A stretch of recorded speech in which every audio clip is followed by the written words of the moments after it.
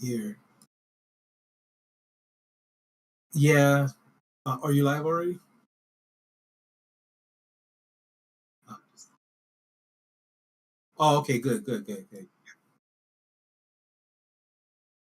Get out of here. The Streamlabs.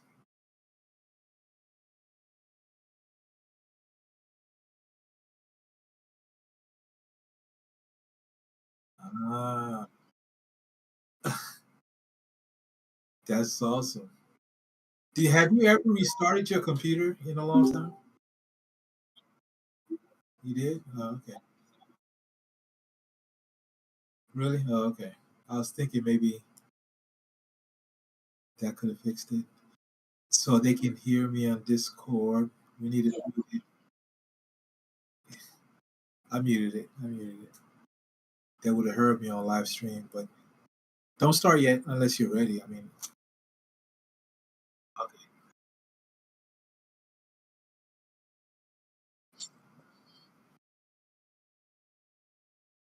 You loaded all the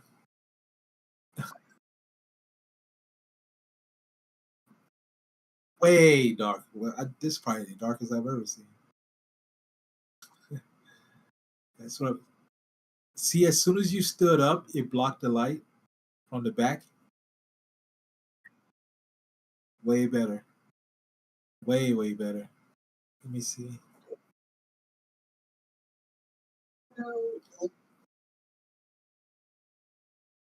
That's what you need. That- No, don't lower it. No. This is if this is the brightest, keep it that way. Yeah, yeah, yeah. You know what's killing it? It's the light from behind. Because as soon as you stood up, your whole room bright. Yeah. I know. But that's what it is, though. As long as you know that that's what it is. Yeah. Oh, yeah. But no, so you didn't realize how dark it was?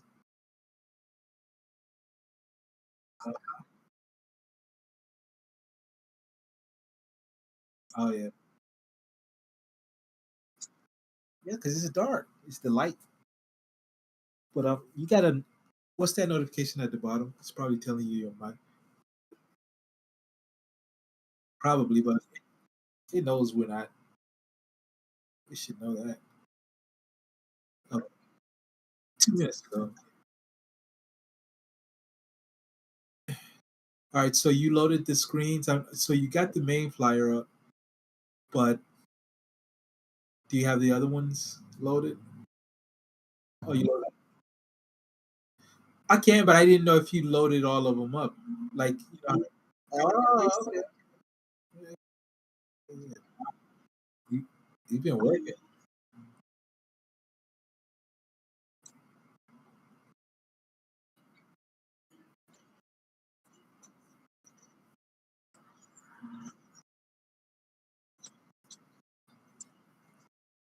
Oh,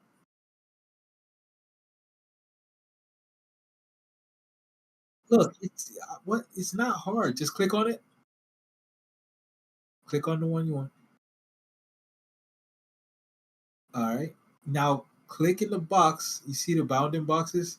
Just click anywhere in the middle or on top of the horse and just drag. Click hold. That's all you got to do. Oh, got you. Okay. Okay.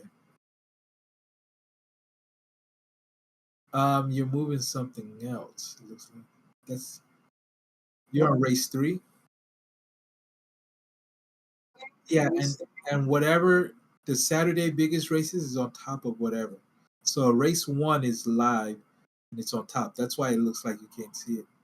Or is it race one? What's that flyer? The main flyer. What is that? Yeah, oh, but it's blocked.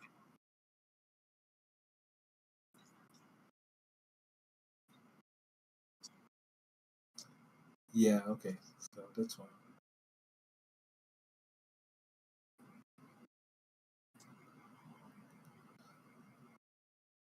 Are the lights still on? Seems like you got a little darker all of a sudden.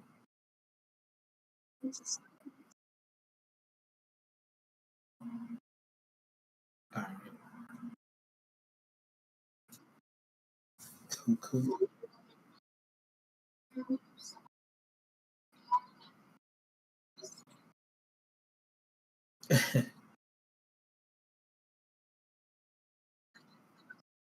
um, Let me think.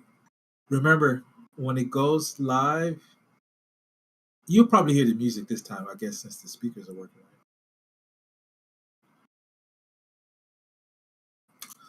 All right. It's up to you.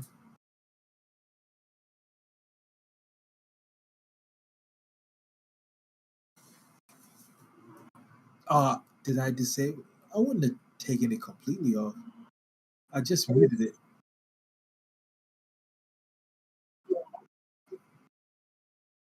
Scroll back up real quick. Wow. Copy it from where.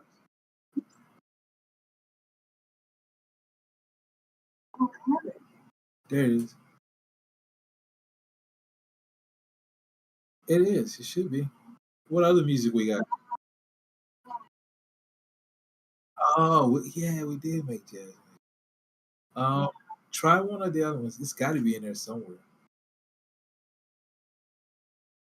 Okay, hit source and music. It should still be in everything.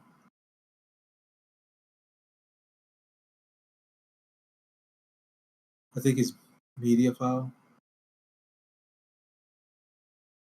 Yep.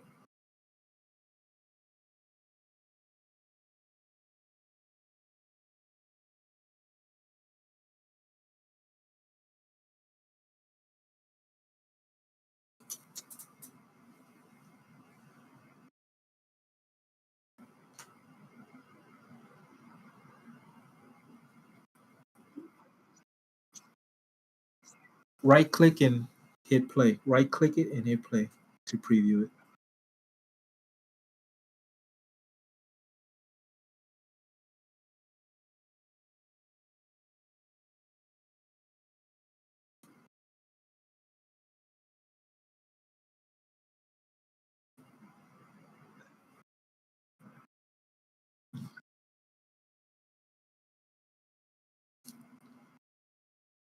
Yeah. And I guess the time will be shorter for the intro music. And now, Longer, yeah. coming to the track.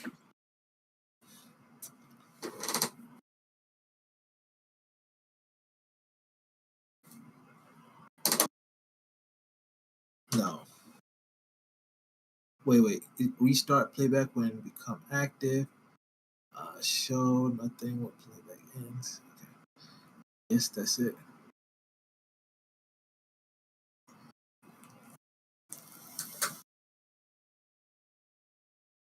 Yeah, you don't have to unmute speaker yet, but you can like when you when you go live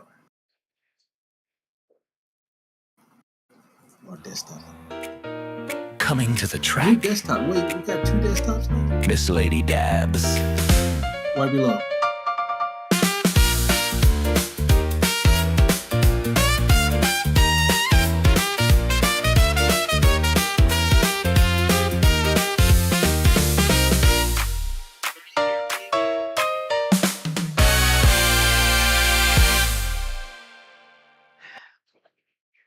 Hey, you. Welcome.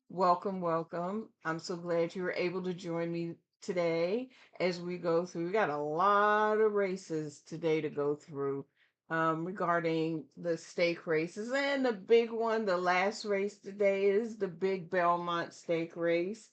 Um, I hope you had a good week.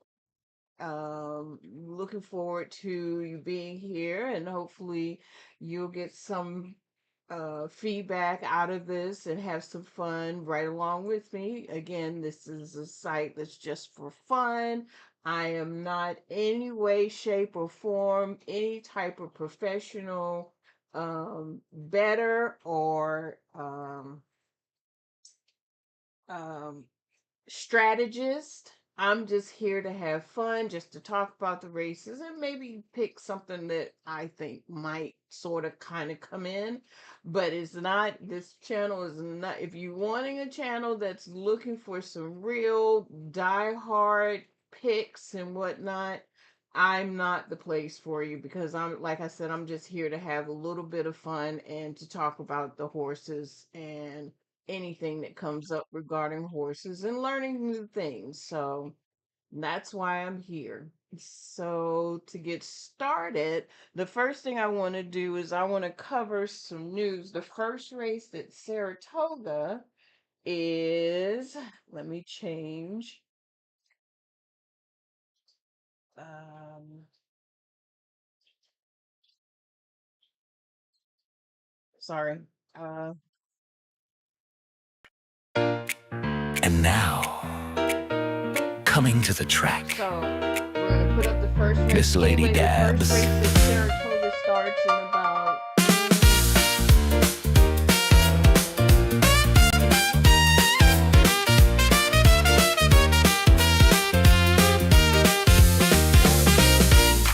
but I'm looking for the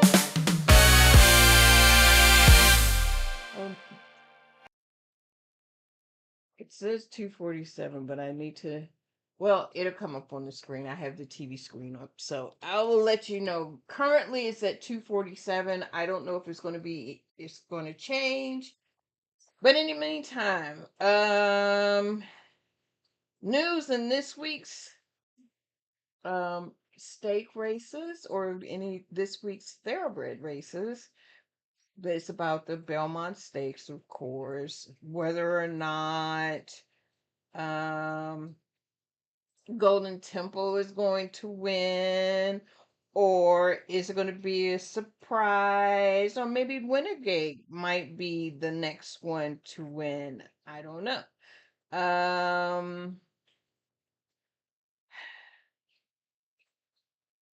Who do you think is going to win? That is the better question. Drop me a comment in the chats and let me know, who do you think is going to win today's Belmont Stakes.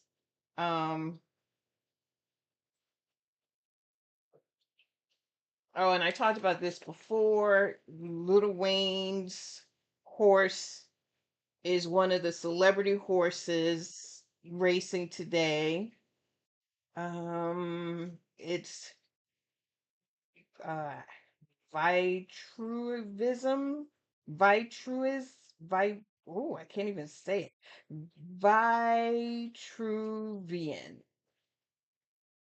Vitruvian Man, that's what it's called. Um,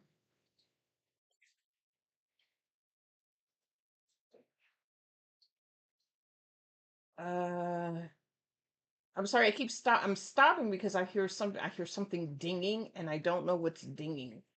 And I don't want to miss any.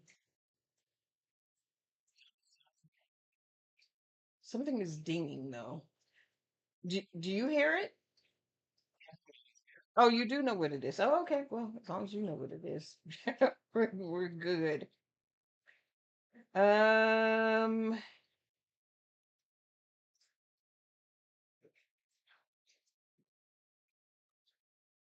Oh, and Napoleon Solo.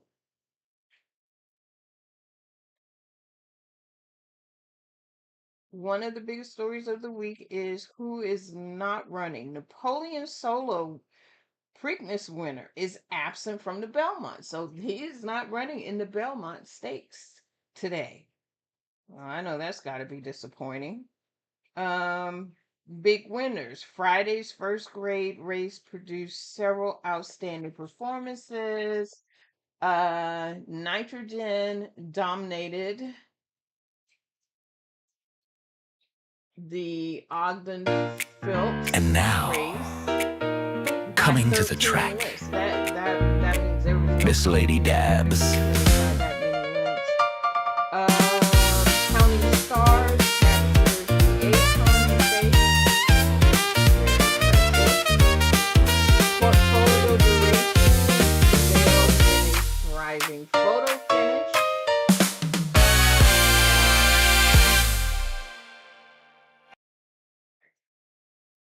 And let's see.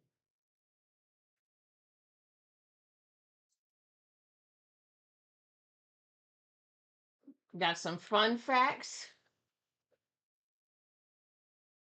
Belmont Park renovations are nearly completed, with the Belmont Stakes expected to return in 2027.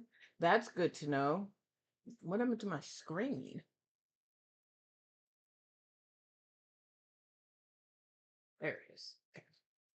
Um, the Belmont field consists of 9 horses this race or this year. Yes.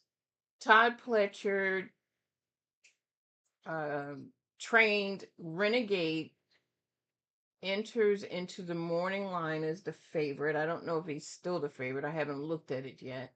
Golden Temple has a chance of becoming the first horse of 2026 to win both the Kentucky Derby and the Belmont Stakes. Maybe. And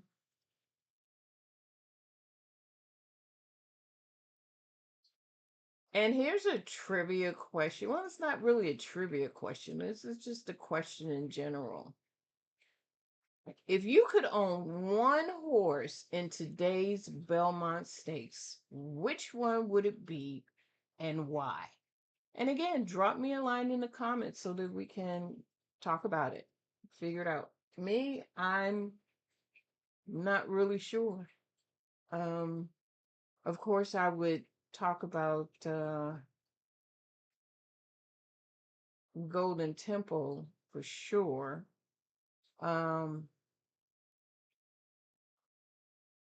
But I'm not sure. I'm still just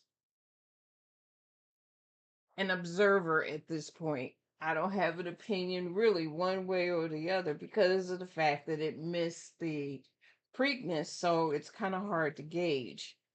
But anyway, those are the topics. We've got 10 minutes now. The first race that we're going to be talking about is the 7th race at Saratoga. It's the first stake race of the evening. It is the Just a Game stake race. The purse is $500,000. It's going 1 mile on the turf, and these are all fillies and mares, 4-year-olds and up. Um,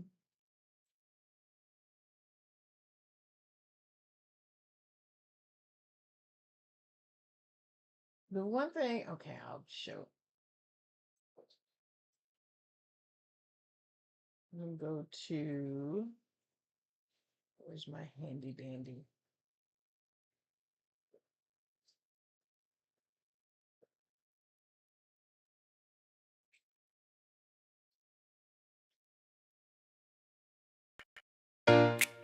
And now, coming to the track, So I have a Miss new Lady Dabbs. screen clear tool that I'm just trying to get familiar with. And the one thing I noticed that it doesn't tell me 1 minute. Oh yes, it does. 9 minutes, 8 minutes to go in the first rate. I just have to read it. But I'm getting familiar with it, so I'm not sure about all of the, and I'm never ever, just so that you know, I'm never ever going to cover all of the features that are offered on this app. I got this app because I felt like it was something that was useful. And I only got this a couple of days ago, so I'm just kind of going through the motions and figuring out. I figured out a lot of it. Like, I still haven't figured out what these dots mean, whether or not these mean that these are active and the 7 and the 8 are scratched. I don't know. I'm still learning as I go, so you just have to bear with me. This is the morning line odds that are set. these are the current odds. These are the live odds. I don't know what EELML means. I don't know. But the live are what the actual odds are, because they correspond with what they're showing on TV. So I'm gonna go with that. Um, the ticket generator is interesting because apparently you can create simulated tickets for what you think are going to um, what you feel that the bets are going to be. But again, I haven't figured out, once you've created the ticket, where to go back and see the ticket to see whether or not see how many tickets at the end of the day you either won or lost. That's another thing that I'm still trying to figure out. But I'm pretty sure I would be able to figure out at least that part of it. I just have to kind of play around with it more. You know, I've seen other content creators, this is how I found it, because I've seen other content creators use this tool. But the problem that I'm having, like I said, it's brand new and it's very different, and I have to get used to. I'm not interested in the picks, whoever Scotty is. I'm just not interested in. I want to be able to do my own thing, but at the same time, it's growing on me. At least it tells me the track, and I think it does at some point show when the race has gone off. There's a live button that shows up. I'm not sure. So I'm learning as I go. Um, but anyway, so let's talk about the horses. So there are 8 horses in this race. Classic Q. What doesn't tell me the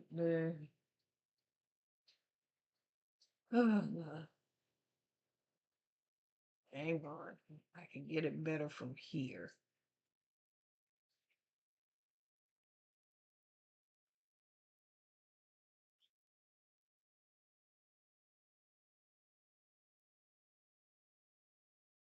I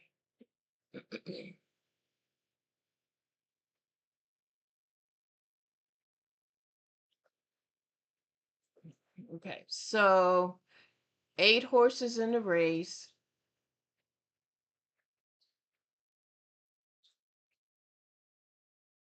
Oh, come on. First horse is Classic Q, written by Johnny V. Um,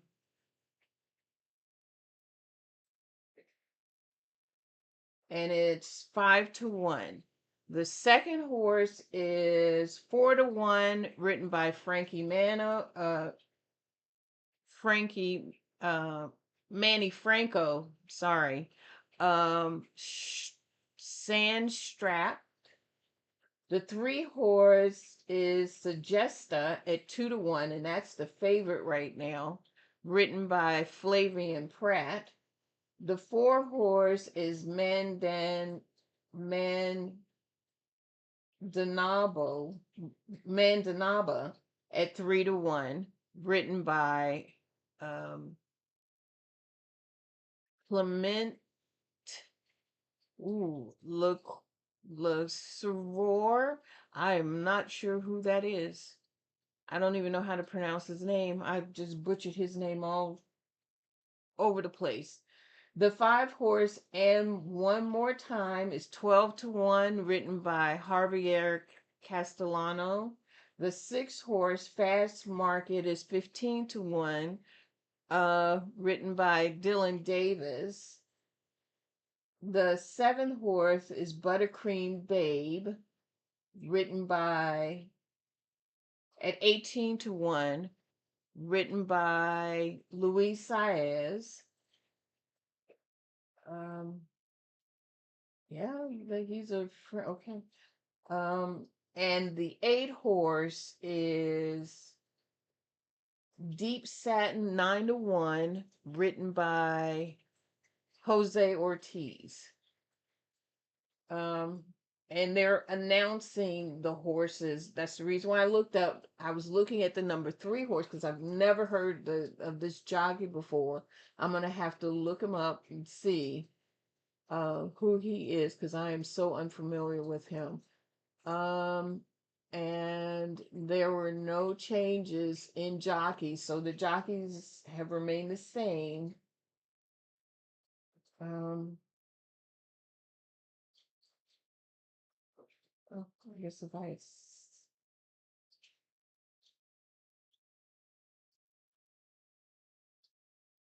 Buttercream Babe. All right, let's do a quick. So I said this is a turf race. My first thing is Castellano is excellent on the turf, but yeah, I would bet him just for the sake of betting him because I know he's a very good turf jockey, but that's just me. Um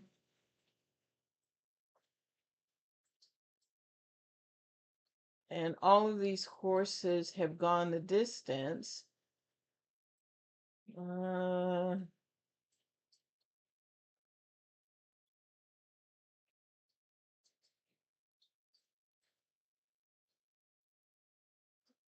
let's see. The 1, 2.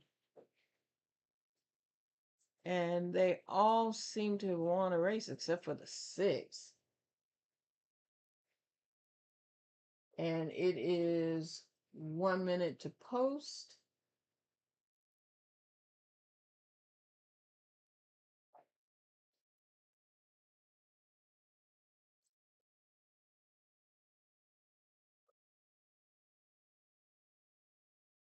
They're doing their little dance right now. Uh,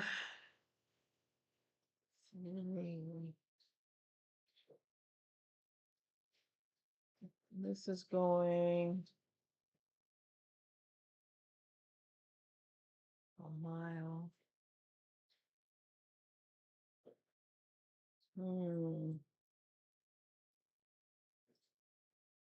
Can't count out the 2. Which one is the favorite? The 3 is the favorite. Hmm.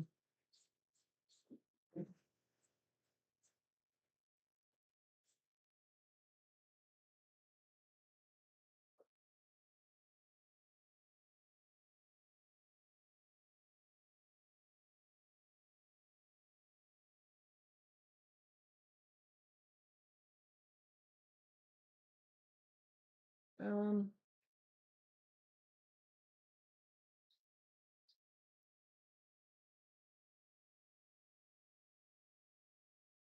let's see. The 1 is a good horse, so the 3 is a good horse.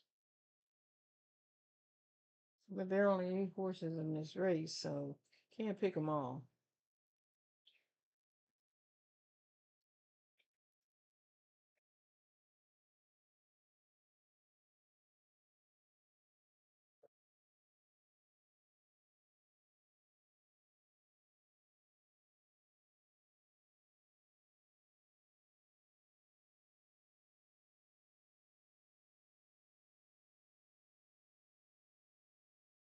They're still going around in circles.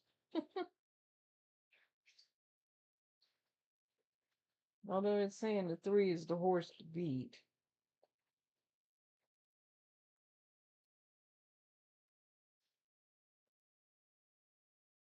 Um,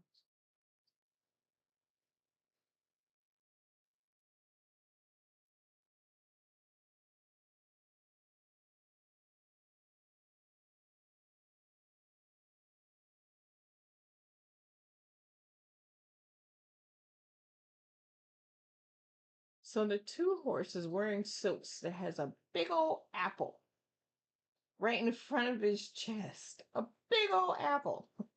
That's funny. I don't think I've ever seen that before. Oh, it's on the back too. An apple.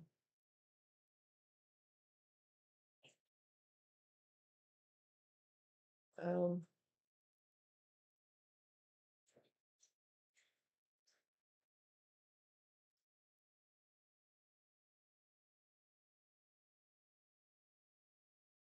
So every single it's hard. The reason why it's hard for me right now is because every single one of these horses have won their last race, with the exception of the 6 horse and the 7 horse. Oh, and the 8.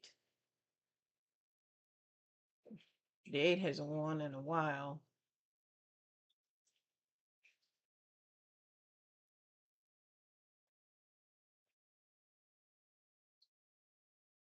So I have to go with the the 3.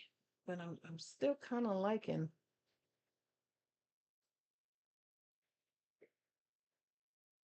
the 5. But we shall see. It's getting ready to go off. They're going into the gate now, finally.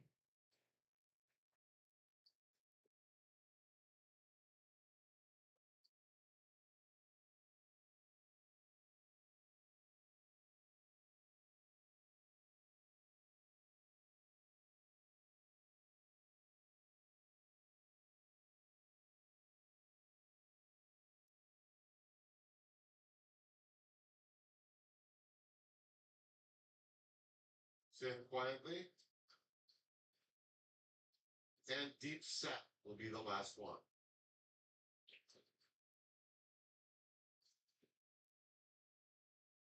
They're in the gate.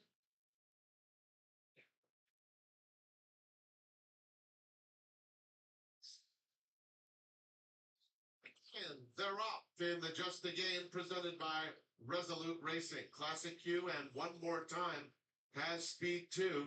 And Suggesta is aggressive today. So Suggesta goes right after Classic Q into the first turn. Those two are head and head. And one more time is next.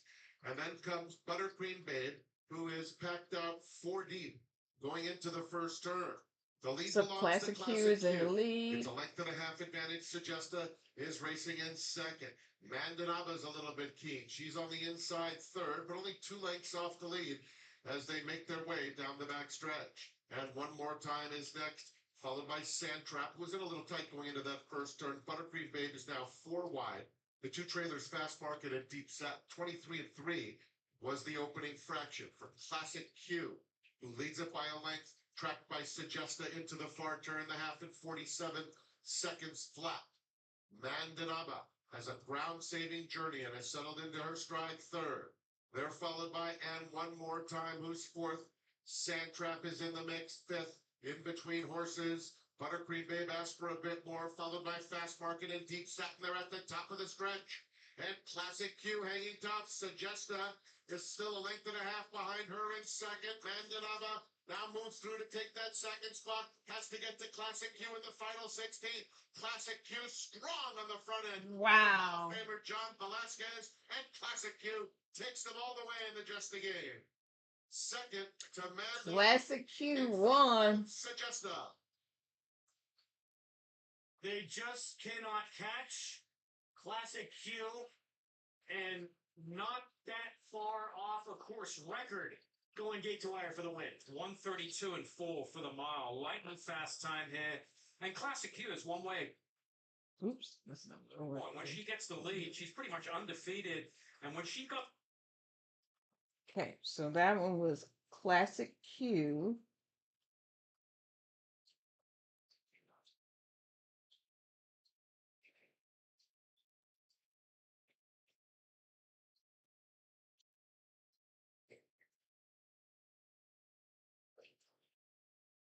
So it was the 1, the 4, and the 3.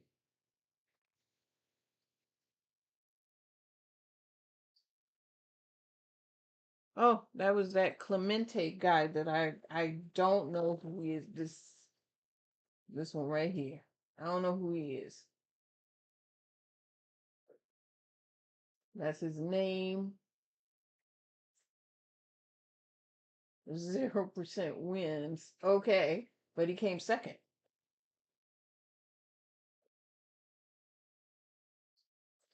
Okay, so there's that race. The next race, one down, is the 8th race at Saratoga. This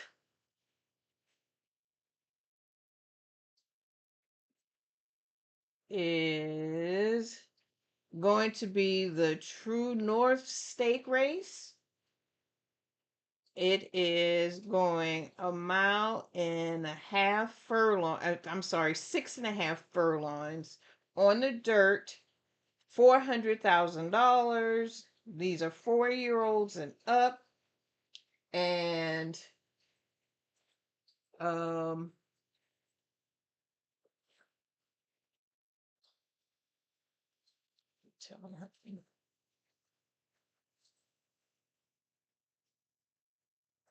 looks like there are 9 horses in the race. I'll look at it in a minute.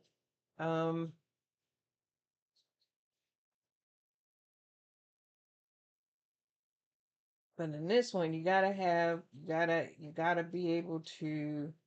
This is when it's all anything that's like 6 furlongs and less. It's more about speed than anything And else. now, So, coming. as far as I'm concerned,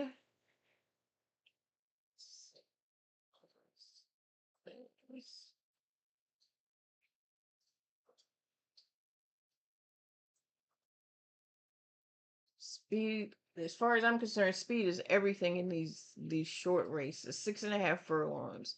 There are 9 horses in the race. Still don't know what these dots mean. I haven't figured that out yet.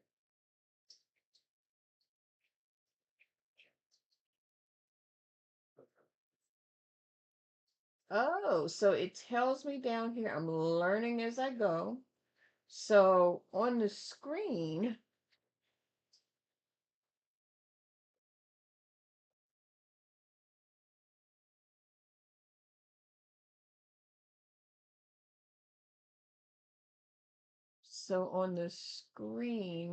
back to here.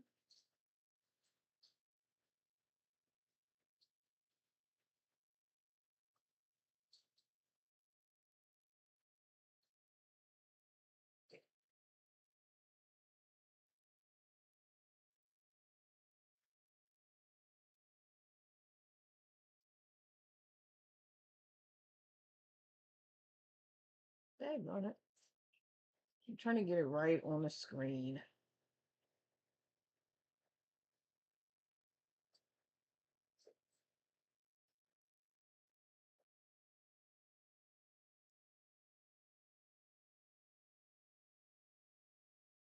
Okay, here we go.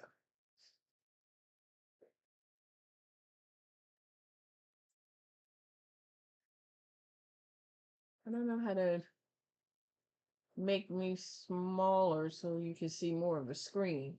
But anyway, I figured out the numbers at the bottom of the screen. These numbers here are when they are scratched because I couldn't figure that out. So I learned something else new that go through.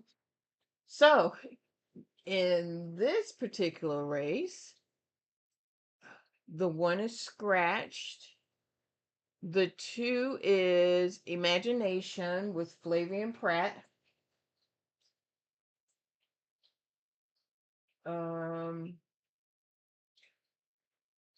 It's going off 4-1, and Imagination is the favorite. Now I know this horse. I'm well familiar with this horse. And I've seen this horse run before, so he's going to be a good one. Got to keep an eye out on him. He's definitely going to be in my pick for sure. Ben Tornado, written by Irad Ortiz. He's coming in at 8-5. The 4 horse, Listen Up Chance, written by Antonio Frisu. He is going off 18-1. Fawcett at 13-1 is written by Jose Ortiz. Bookham Dano, I kind of know that one too, because you can't help but think of Hawaii 5-0. Anyway, I digress. The 6 horse Bookham Dano is 4-5, and that's written by Paco Lopez. The 7 horse is Scratch. The 8 horse is Illuminaire at 10-1 with Manny Franco, and the 9 horse is also Scratch. So we went from a 9 horse field to a 6 horse field.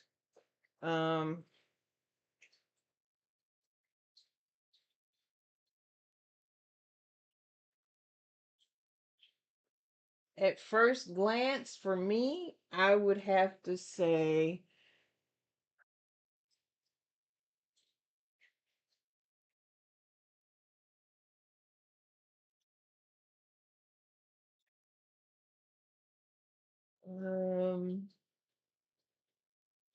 the 2 and the 3.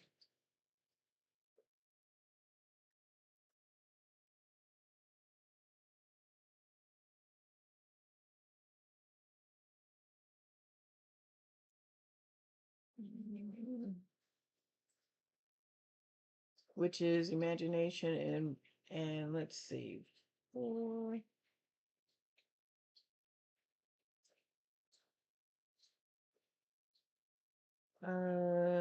The 5.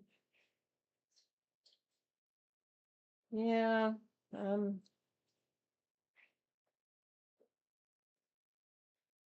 It's kind of hard to pick between the two for me, between the 3, the 2, and the 6, because they are all speed, and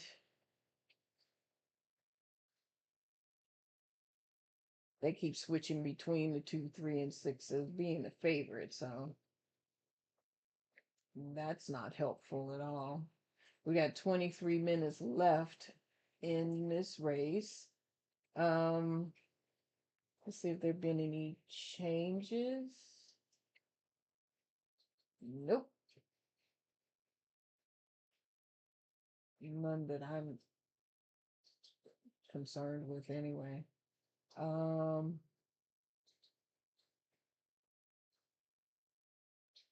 of 17 races, the 6 horses won 10 times out of 7. And that's not a bad record at all. Woo. Wow. Okay. Now it's even money. You know what? I probably won't, but these horses have won more than this one. This one must have only I don't know how that happened. $1.9 million, and these are 2.7 and 2.2. Yeah.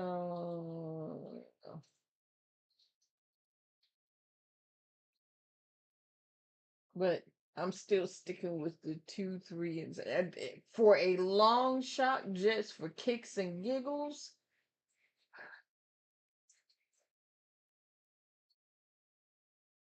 I always bet the 5 because that's my favorite number. I'll bet a 5 on anything. I don't really care. I'll put a 5 just for a winning place, but it's not for any other reason other than I like the number 5. And Jose happens to be on the back of the horse. So it might come 3-5. Because when I do bet an exactor, I always bet the 2 brothers together because they are so competitive between the 2 of them. And sometimes they make me money, and sometimes they don't. Um, and I'm not sure if this is one of them times, but oh, Scotty's got it up here as well. I didn't even look at that. The 2 is the long shot. How is the 2 a long shot at 4-1? That's not a long shot, at least not in my definition of a long shot. Anything above 10-1 is what I would consider a long shot. But again, that's only my definition. So, um,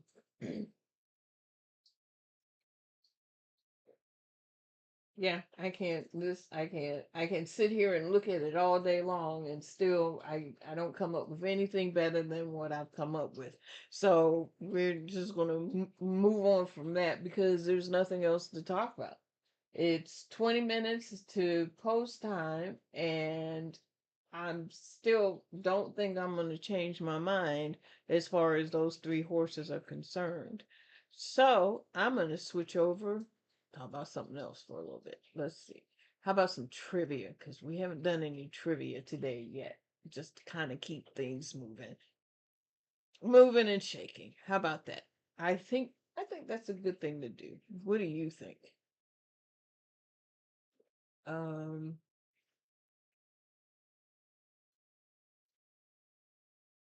my my window closed on me, so I have to open up the window again. So that's what I'm doing. Um, And I was told not too long ago that I feel that I talk to myself a lot. And there's a reason for that. I don't disagree with that, but there's a reason for that. I talk to myself because I work from home. I work remotely, and there's nobody else here to talk to. So I find that I do talk to myself quite a bit. I just didn't realize how much I talk to myself until it was brought to my attention. So now I'm trying to be conscious of the fact that when I have a thought, the thought is partially in my head and some of it comes out of my mouth. So again, what can I say? Um okay, so I got my window back open now. Um or at least I thought I did.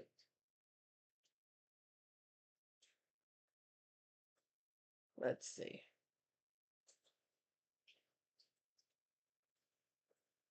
Talked about that before.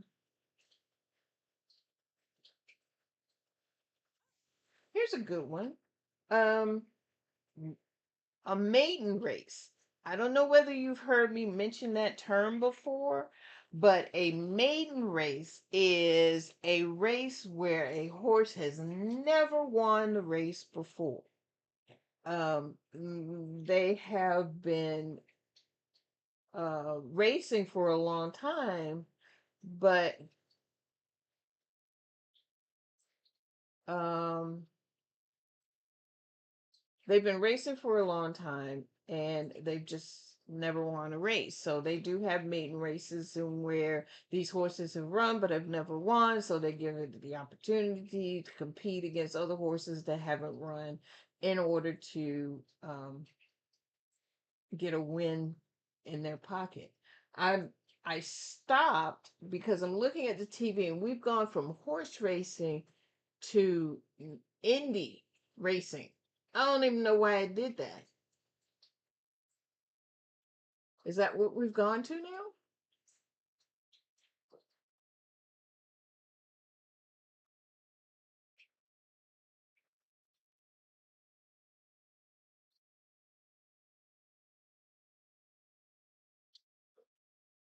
Oh, I see what they've done. So it went from one channel to Fox, the network channel, for the remainder of the races at uh, Saratoga. So that's the reason why it switched. And I have it on mute, so I didn't know that they were switching to the Fox channel, Fox Sports channel. Um, anyway, we have 16 minutes, and I was talking about the maiden races, and I'm pretty sure that kind of um I was going to say kind of speaks for itself, but not necessarily. But that's what a maiden race is. Um, did I talk about the average weight of a jockey on the back of a horse? Um, carries, including the equipment, which is really crazy, is usually around 118 and 126 pounds. Now, I just watched a video that was sent to me not too long. I just watched it yesterday of and I don't know where it was. It said Belmont, but I don't know because it was Belmont races, but it was the steeple races. So I'm not sure where it was, but they were talking about a jockey, and this was back in the early 19th century, and where a jockey had to ride a horse, and he was overweight, and he had to get underweight in 3 days to ride the horse, and the horse has never won a race before, but it ended up winning that race, and the jockey actually passed away before the horse crossed the line. And it's in the history books, apparently, and as the only jockey to have won a race but wasn't um breathing to do that. So I thought that was really interesting. Oh, I can. uh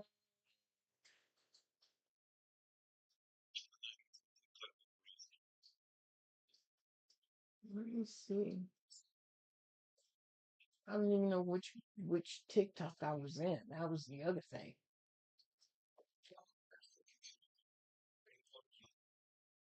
Okay. TikTok.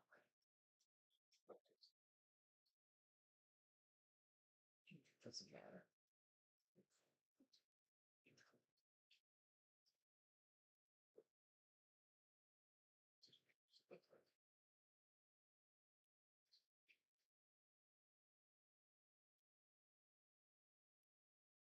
To continue watching me.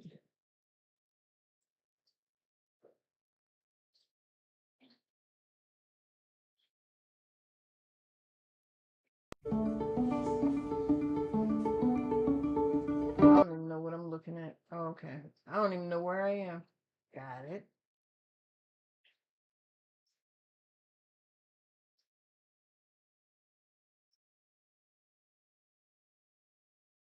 Guess what? It's not an option.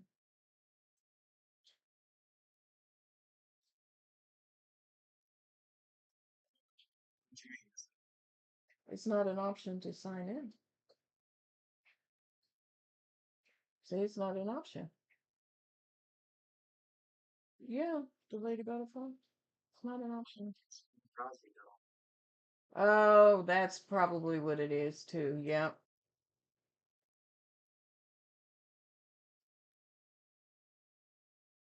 Ah, well, I'll look at it another. I'll show it another day. Let me see if I can find it over here. Not this one.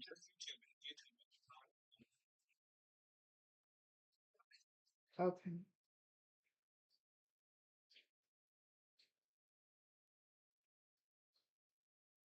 Do you remember what it was called?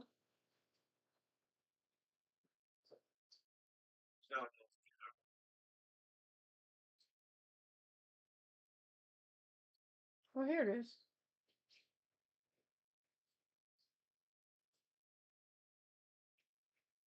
1958.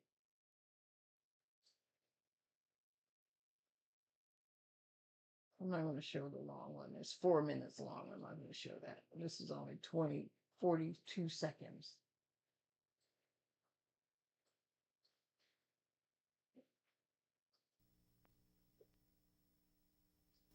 Oh, well, there's no sound. So,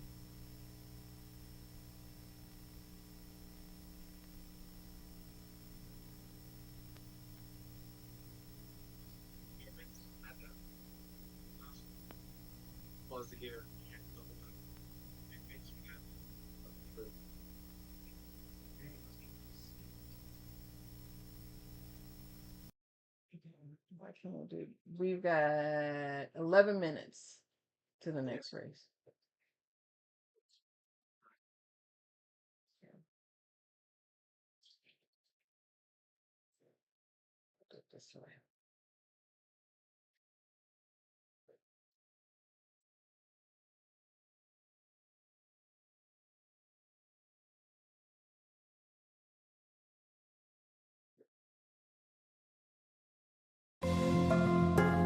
Frank Hayes, born in 1901, he grows up in Ireland, and it is his dream to become a world champion jockey. Although Frank believes he is born to be a jockey, his genetics beg to differ. He weighs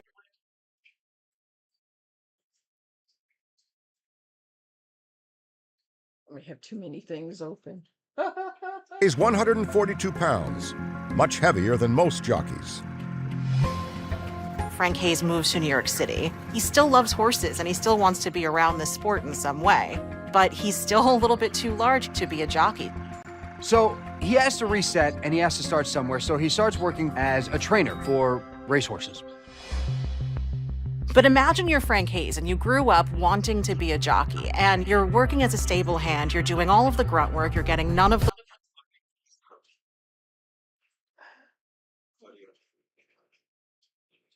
Oh, because it's saying it here is it through the mic. It probably glory. And you're watching these jockeys win these races, and it's as close as you can possibly get to it without actually tasting that victory. Then fate steps in when the owner of a horse named Sweet Kiss finds himself without a jockey. Oh yeah, Sweet Kiss is the name of the horse, and it's gone down in history as the kiss of death, the sweet horse kiss of death. And it's sad because the horse won the race, but the jockey, he didn't. I don't know. He already had issues from the very beginning, but I guess it was his lifelong dream. But anyway, I'm gonna play it.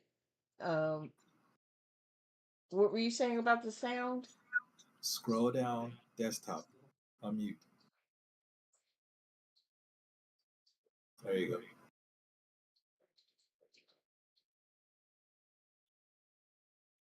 go. The owner says, listen, if you can lose 10 pounds somehow in a day, then you can ride this horse. Now, frankly, I'm not sure if the owner expected him to be able to do it. Frank is fired up. He is ready to do whatever it takes to make sure that he can get on the back of Sweet Kiss and ride this horse to victory. So over the next 24 hours, we are going full Rocky IV 1980s montage. We are talking about shadow boxing, we are talking about running, fasting, not drinking water, losing as much weight, sweating, doing whatever he can to drop as much weight as possible. The next day when he weighs in, he actually loses 12 pounds. It's about 8.5% of his body weight. This sort of rapid weight loss is really taxing on the body because it taxes your immune system, your kidneys, and your heart. But it's all worth it when a thrilled Hayes suits up for his debut race. So the horse that Frank Hayes is riding, Sweet Kiss, enters as a 20-1 underdog. The far and away favorite in this race is a horse named Gimme, who is expected to just run away with this race. And Sweet Kiss takes off like a bat out of hell with Frank on top. And Hayes is doing everything he can to get this horse into the lead, and he starts to bound away. He's starting to pull it off. He's starting to gain length ahead of all the rest of the field. Can he do it? Frank is living the dream, and he slumps forward at one point during the race. Seems weird, but the horse just kind of kicks it into higher gear. In the home stretch, it's all over but the statistics. He crosses the finish line in this hunched position. He has won the race. Frank Hayes has done it. He has achieved his dream of being a champion jockey. Instead of raising his arms to celebrate, Frank is oddly still. The owner comes rushing over to him, ecstatic with this completely long shot victory. And as he's about to congratulate him, Frank Hayes falls off the saddle, face first, into the racetrack. As it turns out, Frank has had a heart attack. He died before crossing the finish line. Frank Hayes becomes the only person in horse racing history to ever ride across the finish line of a race and win as a dead man. As for the horse, he never races again, earning the unofficial nickname Sweet Kiss of Death. Frank ends up getting buried at Holy Cross Cemetery in Brooklyn, wearing the very jockey uniform that he was wearing when he crossed the finish line and won this race at Belmont. He very literally died a winner.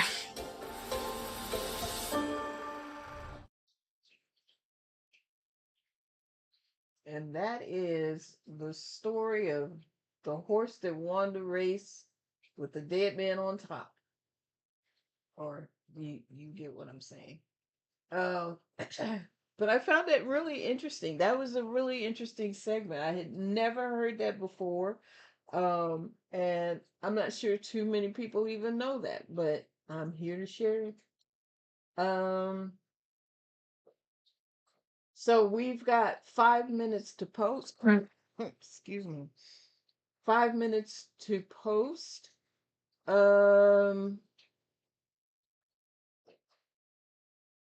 They were just talking to, they being the commentators on Fox Sports, were just talking to the two Ortiz brothers. Together, they were both walking. They're both in this race, so they were both walking towards their horses. So maybe I'll catch that at some point later on, what they were interviewing them about, because I have no idea, other than the fact that, you know, they're in this race, and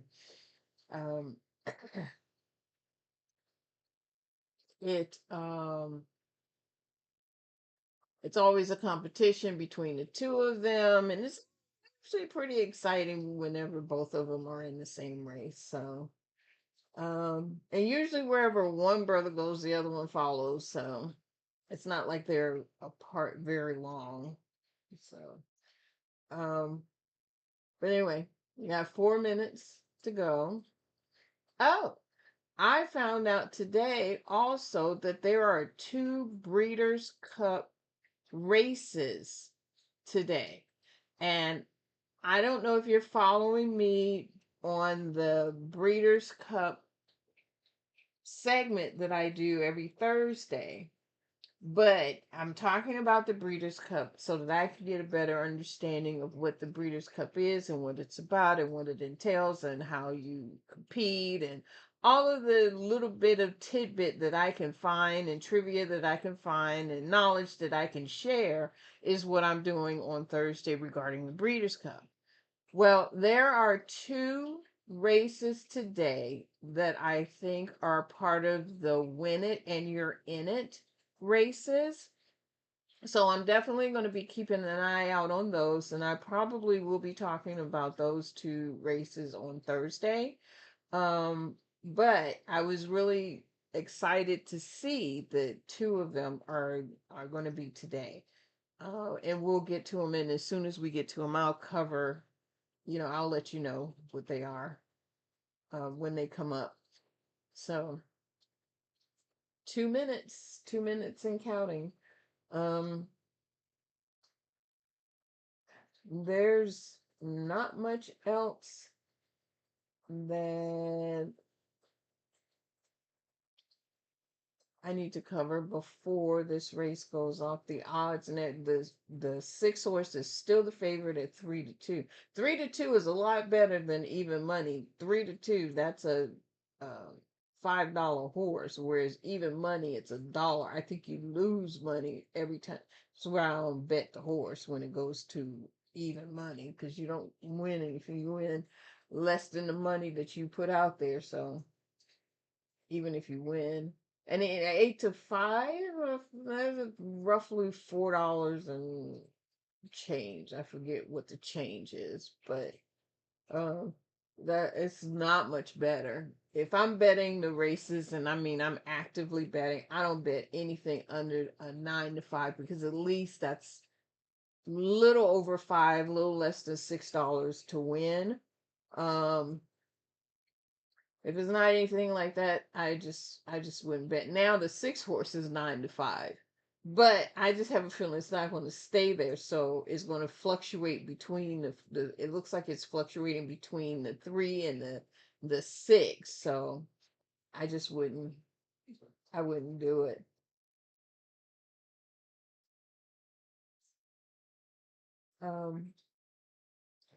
What I found so weird is that yesterday, when I was going through these races and they were live, there was a button that came up that said live racing. And I don't know why that button is not coming up today regarding the live races. And it's just, I don't know. like I said, that's just I kind of went through it yesterday. I saw some of the races. I watched them. That's the reason why I know the button was there. Um, and now I don't know. I don't know what happened to the buttons. So, um, I don't know whether it's an agreement between Saratoga. I don't know. We'll see once we switch to another track. I think we're going to be moving to uh Gulfstream after the ninth race at Saratoga. So we'll see if that button appears. If not, or maybe they just don't have the button appear on Saturday. I don't know. I'm totally guessing. I have no idea. I have no idea. Um, but let me know if you like the way this layout is, because it's taking some getting used to. I'm so used to the layout of TVG and how easy it is to kind of go through and see where everything is, and they it's just very well user friendly, or I should say the UI is very friendly, so you don't have to do a lot. Here the UI is just, it's a uh it's a little bit of a struggle trying. They have this whole tutor course that you could take, or trainer course, or whatever it is, and I will only indulge in that if I find that what I'm looking for I can't find, and then I'll may take a course or something just to see how to, because the ticket generator kind of threw me a little bit, because I'm still don't know what happens to that ticket when you generate the ticket, because I did a couple of them yesterday, and then I went back and I'm like, well, I can't find them. Where did they go? I mean, is it only there when you're on the page, and then once you switch to the next race it disappears? And I don't know. So it's little things like that that I'm trying to figure out. That's the reason why I haven't done a ticket generator thing yet, because I'm not clear on how that works. I'm clear on the fact that it is free and you're just betting, it's a simulator, so you're just simulating the tickets. But I want to be able to go back. See, the 3 is now even money, so it's going back and forth between the 3 and the 6. So but anyway, I was saying that the ticket generator, I'm just not there with the application yet. So hopefully by next Saturday I'll have a better understanding of how it's supposed to work. Ooh, excuse me. Pardon me. Um, oh, he's lost weight. Bob Balfour. He must be on the one of those meds, because he's lost quite a bit of weight. Uh, anyway, now I know how people feel about Bob Balfour, but how do you feel about Bob Balfour? Um, I know he's a great trainer, but he comes with a lot of baggage, a lot of not so great baggage. So is Bob Balfour somebody that you would never bet, regardless of how well the horse and the jockey does, or would you just stick behind him because he's a great trainer?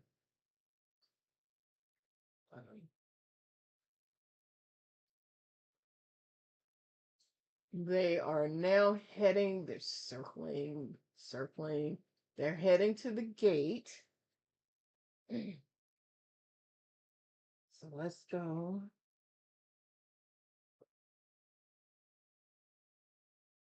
Oop, I'm gonna push the wrong button. On the Luminaire to complete the line for the 48th running of the True North. Reference line there. And they're off in the True North. A little bit of a bubble there from the Luminaire, and Ben Tornado flashes that brilliant speed and goes straight to the front, and Bookham Dano comes. So it looks like the 3-horse remained at even money. Closer than usual. Bookham Dano is now 9-5. Inside Ben Tornado, Imagination's having to steady behind those two at this point. At the back of the field are Faust and Illuminaire. So lots of activity in the opening quarter mile. Ben Tornado short lead. Listen Up Chance comes through on the inside. That Porter went to Ooh, they're going fast. seconds as they round the far turn. Tornado in control.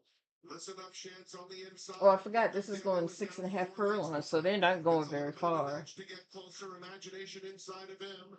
Then it's a Luminaire and Faust at the back. They're a quarter of a mile from home. That Tornado cruising thus far. Bocamdano angles to the outside to come after him. And there's an eighth of a mile to go. 43 and 2. And on the inside, listen up, Chance has something left. He's fighting. He sure is.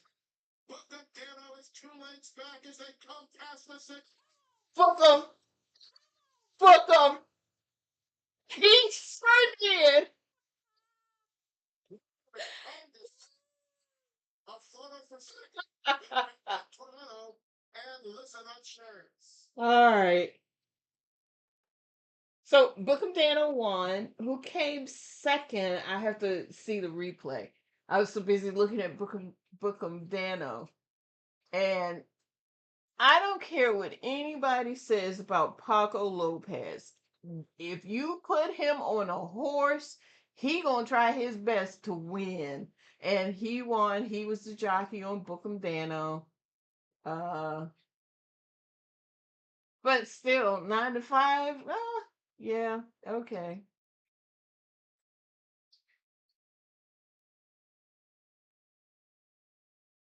I'm looking for the replay because I want to see who placed and showed.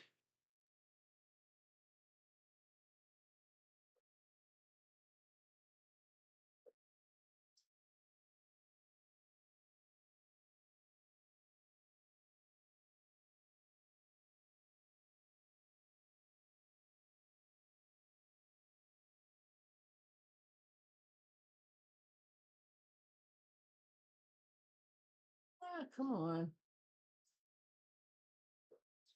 Well, while we're waiting for them to replay, I'm going to switch over to the next race, which is the 9th race at Saratoga.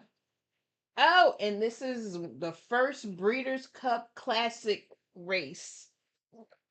Breeders' Cup Challenge series. That's why it's like that is so okay. So this one is it's the Breeders' Cup Challenge series, the Japar Stakes. It's going 5.5 furlongs. It's a turf race, and let's see. It's for 3-year-olds and up. So these are probably newbies.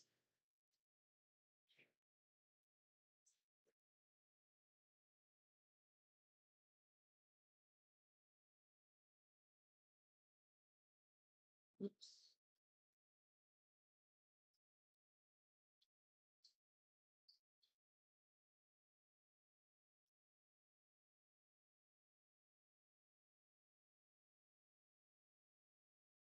Yeah, here we go.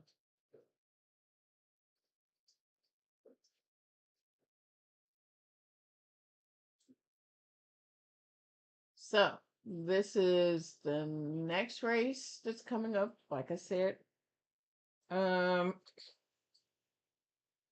there are going to be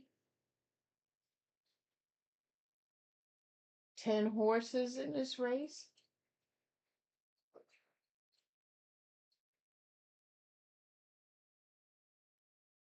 See the trainer jumping up and down, jumping up and down, jumping up and down. But they're not showing me who with the maybe they'll show it here.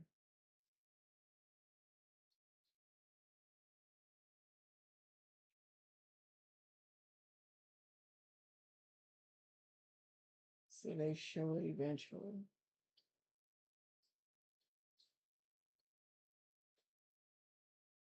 I still don't know who came second and third or placed and showed. But we'll get to that. So there's 38 minutes left in this before the ninth race goes off. And I think I'm going to take a couple of minutes and just take a quick break. And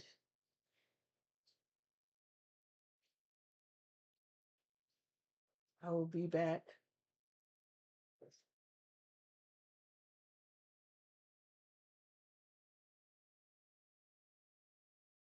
I will be back shortly.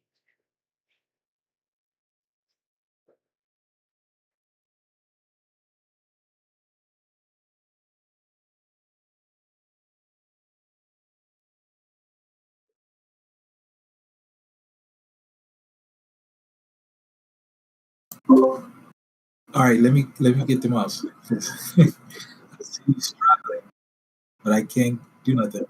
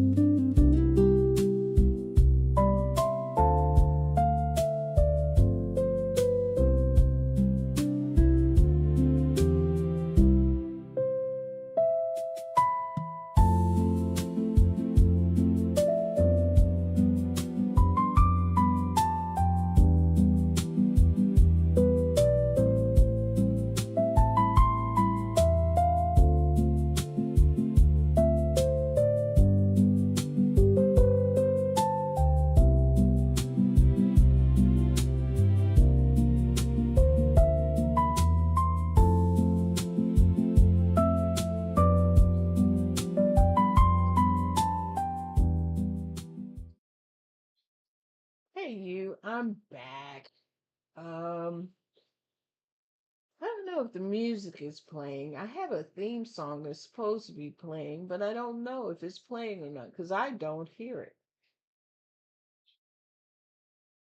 Oh, but I do see it. So hopefully you like it. Okay, now I know it's done, and I talked right over it, but I know what to look for now so that I don't talk over it again. Anyway, we are in at Saratoga waiting for the ninth race. This is, I said, was a Breeders' Cup race. So I am going to go to, and I will go into more detail about the Breeders' Cup on Thursday, but I just want to kind of give a little bit of what this race entails.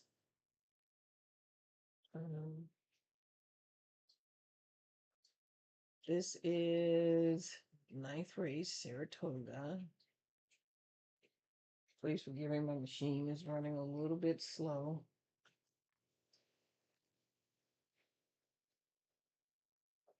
Okay.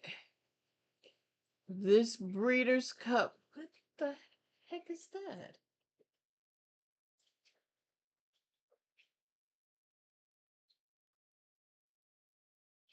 Randomly weird.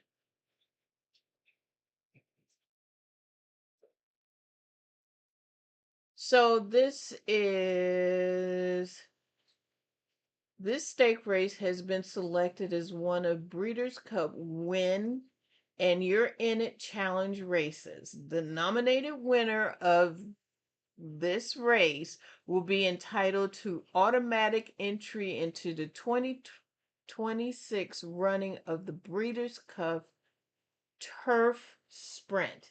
Now, this week, I'm going to be talking about the different types of races that are going to be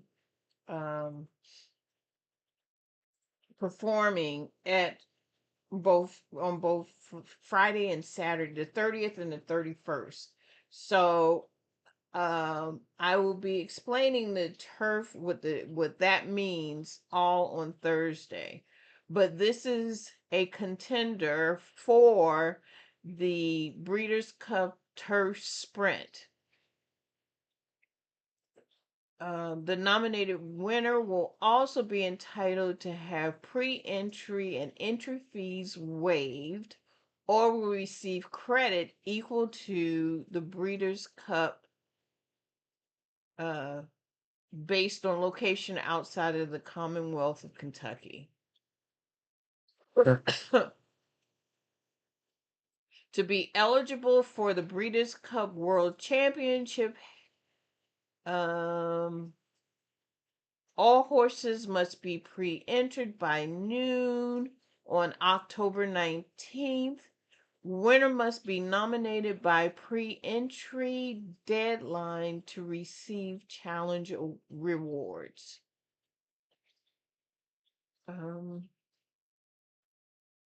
Doesn't say 3-year-olds. Okay, I was going to say, it doesn't say the age.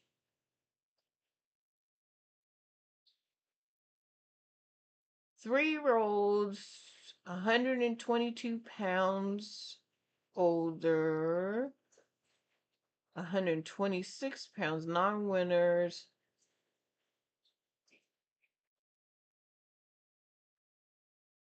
Of a grade 1 or grade 2 between 2025 and 2026 allowed 2 pounds variance, plus or minus.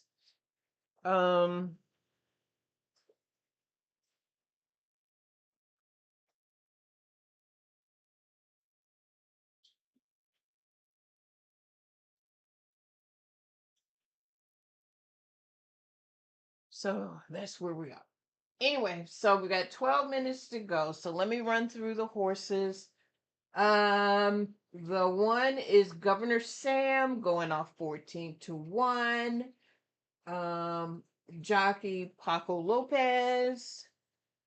The 2 is Bold Journey at 15-1. And the jockey is Junior Alvarado. The 3 horse is Litigation, written by Florent Giroux, going off 6-1. The 4 horse Works for Me, 10-1, written by Flavian Pratt. The 5 horse Reef Runner, going off 5-1, written by Irad Ortiz. Ag Bullet on the 6 is 9-2, written by Johnny V.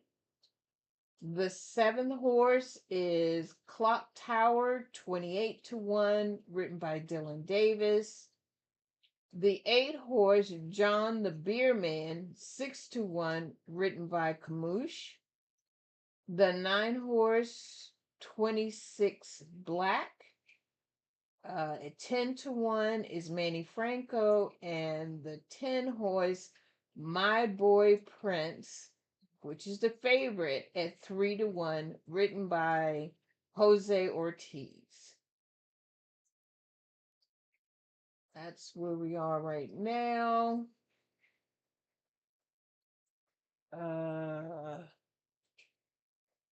Let's see. The favorite is the 10.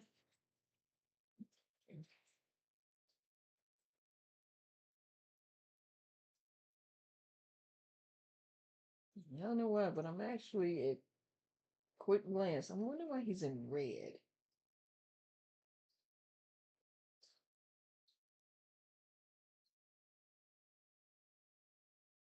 And it looks like Irad has written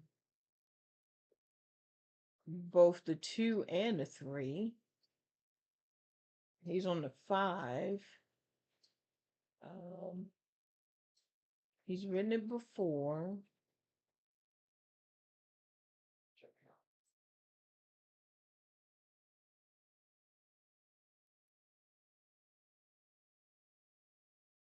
This is turf race. So the interesting thing about the 5 is the 5 horse has come back from England just recently. It ran March 28th, and William Buick rode him, but he came 4th. That was a $1.5 million race, and he didn't place. That doesn't mean anything.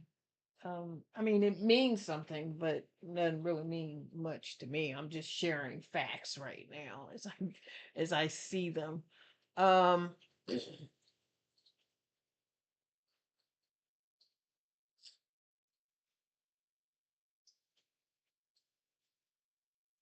The 6 course, the 9. Well, the 10 does look.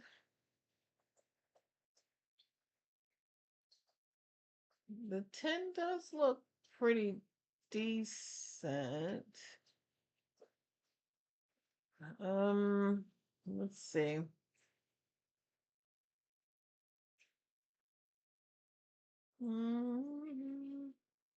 I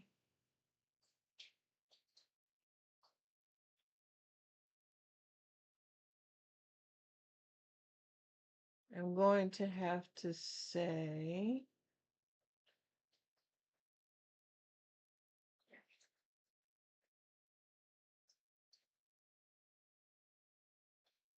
I like the 3. Far it go? 5.5 furlongs. I like the 3. I like the 4.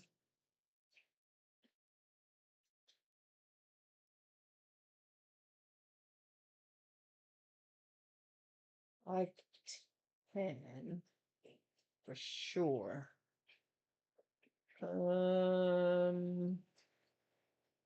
7 minutes to post. Paying attention to the time.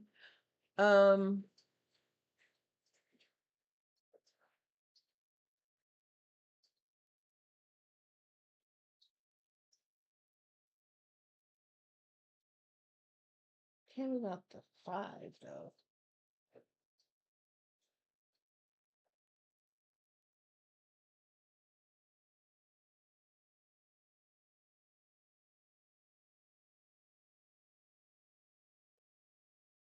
Okay.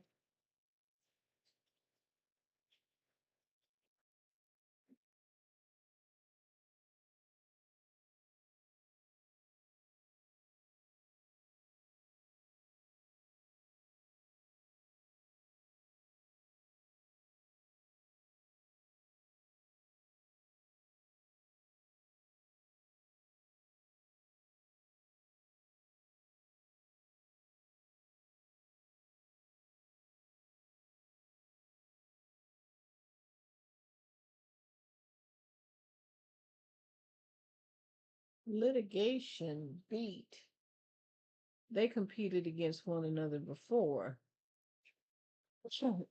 Litigation beat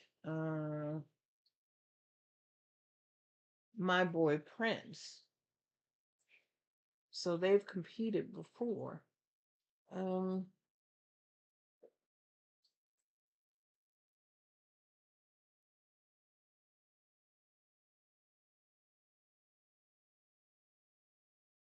Ad Bullet beat My Boy Prince before.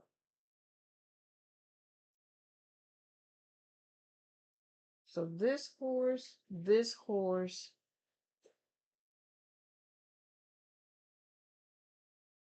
beat the favorite.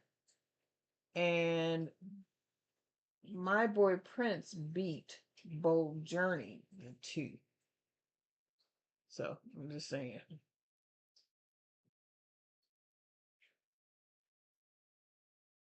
So this is going to be an interesting race. What did I say this? My first quick glance, I said the 3, the 4, and the 10.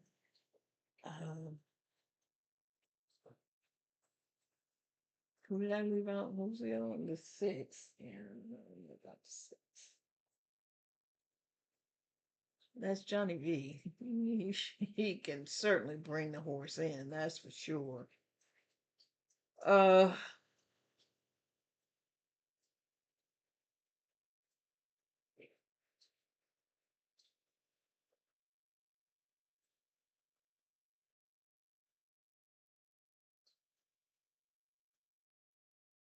The 8 horse is an upgrade, so we don't even know what he does in the stake race. Last race he had was an allowance race. I will talk about that on another day. The difference is the tiers for the races. You got briefly what I remember off the top of my head. I have to go back. You have the maiden special, the maiden race, the claiming, the allowance, and then the stake races, and then it's grade 1, 2, and 3, like in that order, I think. Or it could be 3, 2, 1. It could be 3, 2, 1. I'm not really sure which order because I'm just happened to look at this and notice that he's never ridden. No, the 8 horse has never ridden in a stake race before, so it could be a good thing or it could be a really bad thing. I don't know.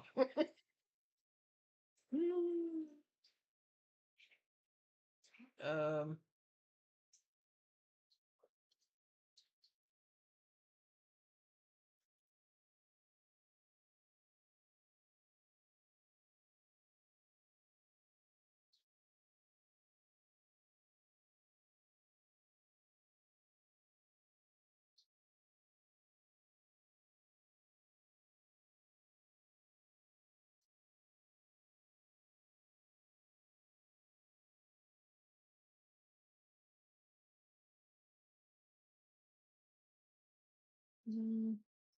so the 3, 4, and 10. I don't even know how I would even um, play an exactor on this. Because I don't know which one I think would actually win the race. I don't know. I've never picked the winning horse in a race. I just picked the 3, and then I will say maybe good contenders is the 5,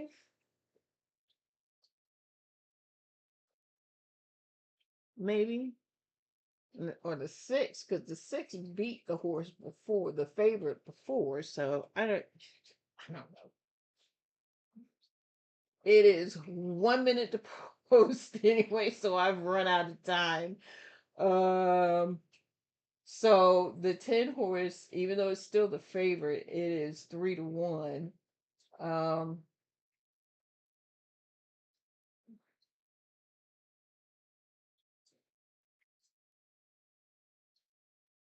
uh, they're just commentators are just talking right now. Waiting for them to.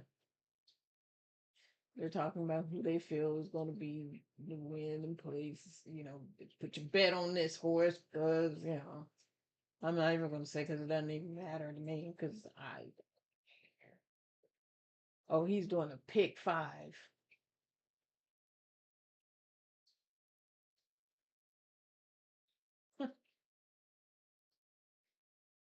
Oh, we've gone to the other commentator. He's doing his picks.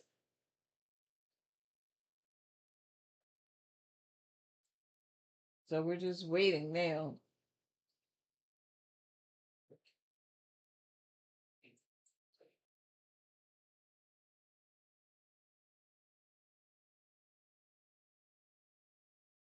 Um,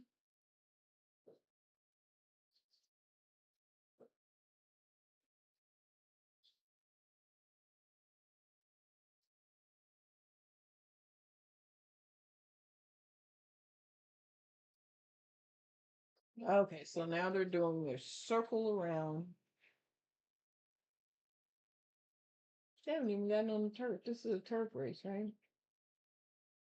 Said this was a turf race. Yes, this is a turf race. They're still on the dirt. They're not even on the turf yet. So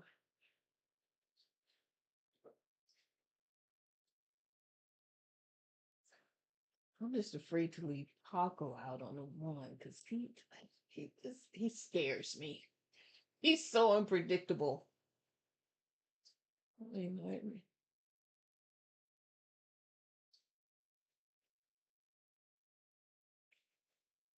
Well, there are 10 horses in this race, and I certainly cannot pick all 10 of them.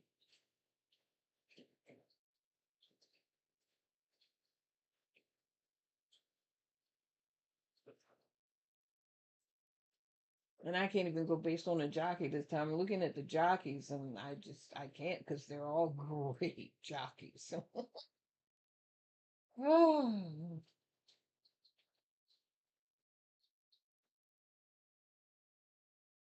I think of all of them here, I think the only one that has not been to the Kentucky Derby, and I have to look him up, is Dylan. I don't think Dylan has been there.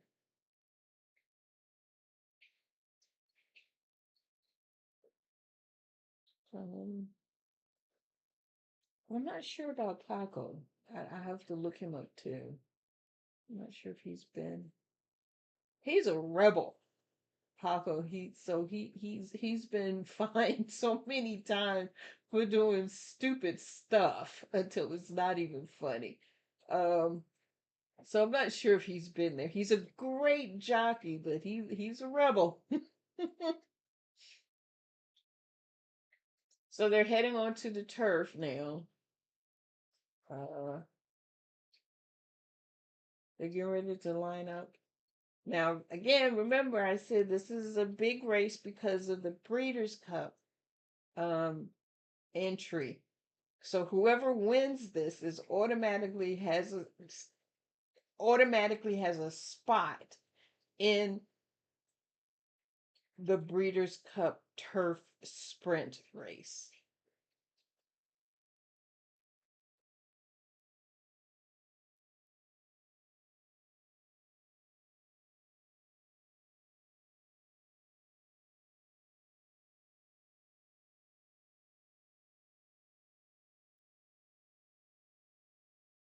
Okay.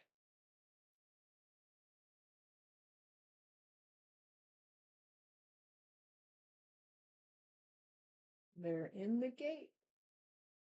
Runner taking up his spot. And here's My Boy Prince. Okay.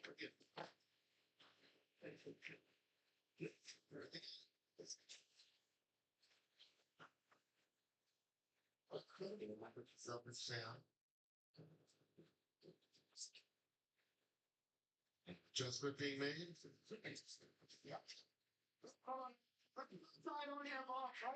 I hate when they see you run out of the gate because that's when a lot of the madness happens. In Jiper and AG Bullet. Right out of there, Leaf Runner has some early speed, as does John the Beer Man, a close-up third. And Clock Tower is fourth, only a length and a half off them. And My Boy Prince, Governor Sam is down on the inside, followed by 26 Black, who's 7 lengths off the lead. At the back of the field are Works for Me, Gold Journey, and Litigation. John the Beer Man is the quickest of the quick. That opens up 2 lengths through a quarter and 21 seconds. Wow. AG Bullet is with The 8 horse. Flying. Joint third with Clock Tower on the outside. At 26 Black ripping up very wide there at the top of the stretch. John the Beer Man, AG Bullet is chasing with determination. Reef Runner and is out for the drive. Inside the front, AG Bullet, Reef Runner at 26 leads. These are the 3 that can out. John the Beer Man. Oh, with the 5 horse. Just go on by him. Just go on by.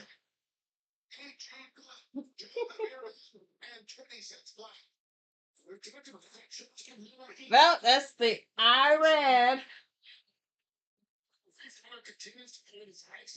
The victory of the Jet brother Iran Ortiz Jr. David Fox, strange Reef Runner who wins this and gets a free spot in the Breeders' Cup Turf Sprint via the Lending Your In program. What a comeback down the stretch. Indeed it was. And they went quick up front stretch. It's set up for somebody to close a little bit. H. Bullet, she was team in the team. She was getting. So the 5 horse. Again, I don't know who came second or third. Oh, you know what? I can go back to the last race because it's going to take a minute to. Oh no, they're replaying it.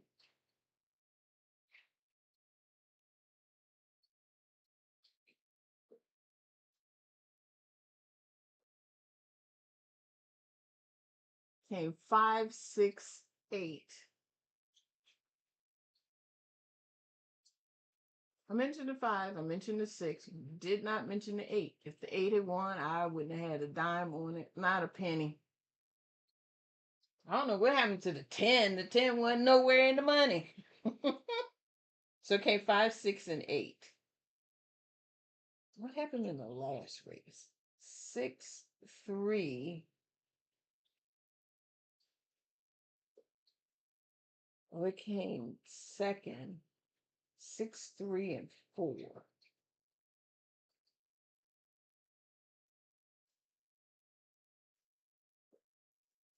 Oh, I had 4 at all.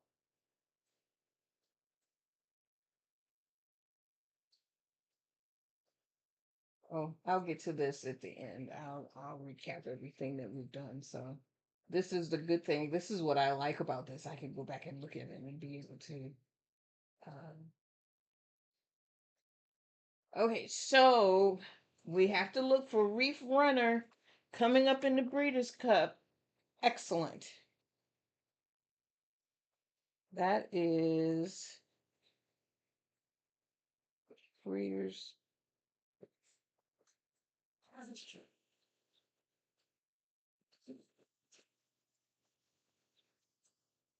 Breeders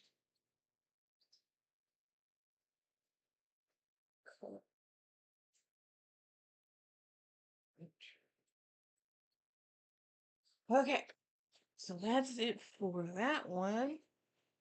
The next race that we got coming up is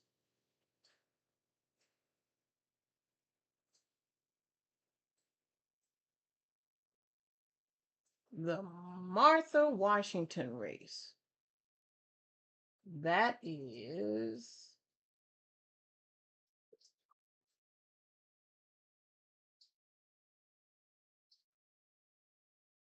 at Gulfstream Park. So we're heading over to Gulfstream Park now. Um,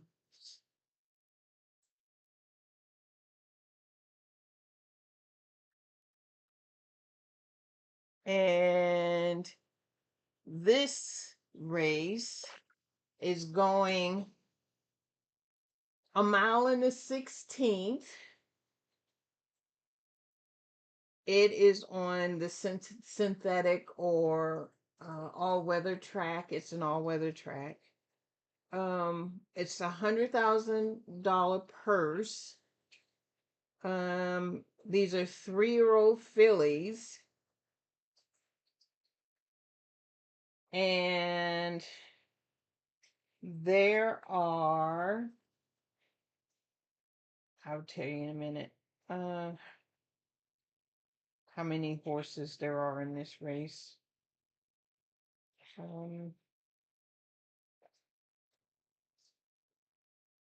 But I can tell you at first glance when I looked at this, the 2 looked good.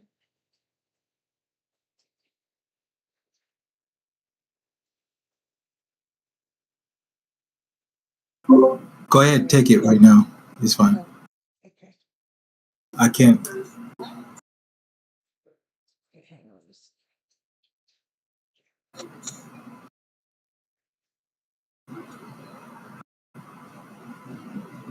Okay, here we go. Oh, so this one we'll go through the race, the horses real quick. So the one horse is Our Slew of Cash, going off 5-1, and the jockey is Micah Husbands. The 2 horse is Maya Familia at 7-1 with Lionel Reyes. The 4 horse is Cara at 7-1 with, oh, I don't know who E. Perez is. I'm gonna have to look him up. The 5 horse is Miss T Bobo or Boo Boo Bobo Misty Bobo at 5-1 with Diego Herrera. The 6 horse is Hot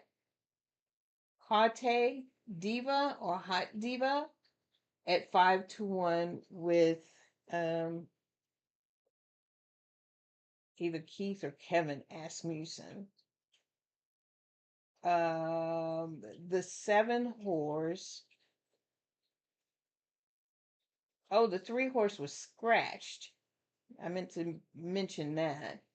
The 7 horse is Bayou Bridget at 8-1 with Samuel or Sammy, because I know there's 2 of them. There's a Sammy and a Samuel Camacho. And then the 8 is Nif 5, which is the favorite at 8-5 with Edwin Gonzalez.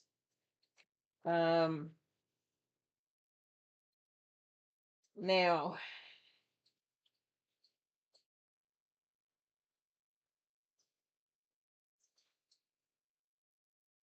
I was saying at first glance,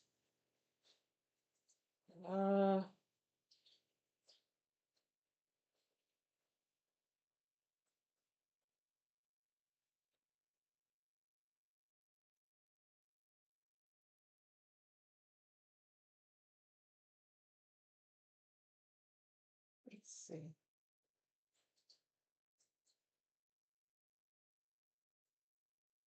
Move on to the next. That way you have all the data up there that you need. And the next race is Gulfstream Park, race 8.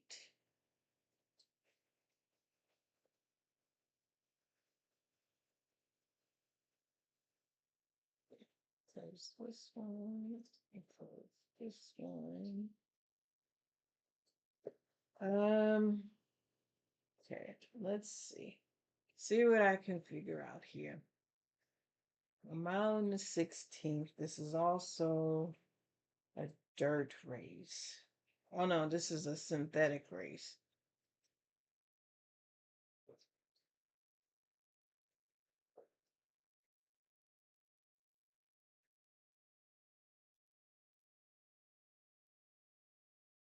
So all but the 5 and the 6 have ridden on a synthetic track. The 3 is scratched, so we don't care about the 3.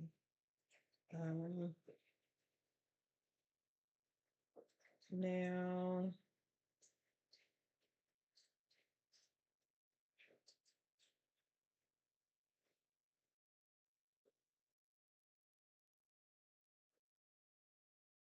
oh, and it is Sammy Camacho. I actually like his horse, the 7.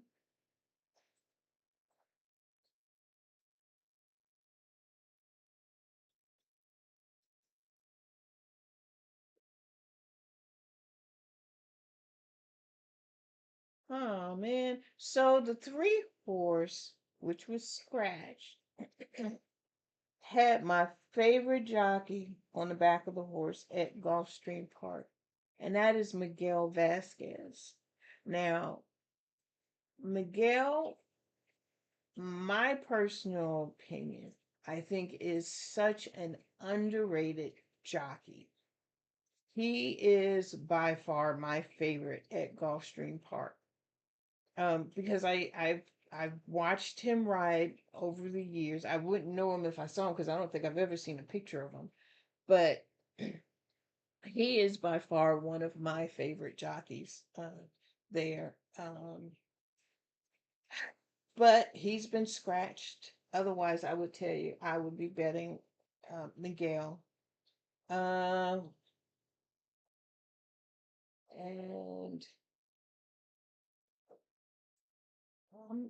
I am actually liking the 7. I'm kind of liking the 8 too.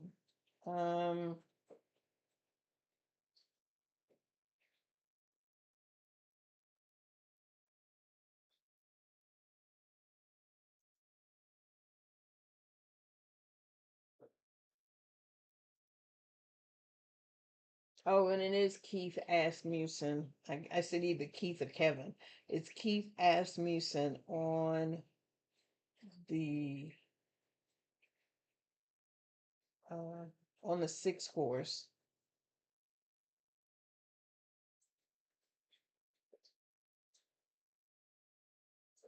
Let's see.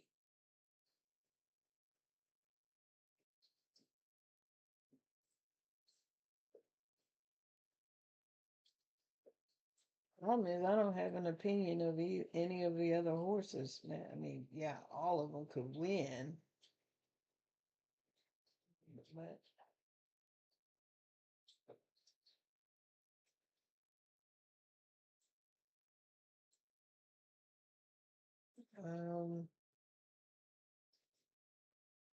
once we that one's scratched, so it doesn't even matter there. I was going to say one sweet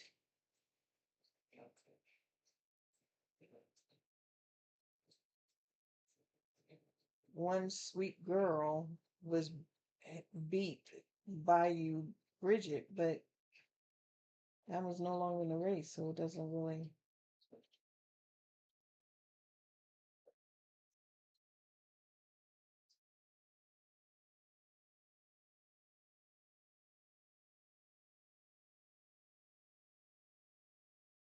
Yep, I got nothing else for this one.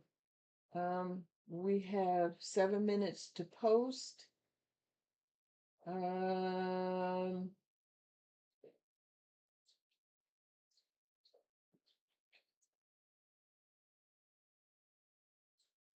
mm,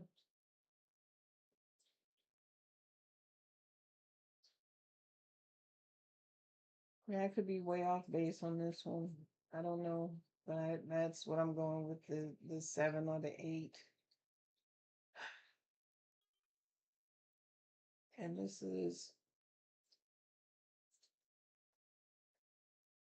well, the 8 horse has never been in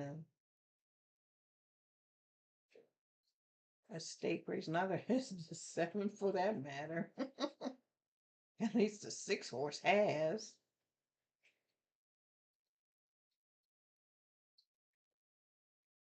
The 6 and the 1, they've been in stake races before, so does that change my opinion? Kinda. Not much though. I, because they were upgraded to these races for a reason.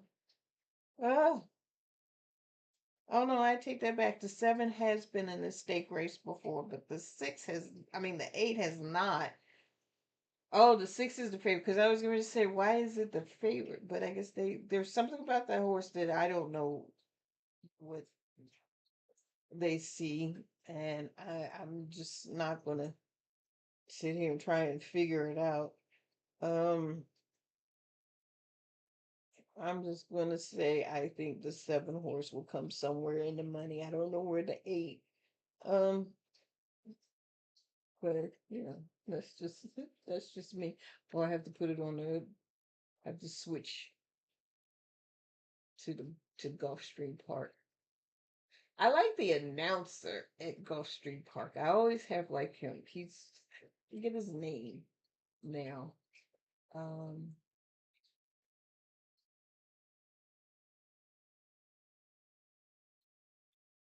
Peter Aiello, Aieta, I forget.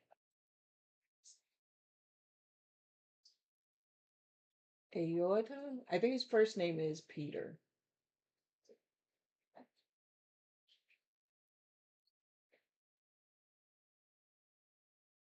So they're interviewing Steve Asmussen right now. Oh no, that's not him.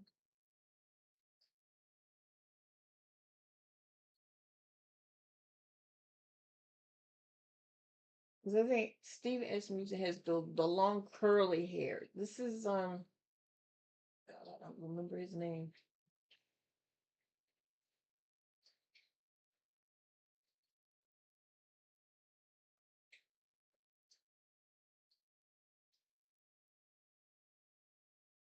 Did I put it on the wrong one?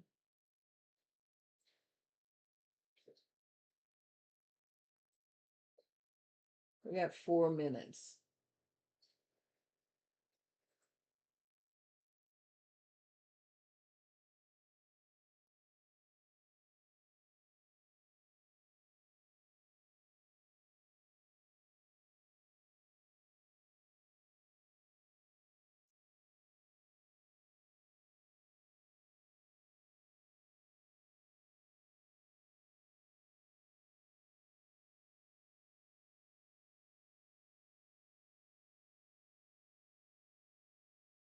This is the right one. Santa Anita is running right now. The second race at Santa. We've got one race at Santa Anita that we're going to be covering, but it's not this one.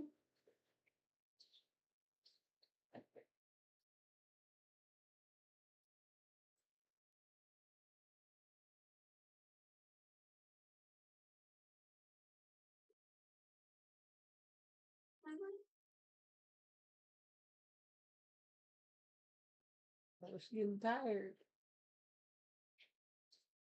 Okay, so let's see.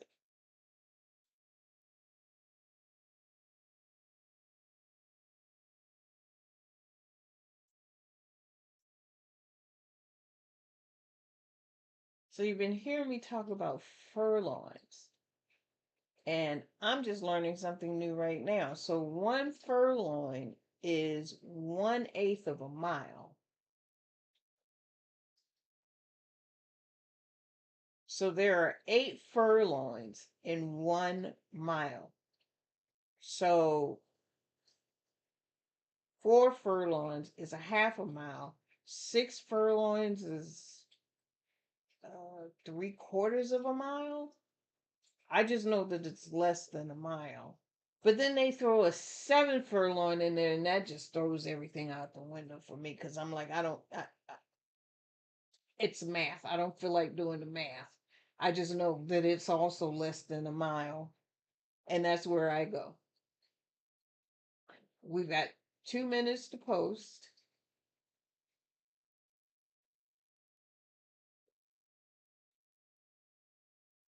Or actually, we're down to a minute.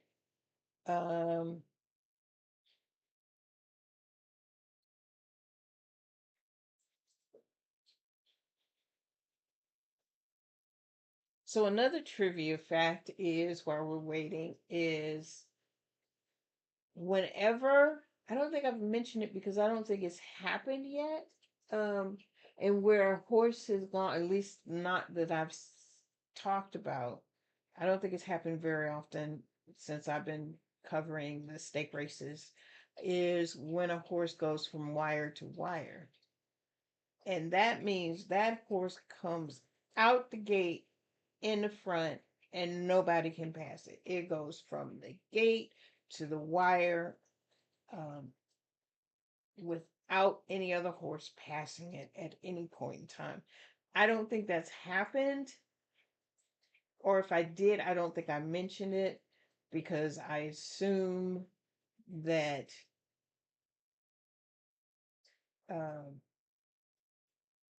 you all know what I'm talking about, but again, that's my assumption, and that's not anything that I should probably assume. I'm here to kind of explain things and hopefully make it make sense. And if not, I'm sure you'll ask me. But anyway, we're at post time for Gulfstream Park. I'm just waiting for them to get to the gate so that we can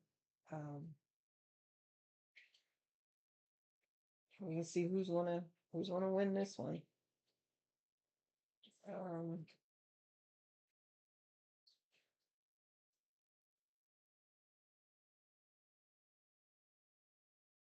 So we're talking about one of the commentators.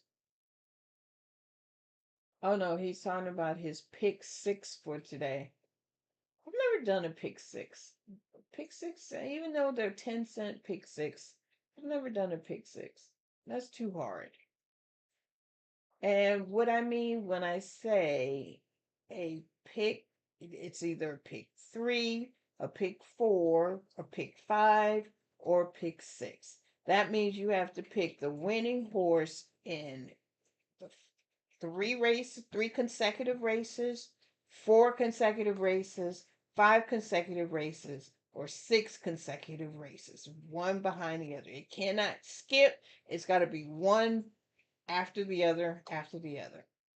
I don't like playing the pick 3. I don't know why. I've just never really been into playing a pick 4. I love playing a pick 4. I do. I enjoy playing a pick 4. I don't know why, but I have won playing pick 4s. A pick 5 costs me too much money because most of the time the pick 5s are really expensive because I don't pick one horse in each race unless I'm really, really, really, really confident in a horse, which I'm not.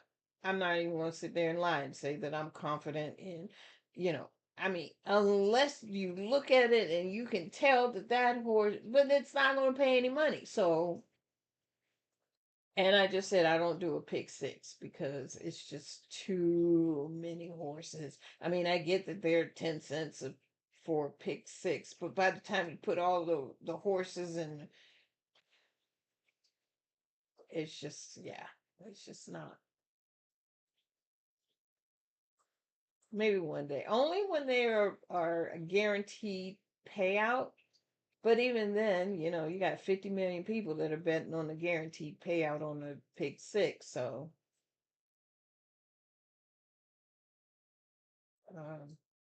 they are heading into the gate now.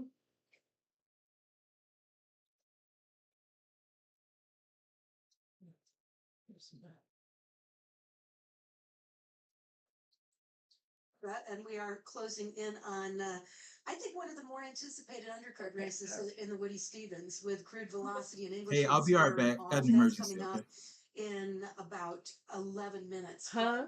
The I'll be right back. Saratoga Got something. Belmont card. Okay. Handle it. Pat Dave Mile that was with those. We get the rematch here, but right now I'll be right we're back. ready for the start. Okay. So it's still Jason Beam out at Gulfstream Park. Yes. There we go. Immersed, right, in the activity there. All set for the Martha Washington. They're in the gate. And the race is on in the Martha Washington Stakes. Good start for Knife 5 from the outside. Our slew of cash. Okay, so this is not the normal Knife 5 is the quickest though. caller. First turn. Our slew of cash going to yield back. He must be somewhere to the else. 2 path. Just in behind him, Mia Familia by Bridget out wide moves up from third. It's a length and a half more than.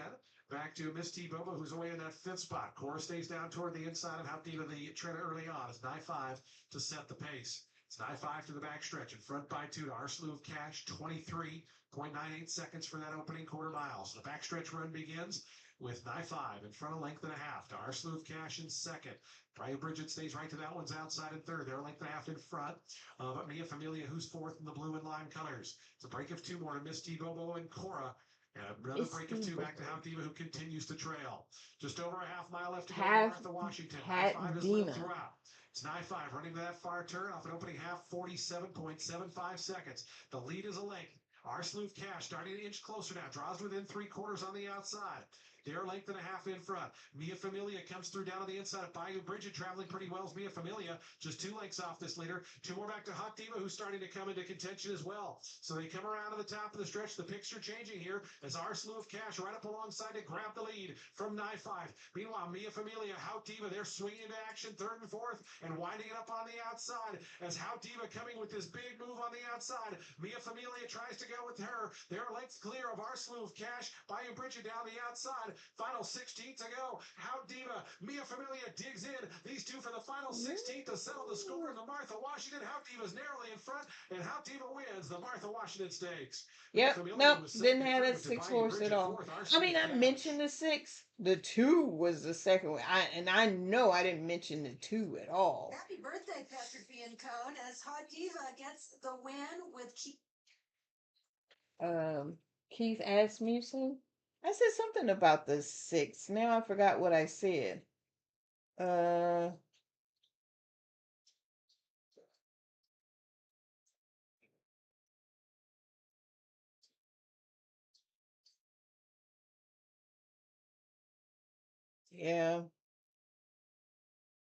7 wasn't in the money. I thought it was going to be there, but the 7 was not in the money anywhere. I don't know what I said about the 6. I remember saying the 8 and the 9 had never been in, or the 7 had been in a stake race, but the 8 hadn't been in a stake race, and that's all I remember saying about it. Because,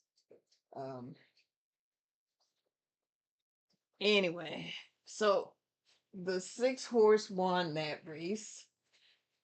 Now we are moving on to the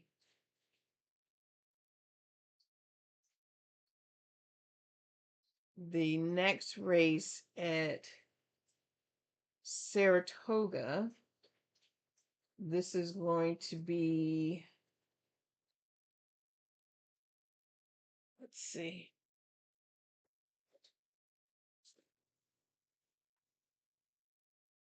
This is the Woody Stevens stake race. It's going 7 furlongs. Remember I mentioned 7 furlongs? It's a little less than a mile. That's all I can say. It's a dirt race. It's $500,000 purse. These are 3-year-olds, and let's go back and see how many.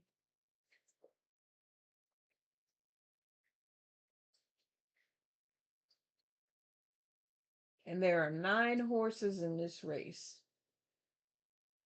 And we've got 5 minutes to post. So this one is pretty quick. So let me go through these real quick and we can come back. Talk about everything else afterwards if we have time to do that.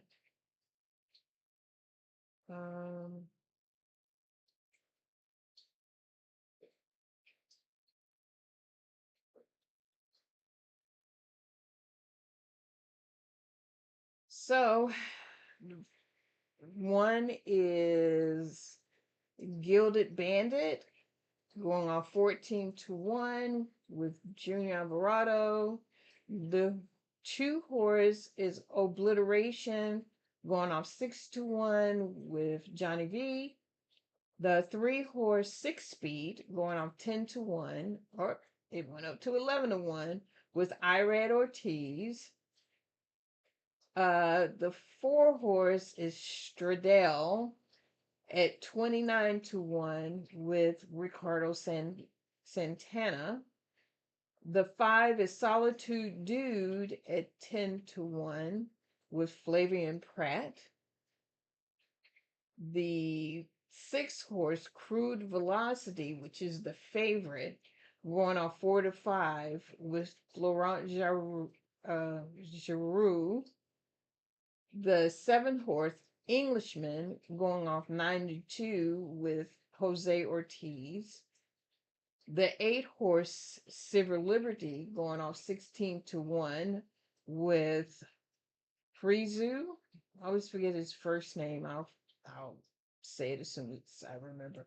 And the 9 horse Taj Mahal. Now I remember that horse going off 19-1 with Manny Franco. Let's see. Any changes that we should be aware of? No. Just a trainer. George Weaver. Okay.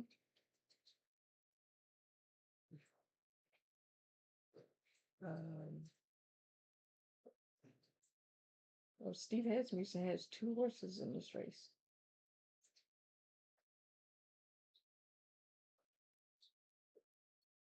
Bob Balfour. That's why he's a heavy favorite, the 6 horse. Let me look at this real quick. Oh, I need to put it on the right channel.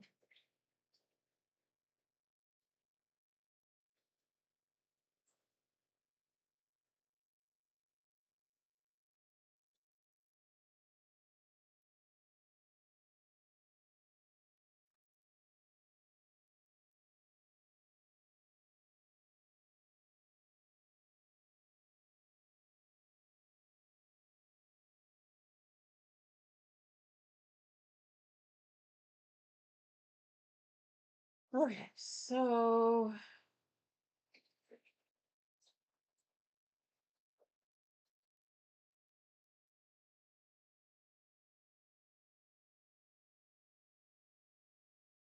the 3, 4, 5, 6, and 7 have all gone the distance. Now, they could have gone further or they could have gone fewer.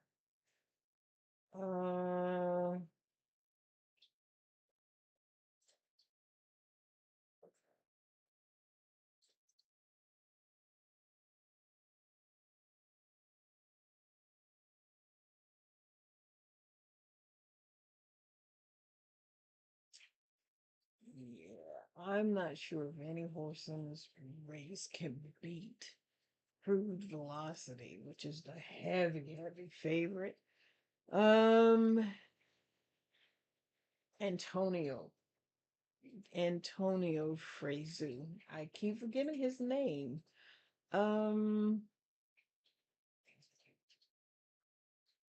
But I don't know. I like his horse, the 8, for maybe a long shot. I don't know. Um,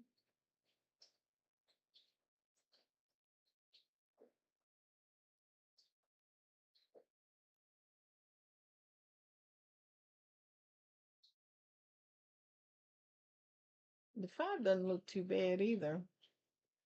Mm.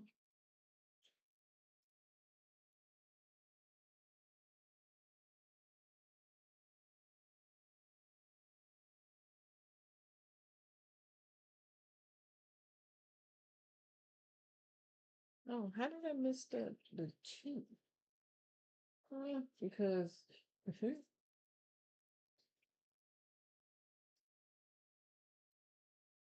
yeah,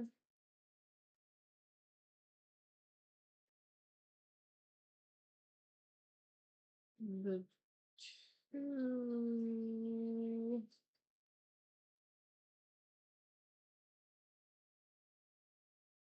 Although you can't keep with Irad will do something stupid, and it might end up winning the race. But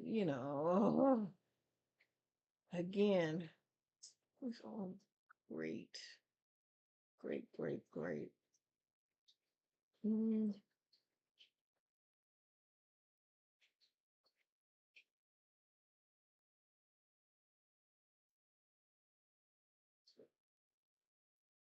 I still am not sure whether any of these horses can beat the 6.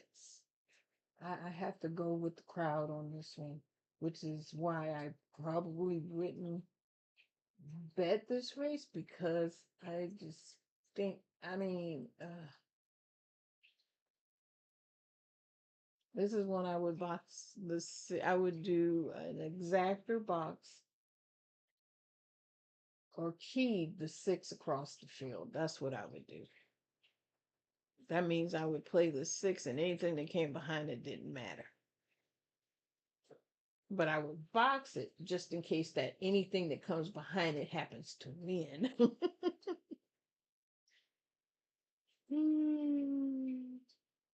So we are at post time now.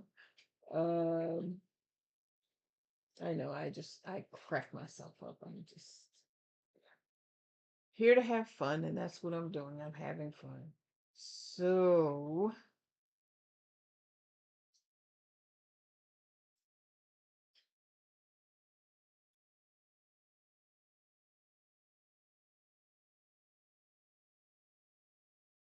they are heading to the gate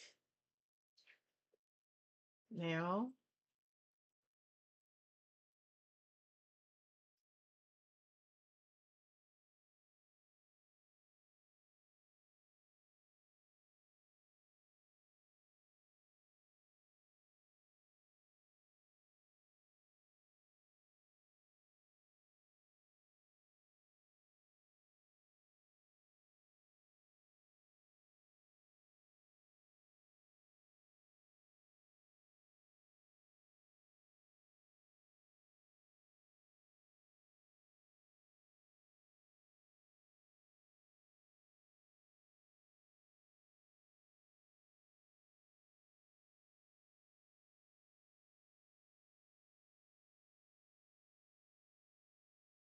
They're still heading to the gate.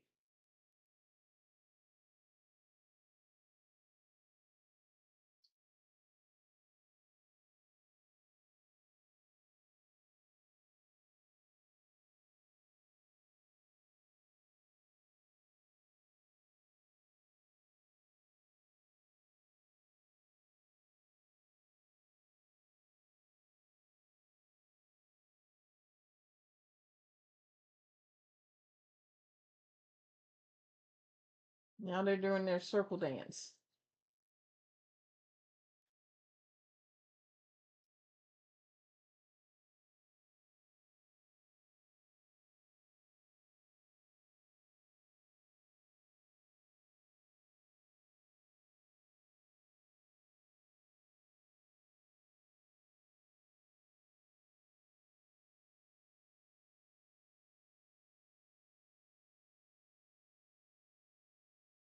Okay, now they're going into the gate.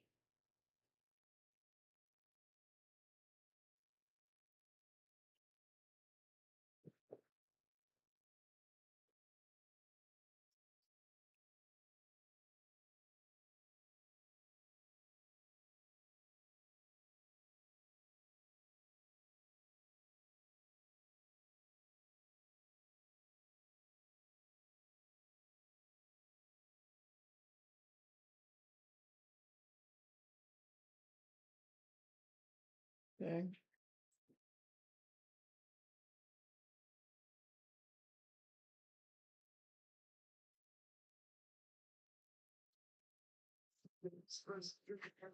Okay, I'm stupid. He said Straight to the front, Solitude. Strides with and Stradale. the caller that's calling it Saratoga is the one that calls it Gulfstream on a normal day. 4 lengths off the lead. I don't know why I wasn't paying attention to that.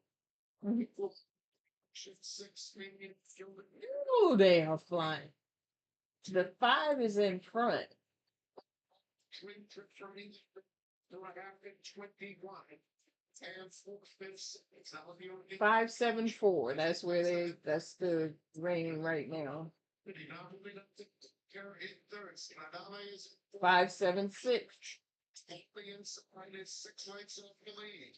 Civil Liberty went wide here with another 2 back to Gilded Candid. And here's the rematch. Englishman and Crude Velocity. Englishman went 3 wide. Seen Hyannis on purpose. And Englishman is flying through the stretch. He's got a 5-8 lead. Crude Velocity could not warm him up today. Englishman towering over the competition as a federation tries to. Oh, he's not even gonna come. Yeah. Wow. So the 7 horse won the race. I think the 6.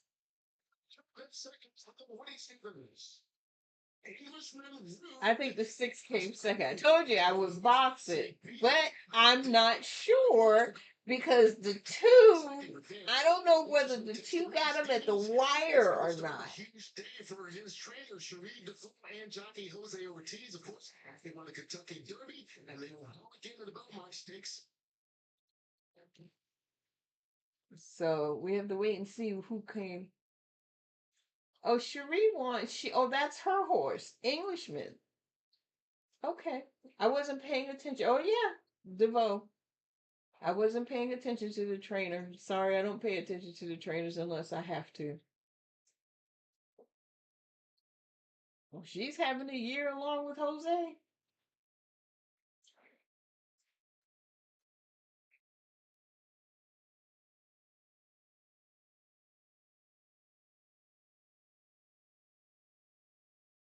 I still want to know who came second, though. Let me see what my next race is. Oh, my next race is at Monmouth Park. So we are going to have to go to Monmouth Park. This is the Spruce Fir handicap race. I will recap them all at the end. Let's see. Monmouth Park.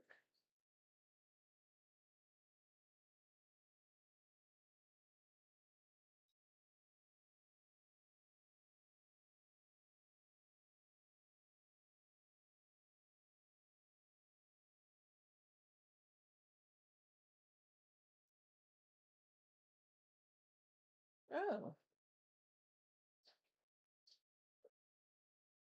It's at 4:02 Eastern time.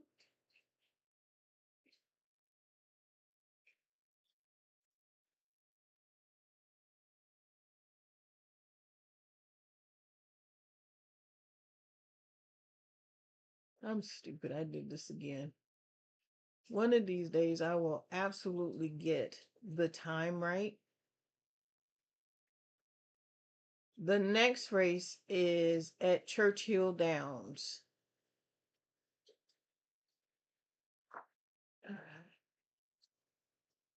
Come back to that. So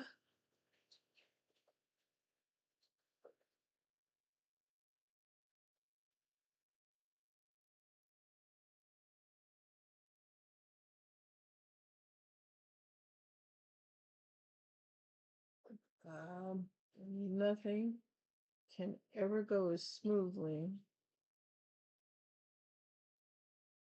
as I want it to because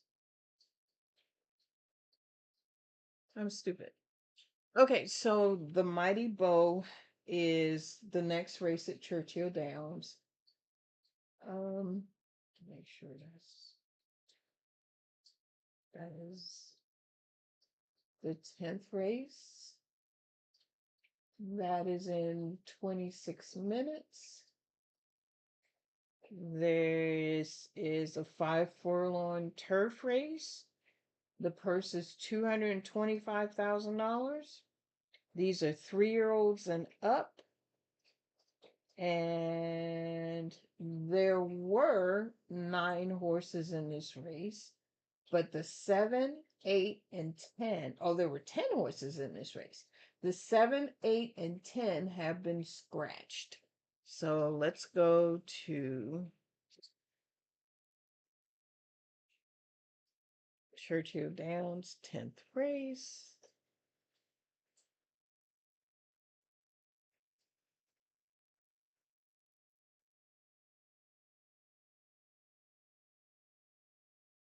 So the one horse is, go back to the top. Okiro. Oh, it doesn't tell me the live odds. Okay, well.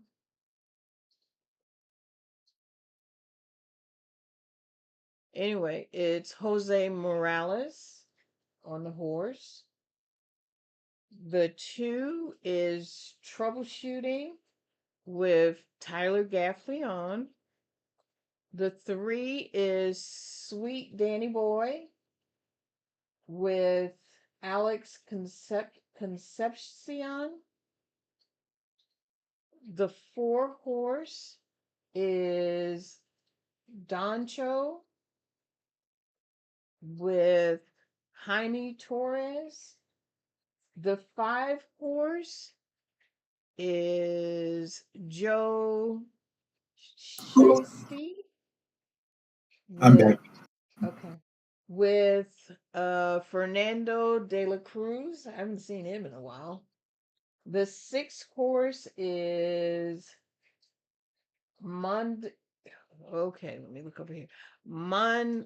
Mondo Get Bucks with Brian Hernandez Jr. The 7 horse is scratched.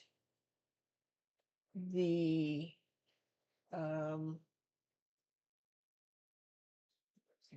8 horse is scratched.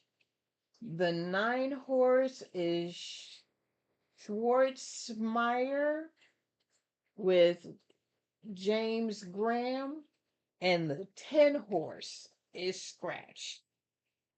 So we went from a field of 10 to a field of 7.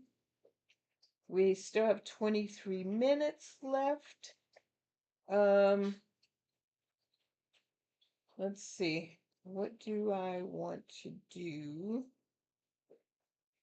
Oh, let's go back and see what happened at Saratoga race 10, because I want to know who came second in that race. Saratoga race 10.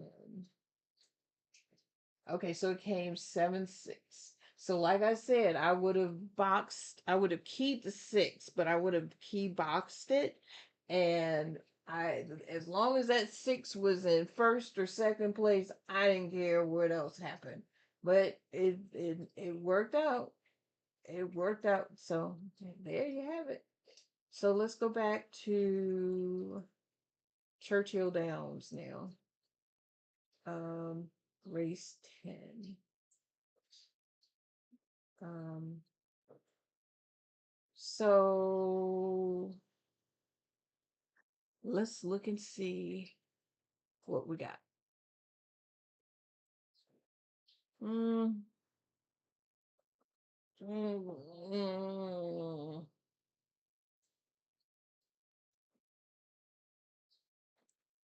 These horses have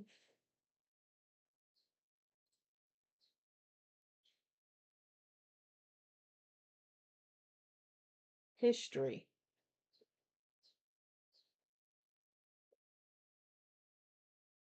This is a turf race.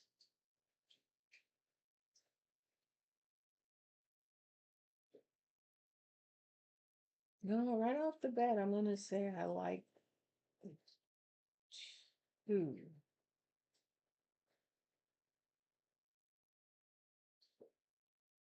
It's going 5 furlongs. So it's a little more than a half mile. It's a half mile plus an eighth, whatever that math is. I like the 5. What's the favorite? Oh, it doesn't tell me. It's not giving me the live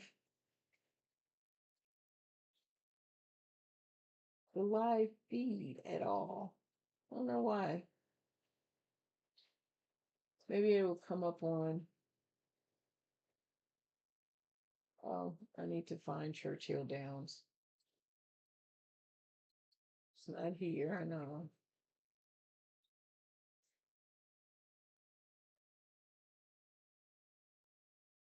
Churchill Downs is always the one that I have to go chasing and see where I can find it live.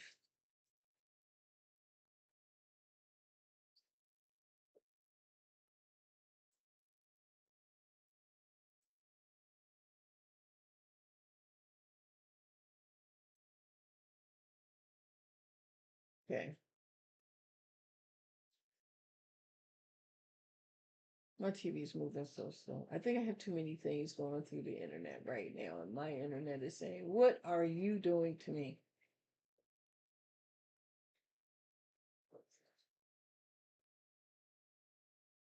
Oh no, okay, so I can't see Churchill Downs here, but the screen is freezing.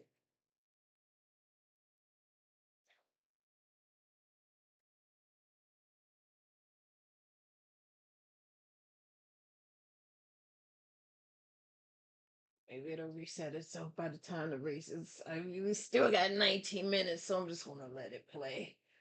Okay. So I'm trying to see where I can find.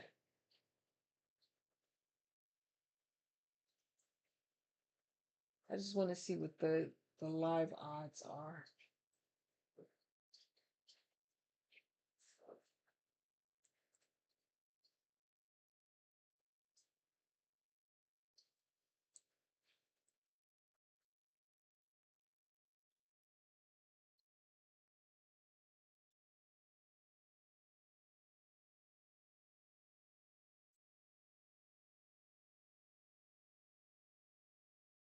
Churchill Downs.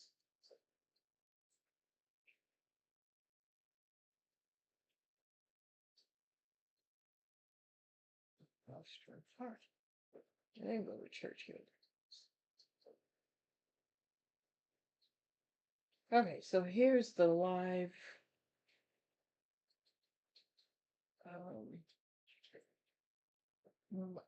odds. So the 1 is going off 18 to 1. The 2 is going off 3 to 2. The 3 is going off 12 to 1.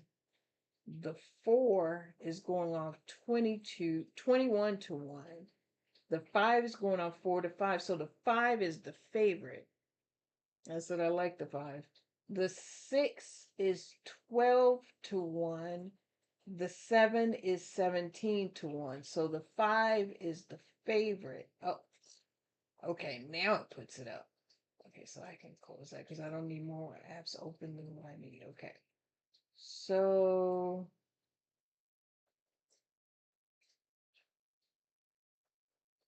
the 5.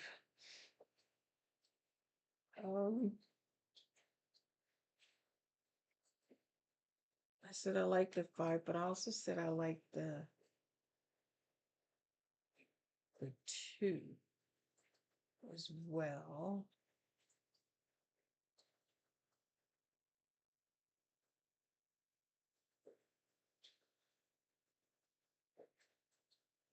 Now, honestly, this would be a good race. I know my mom would agree to play 1, 2, 3, because that's her favorite number.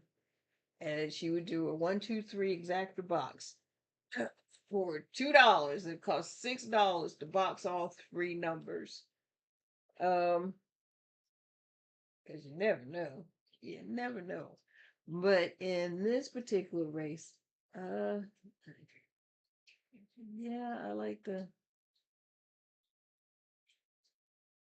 but you go wrong a little bit.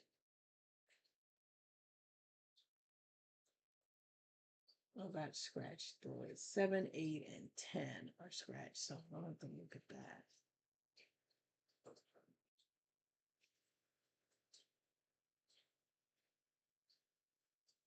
Yeah, I like the 5 and the 2.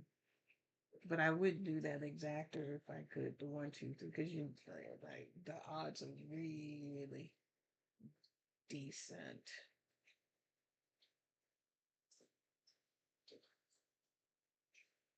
I don't know why Sweet Danny Boy sounds so familiar to me. Any changes? Lasix off. I don't know what that means, so I can't even talk about that. I'll talk about it. I have to find out what that means. Actually, I have time to find out what that means now. Let's see. Learn something else. I always want to learn something else.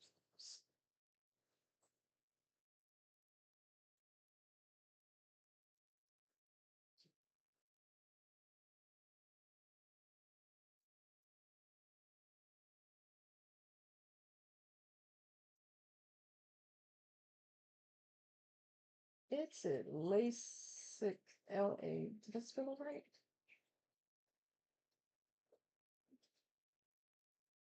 Lasix off.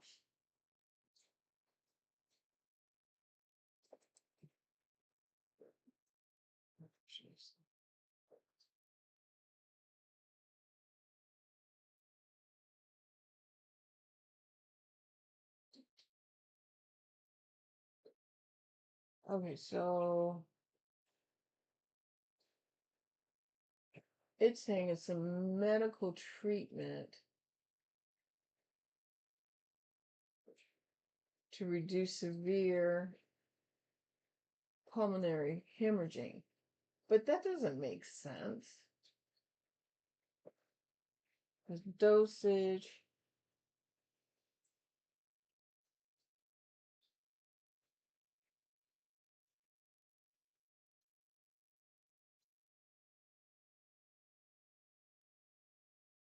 Okay, so it is some type of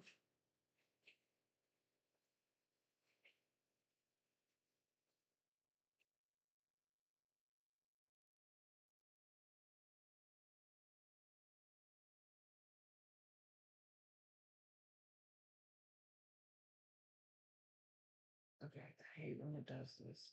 So weird, just back. I'm not sure if I'm looking up.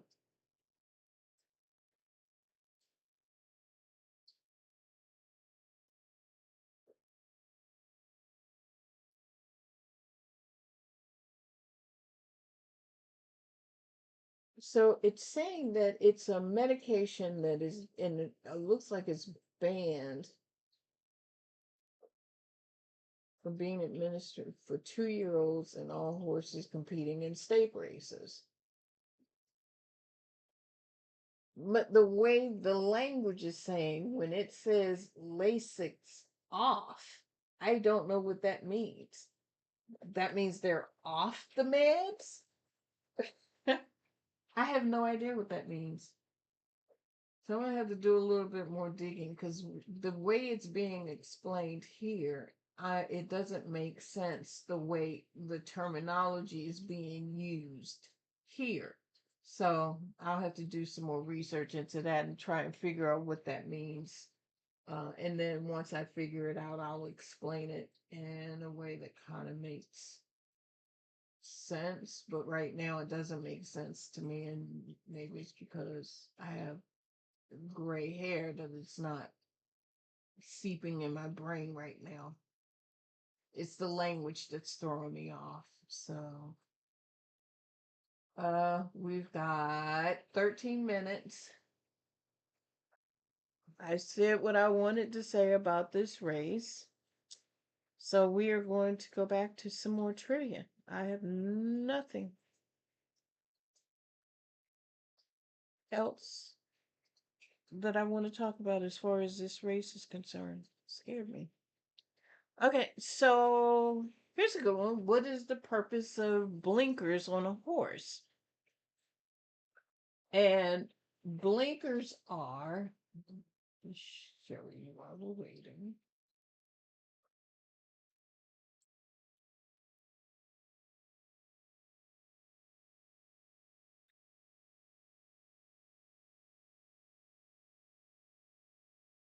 These are blinkers. See if I can make the picture a little bit bigger.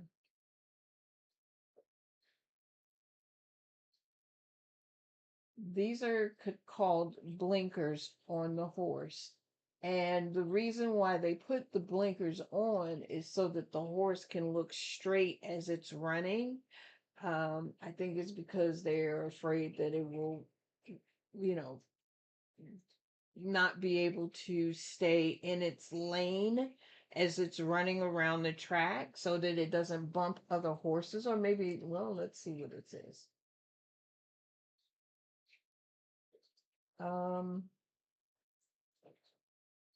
It doesn't really explain why this is not helpful at all. Oh, it says it helps for distracted horses. Yeah, because horses are like any other animal. If they get distracted and they see that silver light or that squirrel going across the road, it might decide it wants to go and follow that squirrel instead of continue around the race. So, but that's what blinkers are and the purpose of them regarding the horses. The other thing is,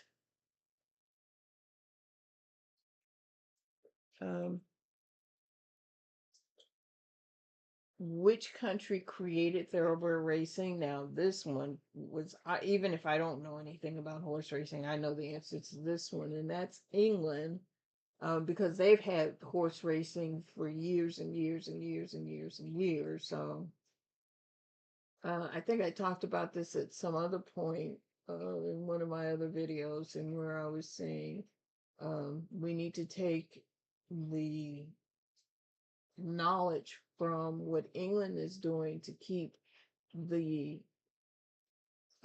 people interested. Even the younger generation is still interested in horse racing in England. And we need to figure out what they're doing and be able to emulate it here in the US to keep people interested in horse racing. Because it's the crowds are coming, but they're the older crowd. I don't know about the younger crowd. I don't know about, how many young people are really interested in horse racing. So I don't know how long it's going to survive unless they find a way to brand it differently or market it differently for the younger generation to become interested in horse racing. So that's all I have to say about that. We've got 9 minutes to post. My TV's still acting really, it's very pixelated. And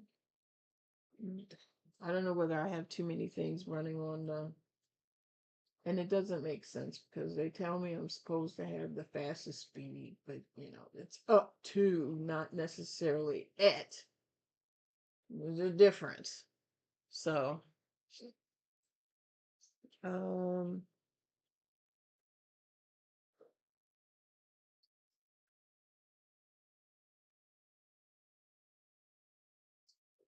okay, here's another one. I learned this a few years ago. But in horse racing, all horses turn the same age on January 1st. It doesn't matter what month or what year or what month that horse is actually born. They turn, if it was born May of 2025, that horse is considered a year old January 1. And then they go from each January 1st after that. Who's going to do that?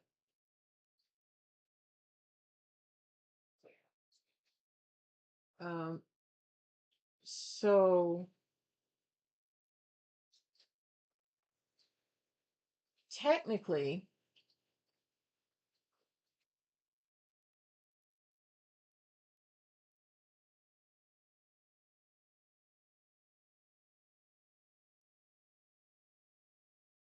I don't know what to do about this one now. My TV, and I'm using, oh, there it goes. I am streaming on Hulu. That's what I'm doing. And Hulu, for whatever freaking reason, decides it doesn't always want to play right, and it just randomly does whatever it wants to do. And it's so weird that it does it on the day that I decide to live stream it. I don't know. But I guess it's because I'm live streaming on one. I'm doing a lot on the internet, and that should not impact it, but clearly it is. Technology, I'm telling you, sometimes technology holds you back instead of pushes you forward.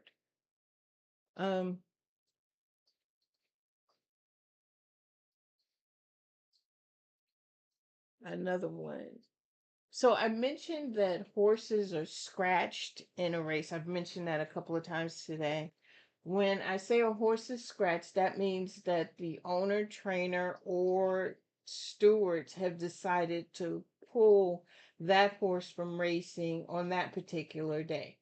Good example, we've got 3 horses that are scratched in the race today at Churchill Downs for various reasons. It could be that there's something wrong with the horse, or the steward may have disqualified it, or it could be that they just felt like it was not a good race for the horse after all. Could be a number of things, but let's see if I can. This is pissing me off now. So it could be a number of reasons why the horse has been scratched, but at any rate, the horse is scratched. The horse is not going to run in the race, so they take it down. So that's why we've gone from 10 starters in this race down to 7. So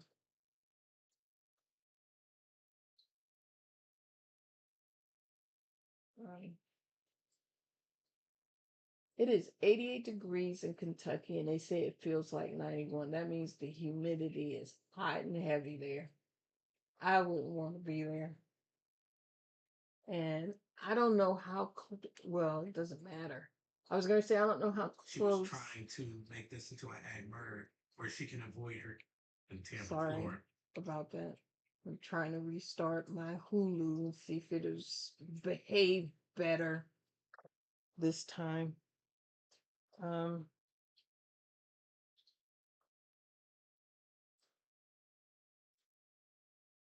I didn't realize I usually mute it, but I forgot when I turned it on that the sound would come on, so that's what you were hearing, the sound. But yeah, I wouldn't want to be in Kentucky right now. It's too hot. If it's 91 in Kentucky, can you imagine what it is in Florida or DC for that matter? Because they're just as bad. People may not believe that, but they are. Okay, let's try it now and see if it'll work right now. I have nothing else to say about the race. The 5 is still the favorite. It's 7-5 now. Actually, the 5 and the 2 are both 7-5. So they're two favorites. I don't know why it picks the 5 over the 2 to highlight. I guess you have to pick one. So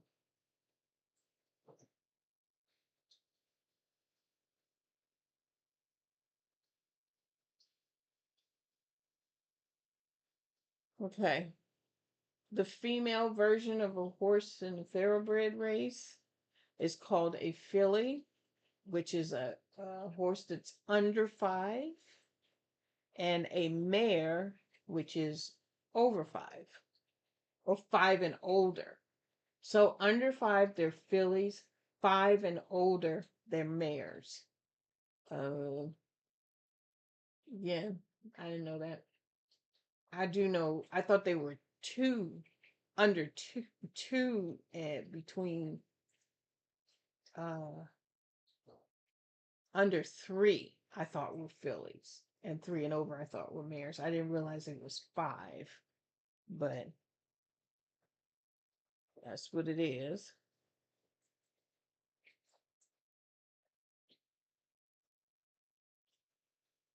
A breeding horse, a male breeding horse, I did know this, is called a stallion.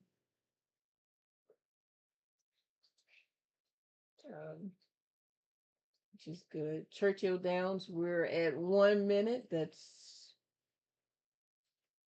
the favorite. They switched to the 2 at 7-5. The 3 is 3-2. Now it's going back. It's going back and forth between the 5 and the 2.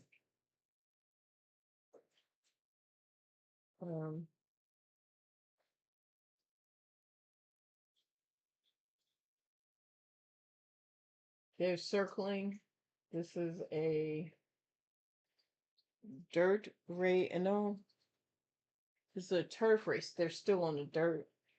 So they haven't even gotten to the turf gate yet. So we're waiting to see.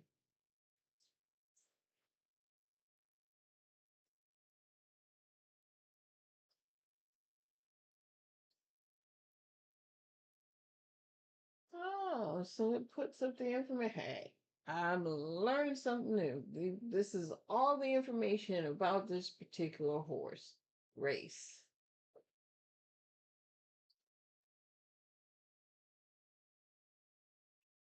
Well, these are all non-winners of a Grade 1 or Grade 2 stake race on the turf since October 3rd.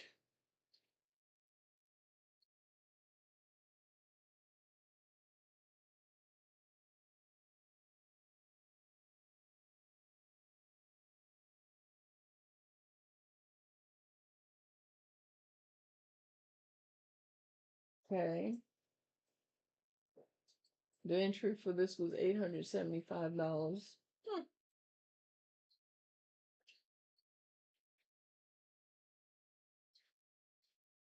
KTDF, I'm gonna have to look that up. Figure out what that means. But they're heading to the gate now.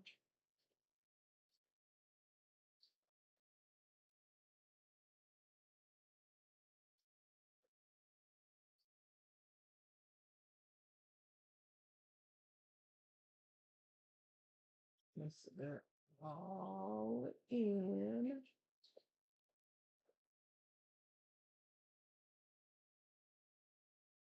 Except for one, you don't want to go on the gate. There it goes. We're ready for the Mighty Bow, 5 furlongs on the Churchill turf, and Travis Young with the call.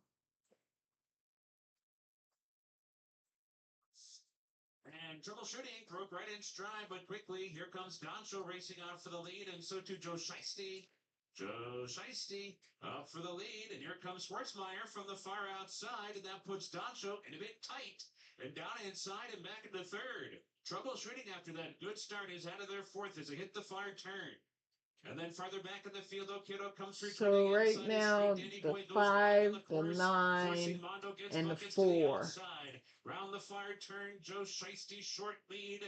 Schwartzmeyer moves up alongside and is ready for the final quarter mile. Doncho comes off the rail. Doncho splits rivals. Okirdo's finding a split. Troubleshooting far outside. Final furlong now. Doncho comes away with the lead. Doncho in front, lengths and a half.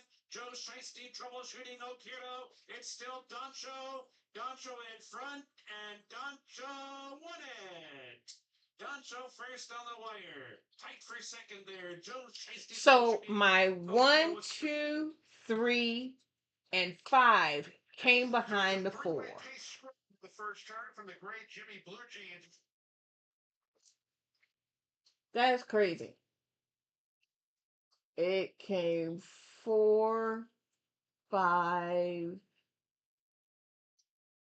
2. No, I think it came 4, 5, 2, 1. I don't know what the 5th horse was. I don't know whether it was a 3 or not.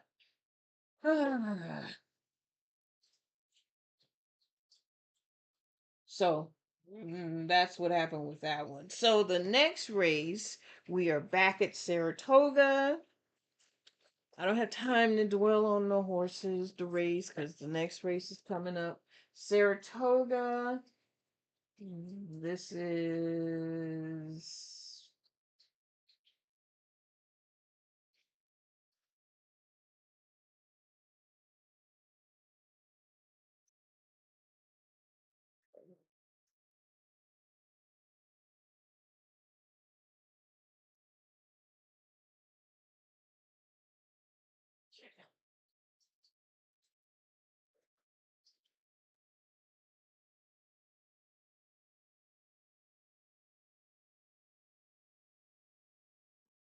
is the Hillendale race.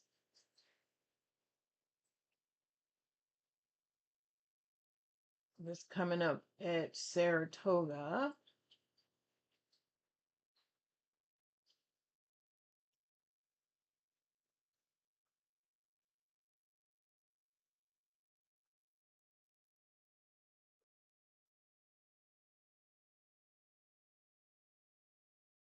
Get all that information ready for you.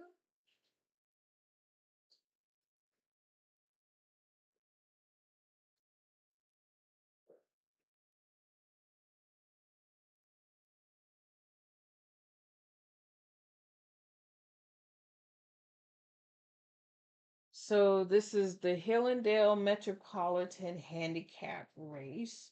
It is going 1 mile on the dirt.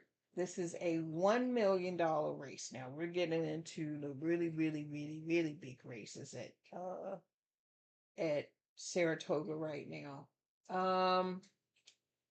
These are 3-year-olds and up. And there are 7 starters in this race. And this race has already gone off. It's getting ready to go off now. I mean, I can't even talk about this one too much because it's already started. Let's go. This is of course it's doing something. Okay. It's probably already started. Oh, they're just getting in the gate.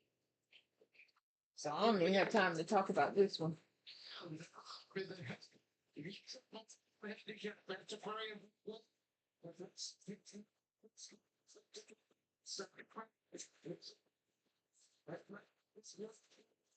Not so. Finish 5. Finishing on the inside of Journalism West 5 lengths to make up. And rated by Merit is at the back of the field. Naxos gets pressure. Plenty of company through an opening quarter that went in 23 and 2/5 seconds. It's Aquarian. Aggressive puts its head in front. Saudi crowd is second. Naxos suddenly back to third along the inside. And Knightsbridge is in the thick of it too as they head toward the half-mile pole. 3 more best of 5. Journalism yet to do his best running, has 6 to make up, and rated by Merit at the back. 45-3 for the half mile around the far turn. Antiquarian is now confronted by Knightsbridge. And Knightsbridge cruises on by. Just behind them, Naxos. Flying Front has decided to take him to the outside and has to come after Knightsbridge now. Journalism has work to do. He's 5 lengths back, trying to rally as the field turns around. Here comes Naxos on the outside of Knightsbridge, and Naxos takes the lead and pulls. Oh, he sure does. Down the center of the track, and then Antiquarian, they're coming to the 16th wall, and Naxos is a superstar. Joy clear with authority to win the now Metropolitan Handicap. Finished. So this is the greatest company winning easily in the betting mile, which is winning every end. Okay. So the one horse won the race, 6 came second. I don't know who came third. But now we need to move over to Gulfstream Park. Gotta rush. That's the next race. This is the Big Mama. Oh, the Big Mama. The Big Drama handicap race. Going 7 furlongs. This is race. Okay, so it's 3 minutes to post on this one. These are coming back to back now. So I am going to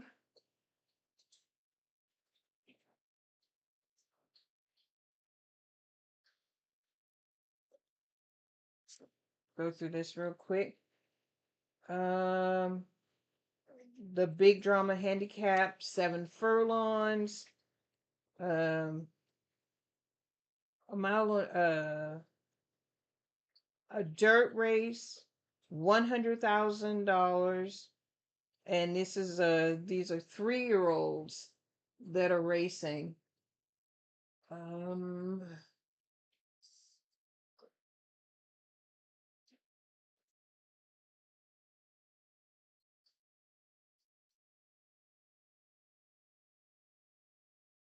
Okay. 2 minutes to pose. Concrete Glory is on the 1 horse, going off 2-1 with Micah Husbands. The 2 horse is Rolando, going off 9-1 with Herrera. The 3 horse to the east side at 12-1 with Asmussen. The 4 horse Classic, of course, is 8-1 with, I want to say, Jonathan Ocasio. The 5 horse is Back 'em Up, which is the favorite at 9-5 with Miguel Vasquez. The 6 horse Pure Classic at 10-1 with Edwin Gonzalez, and the 7th horse Chrome Ghost at 7-2 with Sammy Camacho.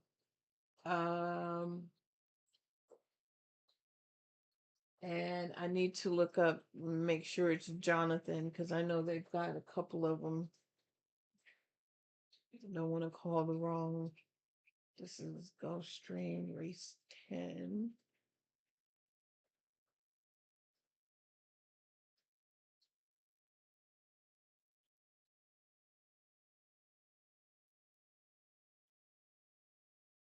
Yep, it's Jonathan. So I know that I should look at this race card and try and figure it out, but my bet is going to be on the 5 horse with Miguel Vasquez. Don't really care. He can win, lose, not even show up in the monies. I'm going with Miguel Vasquez. I will key box him around the field, but that's who I'm going with. I'm just a big Vasquez fan. So he is my pick in this race.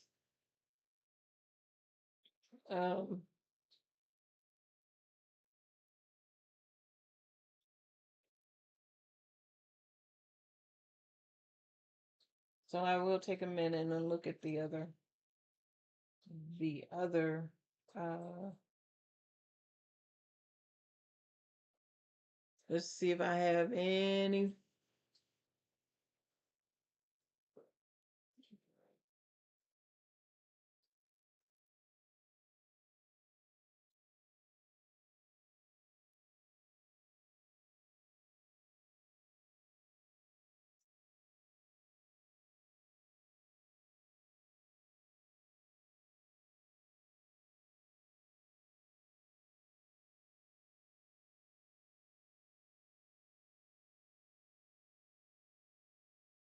I don't know, maybe the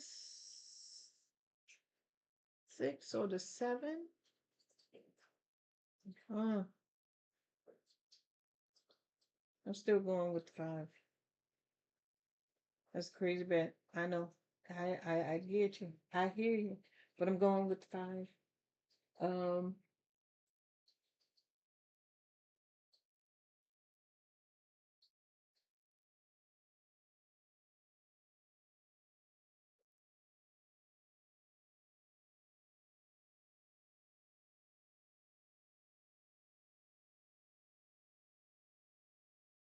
but like I said, maybe the 6.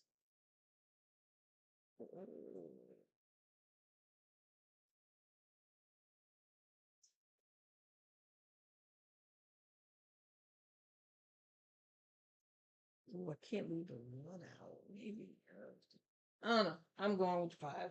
I don't really care. Anything else can come in front of it.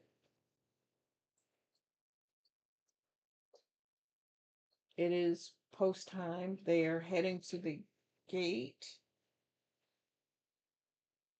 Oh, I forgot I can click on this and show a little bit of information while they're heading to the gate. Um,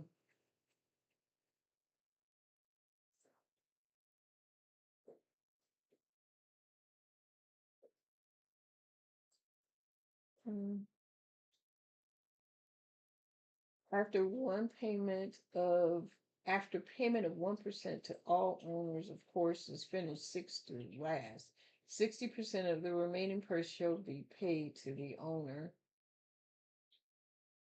20% second, 12% third, 5% fourth, 3% fifth. Huh. I don't think I've ever seen that explained before. That's interesting to know.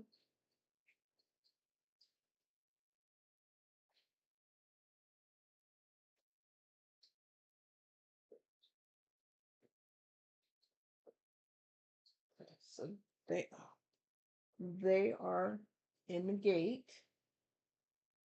Got one more. Oh no, they got 2 more to go in.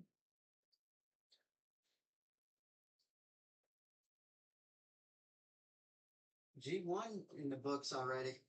Let's head to Jason Bean for the big drama. Chrome Ghost just about up. Now goes in. They're in the gate. Yeah, the race is on in the big drama handicap. Concrete Glory broke beautifully from that inside gate and cruises right out to a pretty easy lead. Pure Class away in good order. Here's to the east side, driving up between horses. Rolando also rushing up now to the inside of Concrete Glory. So those two have switched spots in terms of rail as Concrete Glory pressed by Rolando, who's down on the inside. They go So length the and a half in front of Pure Class. You can see it's on the After other that comes side to of the them. east side, Chrome Ghost. But the 2 is in the lead right outside, now. is in that next flight. It's a length and a half more to back him up. And the Looks trainer like the is Classic, 1. of course. A half mile left to go in the big drama. 22.49 seconds. The opening quarter mile in Concrete Glory. Once again tries to skip away. Rolando a length back in second. They're 2.5 clear. Pure Class. Edwin Gonzalez has that runner third and about 2.5 off this leader. It's a break of 2.5 more. Pushed along. Chrome Ghost to the east side. Stays to the inside. Classic, of course, is out of last. Back him up is now trailing as Rolando takes over. Concrete Glory quickly passed and dropped right out of it. Rolando is the leader. Pure Class now up to second within a half length. Classic, of course, has made steady progress. Was at the back. Is now up to third as they return for home in the big drama handicap. Here Come on with the 5. Come on, Miguel. I know you can do it. The closers. Oh! No battles on. Back him up, trying to come through the inside with Classic, of course. No! Up to the inside, a driving finish. They come to the wire. Final. Between classes after that, a Classic, of course. So it's between the 5 and the. Wow, that's too close to call. And he came from behind. Yeah. Except forward most of the way, or was it the 5? So it's between the 2 and the 5. But I told you, Miguel is a great jockey. He just doesn't get enough credit. He really doesn't. I mean, he rode that horse from the back of the pack to the front, and I don't know. Oh, it's too close to tell, but he was up there. Anyway, the next race is the 8th race at Santa Anita. So we're gonna move over to the Honeymoon Stakes.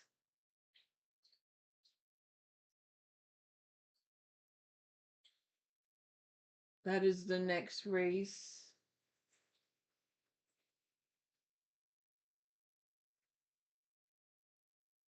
That's coming up.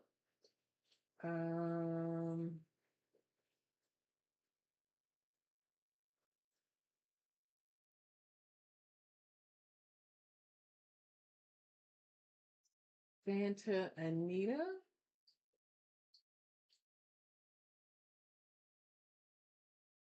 And this is race 8.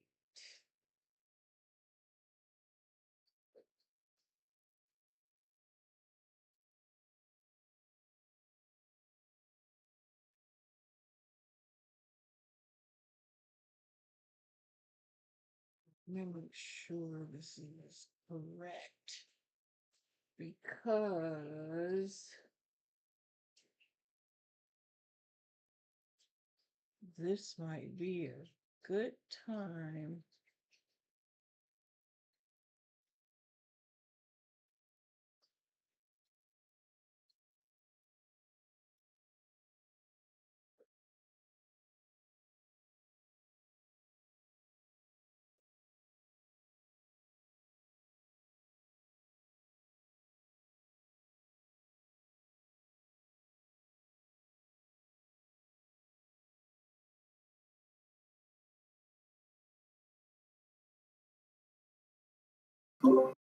Says 608, I think.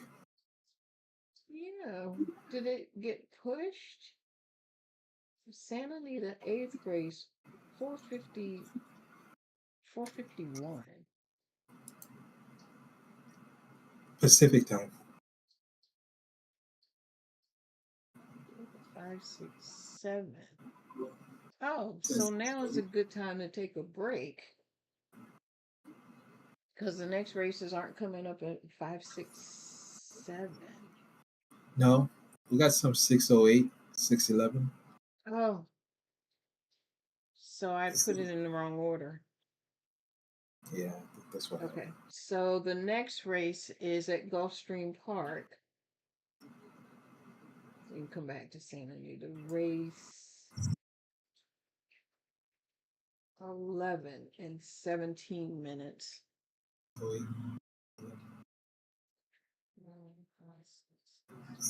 So this is the last race.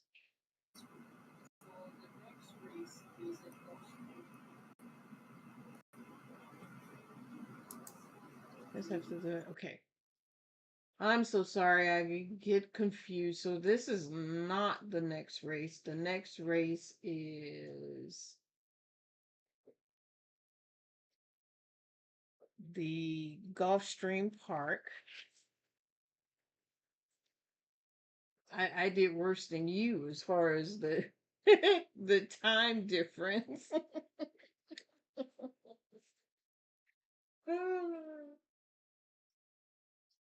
Okay. Okay, so the next race, I crack myself up. I don't know what to say sometimes. Is at Gulfstream Park. This is the not surprising stake race. It's going a mile and a 16th on all weather track. It's the purse is $100,000. These are 3-year-olds, and there are, let's see, 10 starters in this race, and the 4 is scratched. So we've got 27 minutes before this race starts. I'm going to go back to Gulfstream because I want to see who actually won this race at Gulfstream Park.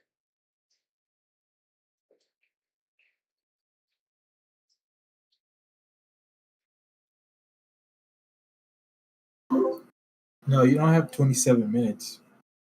I think this one starts at 6:08.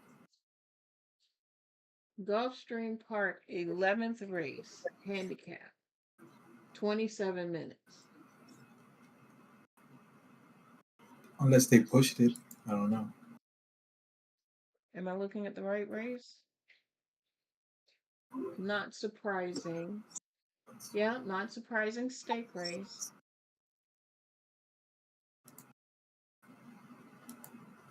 They might have pushed it. So let's go to Saratoga and see what time that one starts because I don't want to miss any of the Saratoga races. So Yeah, I'm trying to race test 11. 12. Oh, see, this one starts sooner. This one starts in 17 minutes. So yeah, they've adjusted the schedule some kind of way. So, and that's fine. So we'll just go on and talk about we'll just have to play it by ear because I should know better. I know it's typical that the races do get pushed. Yeah. Because if it's getting too close to the big races that people are going to tune in to see, that's what they'll do. They'll just push the race until after this race has gone up because this is $1 million race that's coming up at Saratoga. Race 11.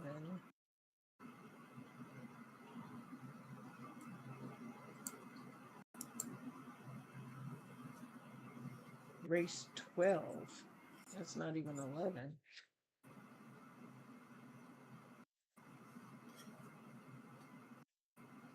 The Saratoga race is race 12. Yeah, the Hillendale was race 11, which we saw. That's the $1 million. That was the $1 million race. Okay, now the race 12 is the Resort World Casino. Right. Stake That's race. $1 million. Right. And that's the one I'm looking at now. Right. Okay, I think we're back on track. So Gulfstream starts when? Did they change the time? It starts in 27. It starts after this race. Oh, okay. I guess. So I have to switch back to it after this race. They changed it. So let me go to Saratoga race 12.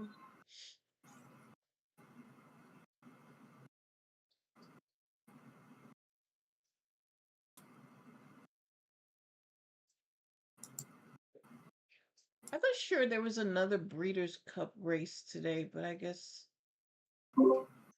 it might be and it might not be. So I'll have to figure all of that out once we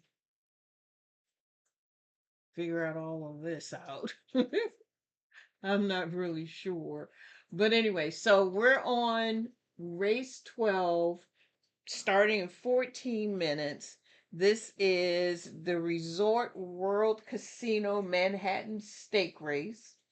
It's going a mile and a mile and 1 3/16 of a mile. It's on the turf. It's $1 million. These are 4-year-olds and up. Let me see if I can pull up the information for this. Oh, all it says is 4-year-olds and up. Okay, got it. And there are 9 starters in this race. The first one is Tis Dashing at 18-1 with Javier Castellano. The 2 horse is Test Score at 10-1 with Manny Franco. The 3 horse is Make Me King at 8-1 with Jose Ortiz. The 4 horse is Integration at 7-1 with Johnny V. The 5 horse is Deterministic at 4-1 with Camouche. The 6 horse is Bright Picture at 5-2, which is the favorite at and it's with Pratt. The 7 horse is Rhetoric at 7-2 with Irad Ortiz. And the 8 horse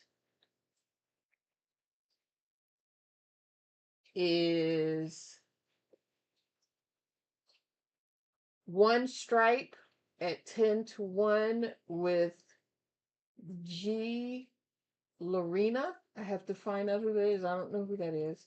And the 9 horse is Battle of Normandy at 15-1 with Dylan Davis. So that is the lineup. We've got 12 minutes. I need to go back to Saratoga, and then I'll take a look at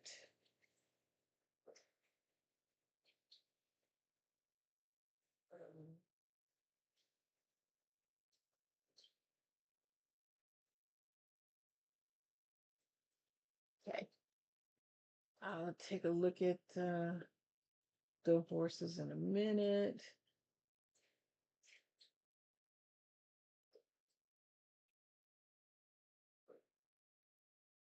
So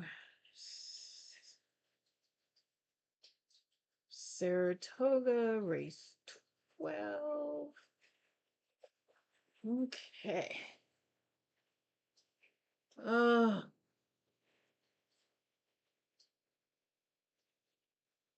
Now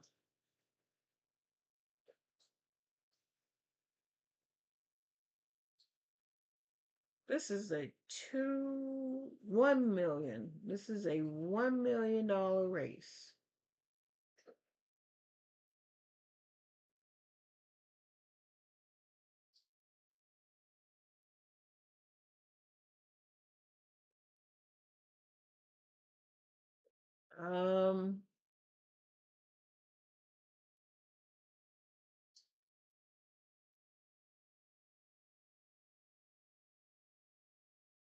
I don't even know where to even begin to start to even talk about this is so outside of my league until it's not even funny. Amazing,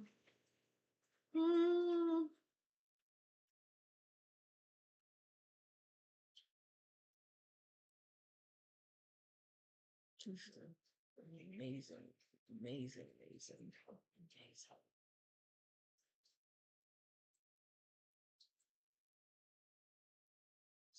So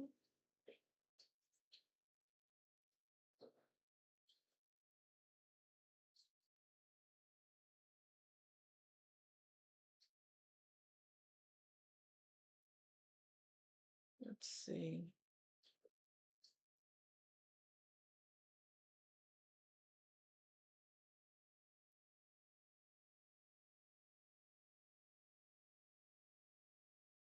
So Tis Dashing has beat Battle of Normandy.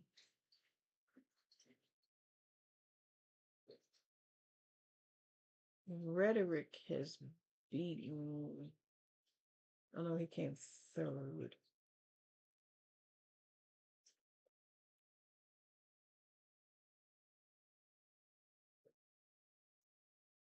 Test score Rhetoric.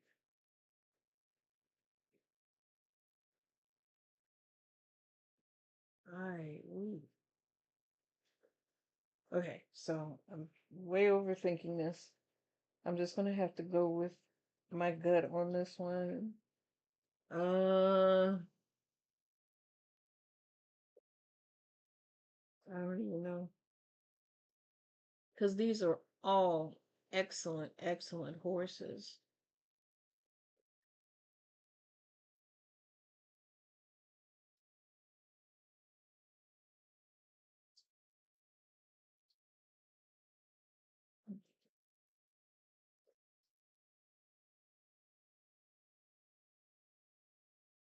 I do like Make Me King, but Rhetoric beat Make Me King on the 7.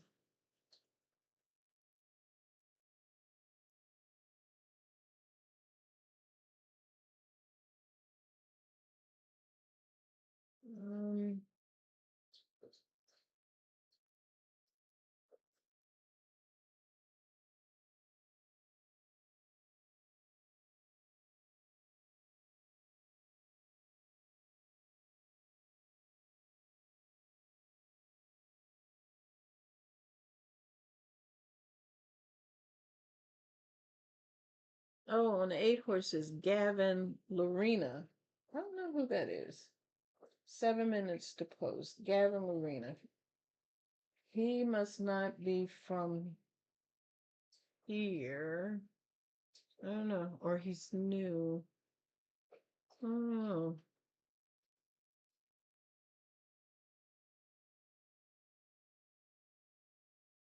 Mm.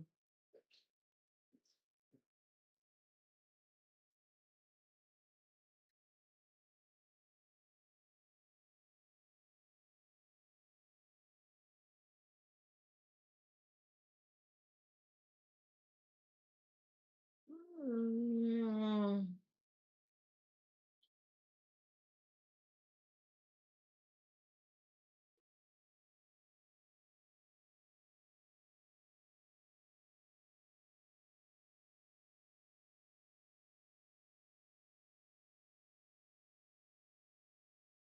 And what's the favorite Bright Picture?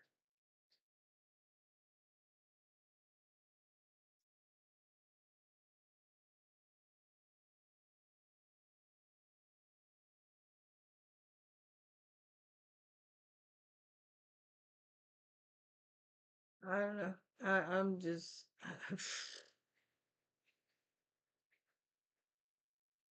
3, 7, and 8. That's all I can. I don't know. Like I said, this is just way outside of my level of expertise. I am totally, totally, totally guessing this one. I have no idea. I have no idea.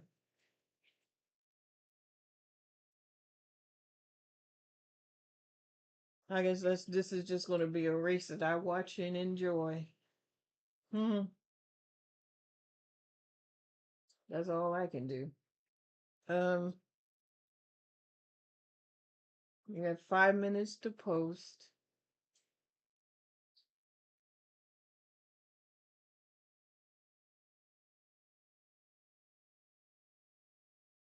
The 4 is the favorite. Oh, this is the next race. This is not this race. I'm gonna say Renegade's not in this race. Okay.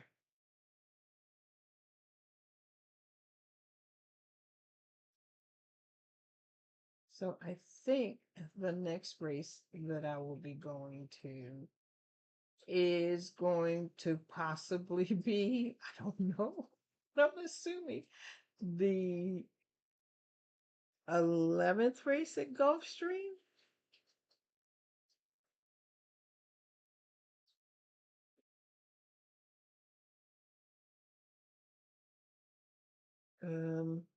Because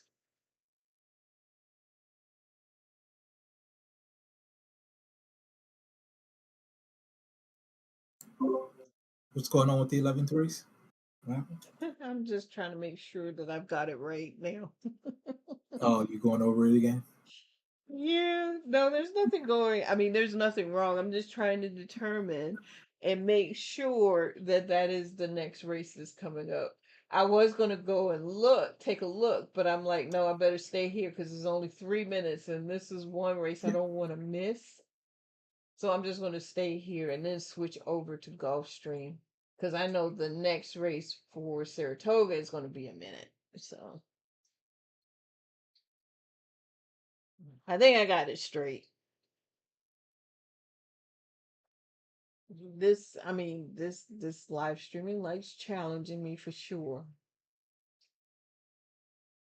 Um, got a tall guy with red hair, and I have absolutely no idea who he is. They're interviewing him. I guess I didn't look up when they said his name. I don't know who he could possibly be.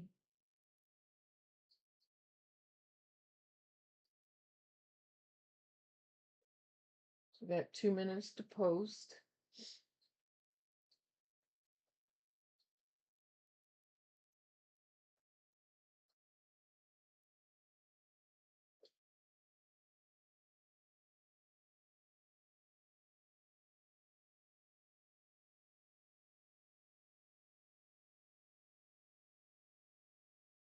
They're showing the crowds and they're still wearing their derby hats. I didn't know or either I didn't know or I really didn't pay that much attention to see that they still wear their derby hats and or outfits in at the Belmont.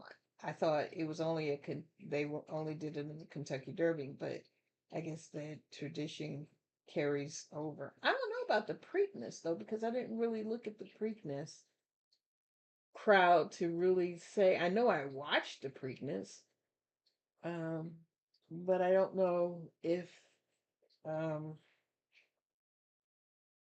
if they did that. I don't know why. I don't know why. I don't know why.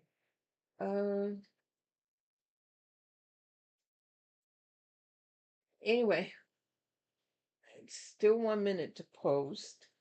They are heading towards the gate direction. They haven't gone in their circle yet, so I know it's going to be a couple more minutes. Even though it says 1 minute to post, I know it's not.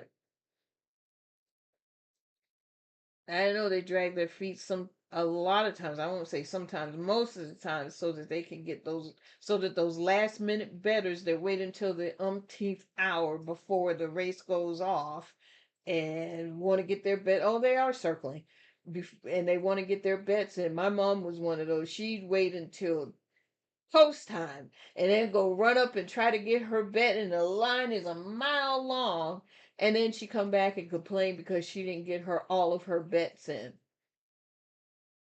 That woman, I tell you, she used to just drive me nuts doing that. And that was a consistent thing. It wasn't like she do it every once in a while. This was every time we went to the racetrack. That was her thing.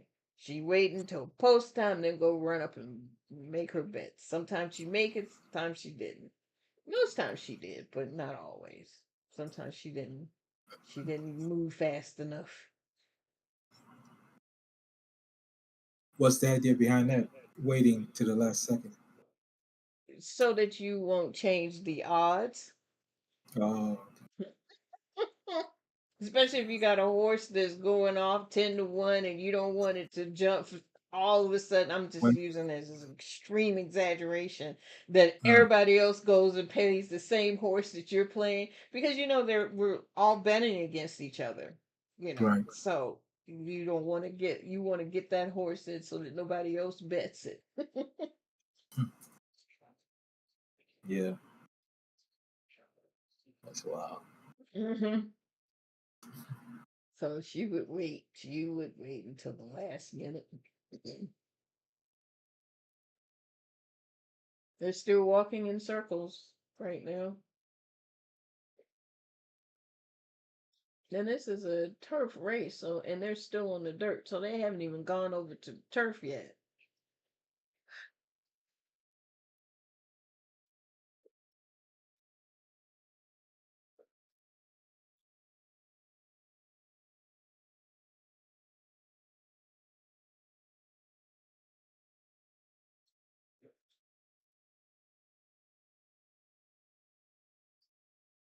Trying to figure out what these dots mean. I wonder if these are his picks for like a pick 3, pick 4, pick 5, pick 6 type of deal.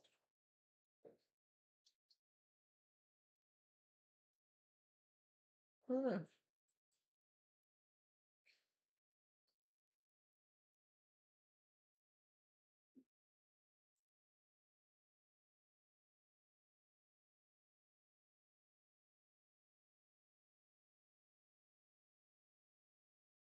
They are still circling around. Make Me King. Oh, it's a gray horse. Make Me King is a gray horse. Ah, that's the 3. Okay.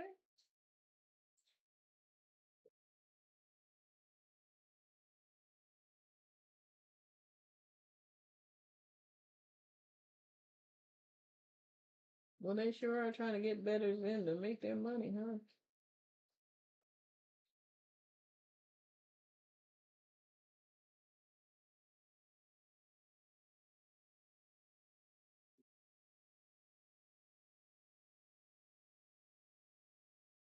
Okay, now they're heading over to the turf. Now they are heading over to the turf.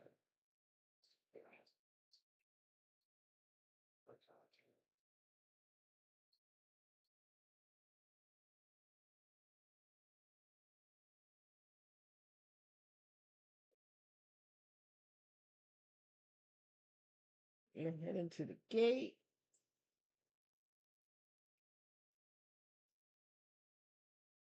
It's 84 degrees. Oh, yeah, it says 84. That's exactly what it is. Well, at least it's. Oh, no, we're in New York now. I was going to say at least it's cooling down, but that was in Kentucky. New York. 84 feels like 84.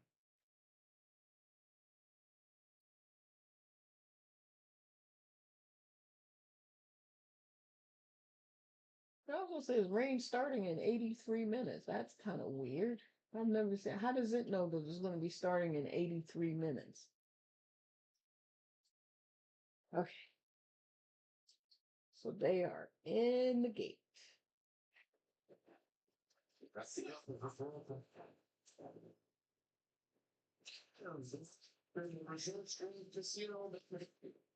Test score. So too Rhetorical. And Rhetorical King goes right to the front. Make Me King will back strides with him. And Deterministic just off the pace, but he wants to get right after Rhetorical. So this 7-5-3. Deterministic and Make Me King are second and third. Then followed by Battle of Normandy with the Black Cat 4 lengths off the lead. Tessmore's now just inside of him. The comes right picture 3 wide on the outside of Integration.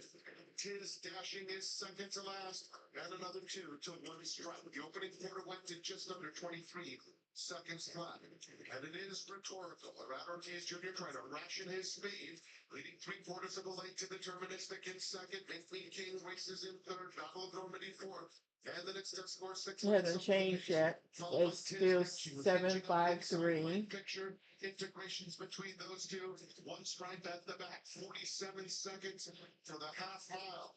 And it's Rhetorical taking him into the far turn with a 1.5 length lead. Deterministic last year's Manhattan winner turns up the pressure now in second from 6 furlongs in 1:09 and 4. They're moving right along. Battle of Normandy was outside and Make Me King just. It was so fast. Oh my god. Very the top of the stretch. It's Rhetorical and Deterministic. Tesla is in third. One strike continues to close up the outside of the VK. Deterministic gradually flares down for Torrico. It is deterministic and Kendrick Cole. Oh! Casino Man. Five random mistakes in a row. Wow, Carmouche won that race. So the 5-horse won the race. It's race for the second straight year, and as you heard from in sixth. You go, boy. All right, so Camus won the race on the 5. Let me turn that off. I have to rush over to because I don't remember. I didn't see who came second.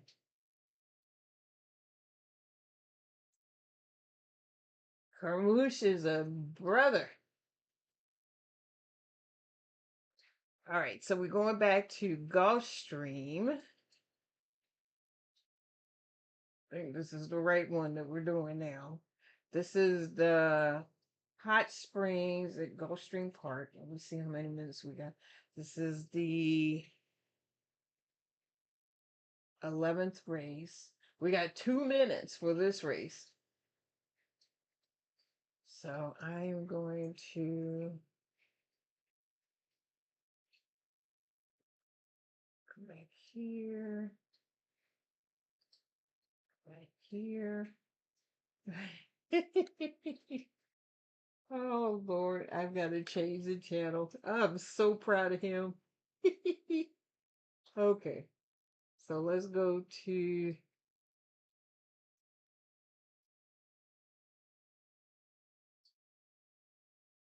where do I want to go? I want to go to here, Gulfstream. Yeah. All right, so this is the 11th race at Gulfstream Park. This is a mile and a 16th on the all-weather track.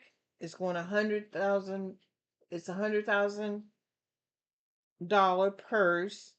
These are 3-year-olds, and there were 10 horses in the race, but the 4-horse has been scratched.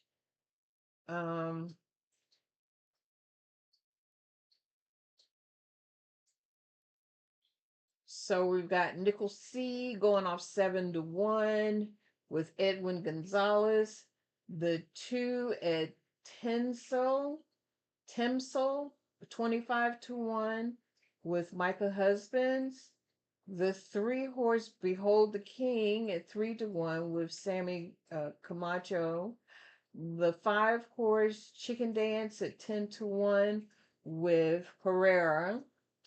The 6-horse Justin Smiles with at 14-1 with Joe Bravo. Well, I haven't seen him all day. The 7-horse Con Han 13-1 with Lionel Reyes. The 8-horse Monstrosity, I've heard that horse before. At 8-1 with Mirage. The 9-horse Jesse Move at 30-1 with Keith Asmussen, and the 10-horse Bolero Bay at 6-5 with Miguel. So we all know that I'm going to put Miguel in the race. He's the favorite.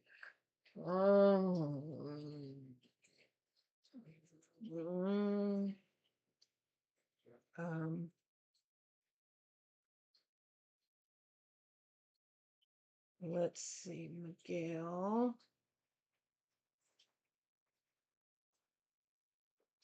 I can say the same thing. I can just come back with Miguel on the 11 and just leave it at that and see what happens, what takes place. Can he do 2 races in a row, though? That's the question.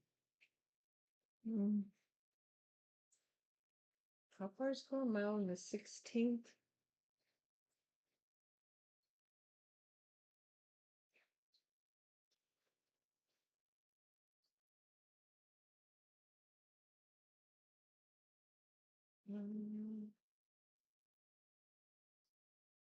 Wait, what?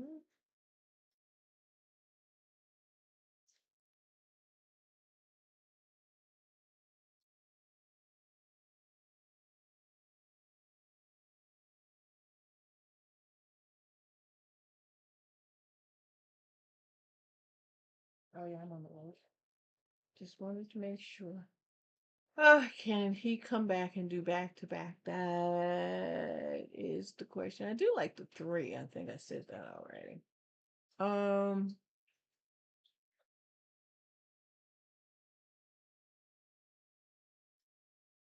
Maybe the 5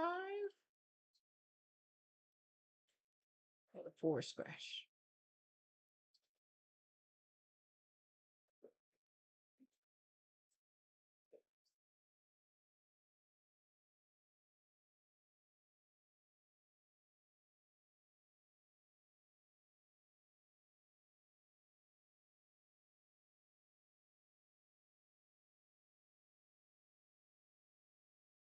They are heading to the gate. They're going in the gate now. So I can't really, it's not enough time to really look other than me saying Miguel. But I don't know if he's going to win 2 in a row. But I will back him anyway. So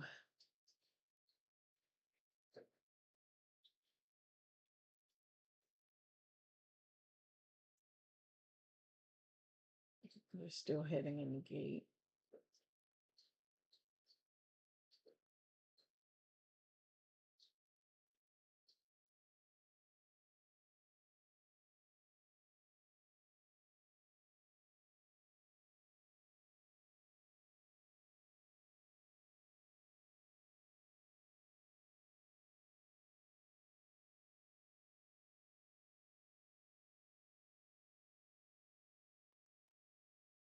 And the race is on the not surprising stakes. Nickel C got out well from the Not inside. Behold the surprising King. And out wide, here's stakes. Bolero Bay coming up to challenge. And Bolero Bay, Nickel C, they're going to be 1-2 as they run to that turn. Shifting to the 3 path, there's Behold the King, who's going to move from 3rd. Tim Schultz just in behind them with Moonstrosity and a 4 wide Move Jesse Move. After that comes Chicken Dance, who's racing 3rd last. It's a length and a half more than back to Cone Han, who's 2nd last. And the early trailer here is Justin Smiles. They move through that first turn. They're about 9 or 10 lengths front to back. Bolero Bay able to make the lead. 24 So seconds it's for an even opening 10, at quarter miles. They move 3, on to the backstretch run. Bolero Bay a half length in and front. 2 Hold the King. Tim Schultz right gotten now. closer. Is 3rd under a good hold on the outside. Nickel C is back 4th now, 2.5 off the leader. It's a length more than.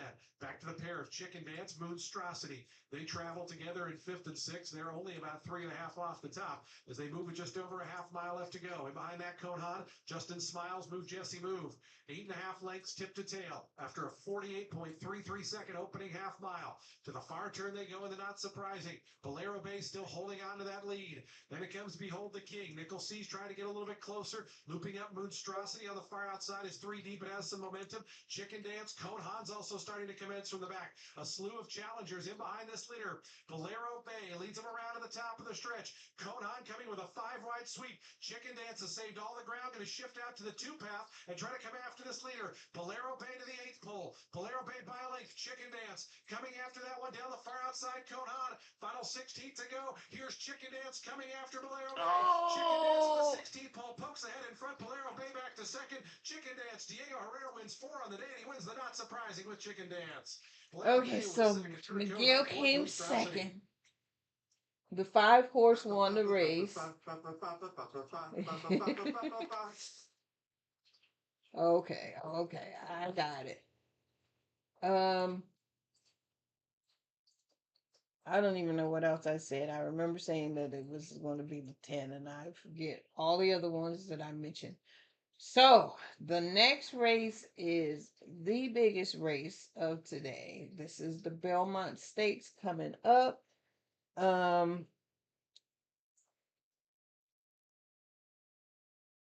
It is 1.25 miles on the dirt, $2 million, 3-year-olds, and back to Saratoga.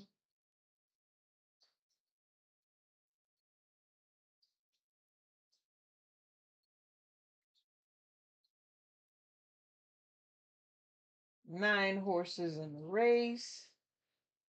Now I know good and well I'm not gonna bet this one because, like I said, the too many of them. I mean, these are the cream de la cream de la cream.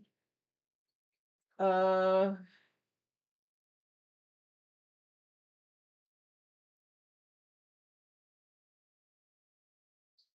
me see.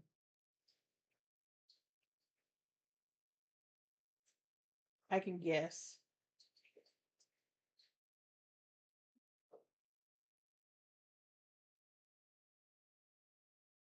I can certainly guess.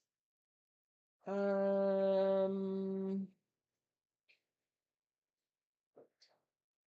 one horse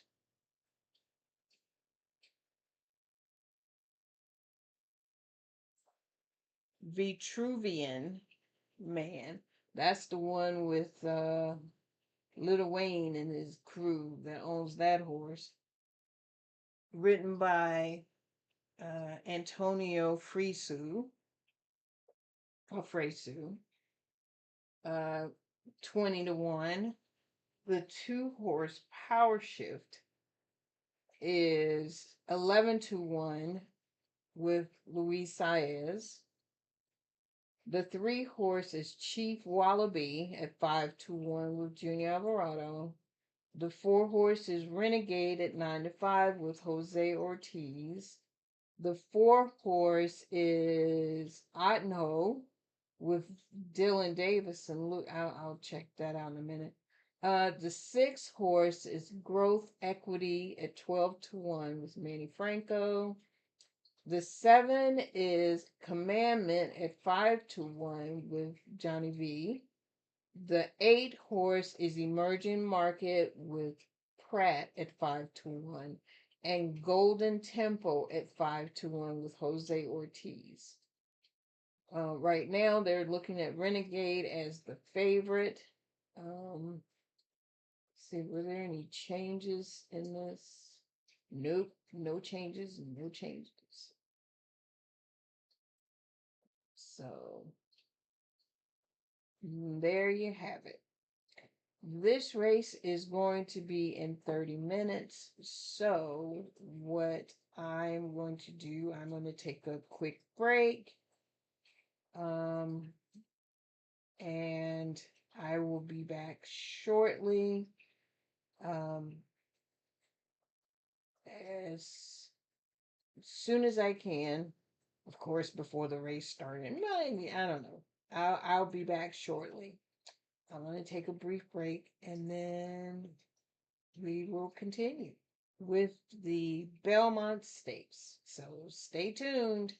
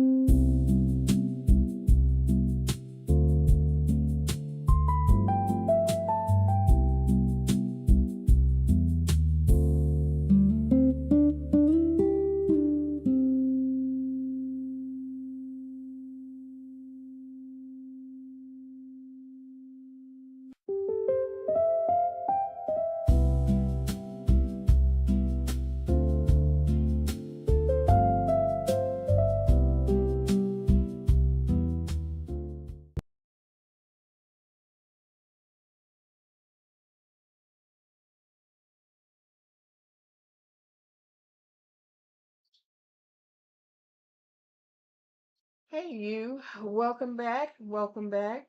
I am here. As you know, this is the biggest race of the day that's coming up, the Breeders' Cup race. We are going to be covering it. It's about 5 minutes or 4 minutes to post. It's actually raining. Oh, wow. It has started raining again.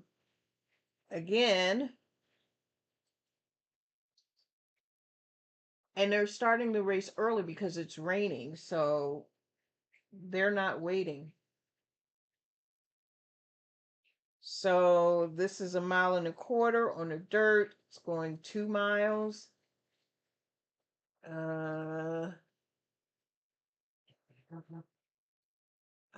Let's see.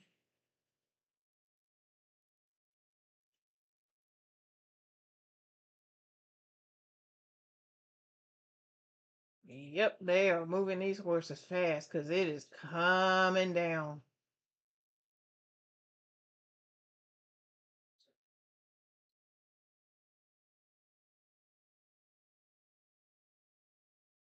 And none of these horses have ever run in the rain. The one horse. That's Saratoga and Power Shift Spritz. So too, Growth Equity. On the inside, Vitruvian Man is in third. Chief Wallaby fourth. Renegade not far behind, 5 lengths off the pace. Emerging Market inches up on the outside of Commandment. Otinho is second to last. And Golden Tempo once again takes his place at the back of the field. Power Shift will set the tempo, leads the way into the clubhouse turn by 3/4 of a length. With Growth Equity, a clear-cut second. Vitruvian Man is in third, and they are followed by Emerging Market. The opening quarter went in a very moderate 23 4/5 seconds. It's another 2 lengths back. Chief Wallaby is kept on the outside of Otinho. Then comes Renegade and Commandment stride for stride. And Jose Ortiz takes the Kentucky Derby winner, Golden Tempo, onto the rail. And he's 12 lengths off the pace. It's Power Shift on the inside, and Growth Equity head-and-head. The half went in 48 1/5 seconds, coming to the half-mile pole in the Belmont Stakes, with Vitruvian Man holding his spot in third. Then it's Emerging Market, fourth and 3.5 off them.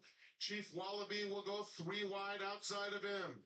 Now Renegade is called on. He's starting to make some headway. He's on the inside. We'll need to find some room, but he's very much in the thick of it as Growth Equity has taken the lead in 1:12 1/5 seconds. Growth Equity short lead. Chief Wallaby's making a big move from behind.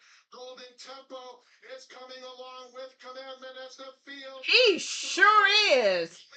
Wow. Just in front, Chief Wallaby comes to him. Out in the center of the racetrack, Commandment's running a giant race. Renegade in between and Golden Tempo. Oh, they're getting mud all in there. Come on. He sure did.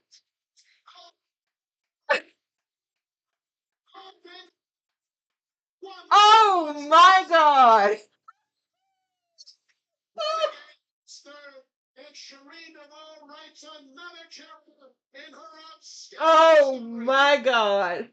Wow. Jubilant connections. Golden Tempo, the Kentucky Derby winner, does not go off the favorite. Didn't break all that great out of the gate. Sort of got pushed wide early and makes that huge late run once again. And when I say by the time they got to the finish line, he had mud all in his face. They really put this race off fast because it really started pouring down rain. But you could tell he went from last to first just by looking at him. Wow. And it came 9-7 Commandment. I don't know who came third because they're not really showing who came third. It's all about Jose and Golden Tempo. Yeah. Yeah. Kind of makes you wonder, did she really have a Triple Crown winner here? Because he easily, and I mean easily, crossed that line. He did not have, he had a little bit of competition with Commandment, but he blew by Commandment and just kept it. I mean, Wow. That was a good race. That was a good race. I'm impressed. I'm very impressed by that. So it does make you wonder, could she have won the Preakness? I mean, it's a great horse. It's a great horse. But we'll never know. We could sit here and speculate all day long to find out if that is in fact a possibility. So the next race is, or my last race of the day. Let's see how many minutes. It's going to be the stake race at Santa Anita, the honeymoon race. And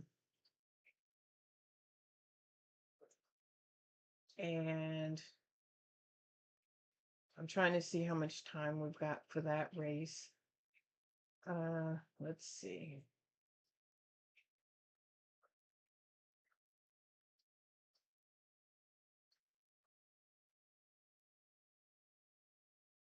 So this is going to be a mile on turf, $100,000. This is a 3-year-old filly, and let's see, Santa Anita.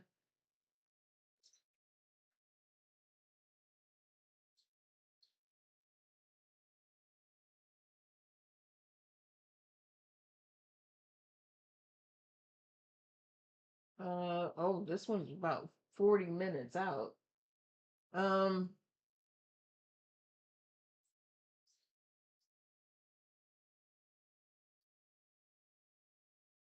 See what information he has.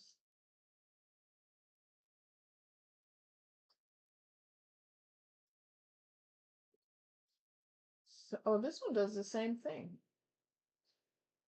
$750 to enter and an additional $750 to start with, $100,000 guaranteed, of which 60 goes to the winner, 20 goes to second, 12,000 goes to third, 6,000 goes to fourth, and 2,000 goes to fifth.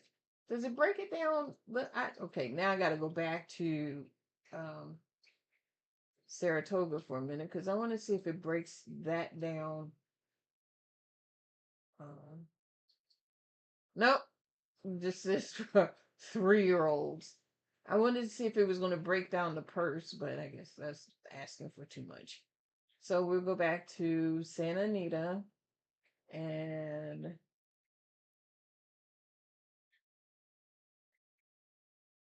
it is the 8th race. And while we're waiting for the last race at Santa Anita, I'm going to go ahead and do the recap now since we got time. It's like 40 minutes. So we started with Saratoga race 8. Here's the recap. Monmouth Park. I know we talked about that as well. So let's go to Saratoga race 8.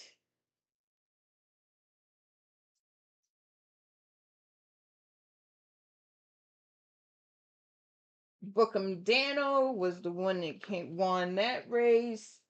363 was Ben Tornado, and the 4 horse was Listen Up Chance.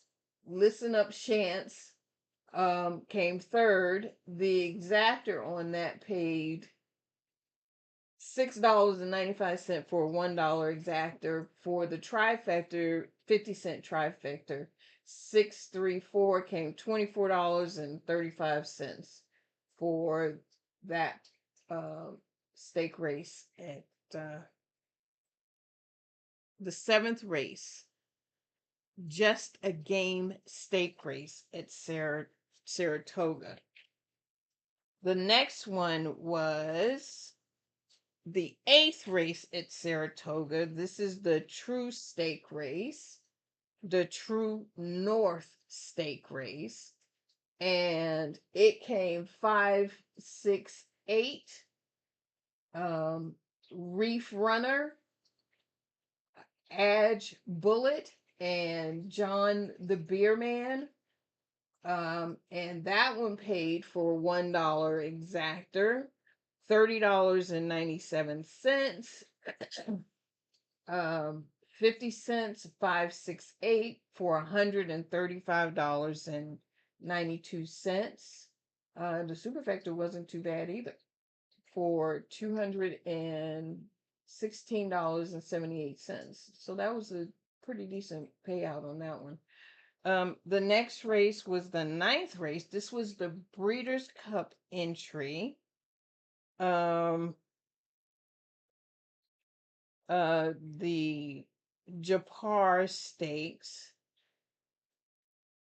Oh no, this was the Japar. Did I skip one? I must have skipped it. I skipped the 8. I went by too fast. Okay, so the 8th race was the True North Stakes. That was with the 6-3-4 with Bookham Dano. That was my race. That was the race that I knew Paco Lopez was going to win that race. I did talk about this one with the exotic. Okay. 6-3. No, I didn't talk about this one. The 6-3 paid $6.95 for a $1 exactor. For a 50-cent trifecta, 6-3-4 paid $24.65. So that's the race 8. Race 9 we just talked about. So we don't need to repeat that one. This is the Breeders' Cup one. And like I said, I will be talking more about the Breeders' Cup on Thursdays as I go through my education on what the Breeder Cup is all about. I will also be covering these kind of races. This is a win and you're in it race. So we can expect to see Reef Runner in the Breeders' Cup turf sprint race. But like I said, I will go into more detail about the Breeders' Cup races on Thursday. Race 8 at Gulfstream Park. I want to switch over to Gulfstream. And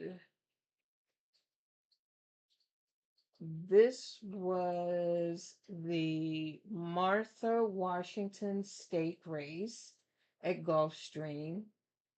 It came 6-7.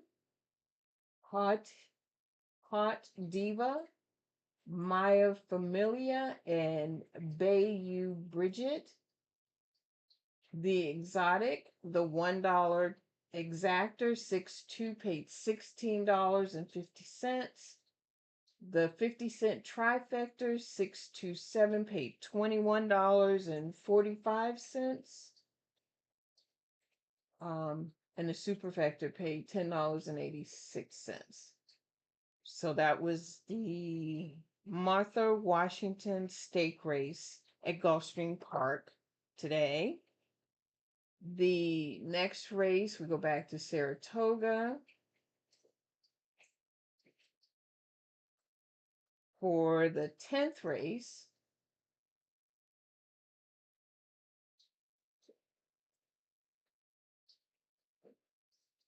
Came 7-6-2. This was the Woody Stevens Stake race. And the payout for this for a $1 exactor, 7-6 paid $10.34. The 50-cent trifecta, 7-6-2 paid $25.05. And the 10-cent superfecta paid $25.80. So that was the 10th race. The next one We move over to Churchill Downs for the 10th race. This was the Mighty Bow Stake race.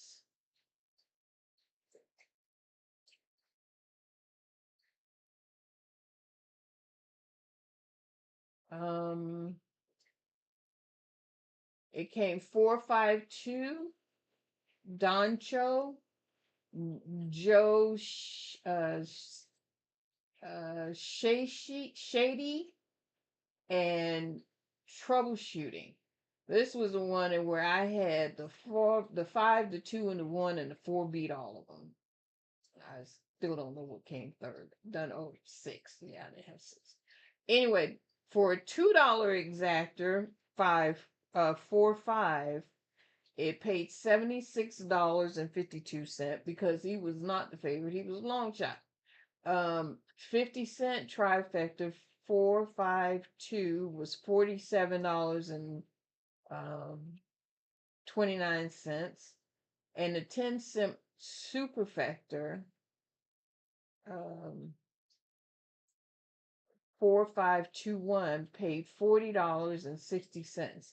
Now, here at Churchill Downs, they have what they call a super high five. And what the super high five is the same as the exactor and the superfecta, except you have to get 5 horses. I've never played that because that's hard. That's really hard to do. So I don't play that for $1. It paid $841.66.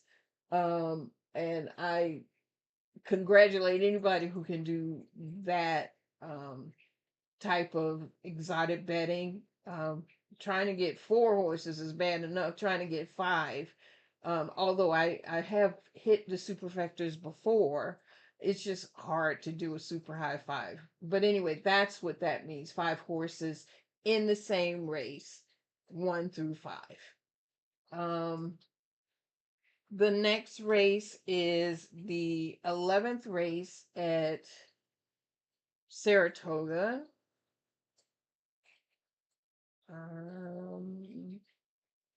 That is the $1 million race, Hill and Dale Metropolitan Handicap Race. Came 1-6-7, and the payout for that for $1, 1-6 paid $13.28. The 1-6-7 paid $13.18, and the superfecta paid $5.87. So mainly it was the favorite. I think the 6 was the reason why it went up a little bit. But that's the payout for the 11th race at Saratoga, the Hill and Dale Metropolitan Handicap Race. Back to Gulfstream Race 10.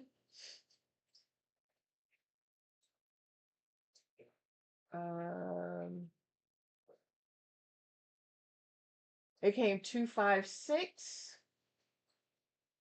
Rolando on the 2, Back 'em Up, and Pure Class.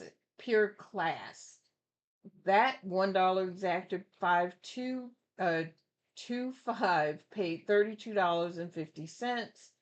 The 50-cent trifecta 2-5-6 paid $91.40, and the 10-cent superfecta paid $53.65. So that's what we had for that race. The 12th race at Saratoga.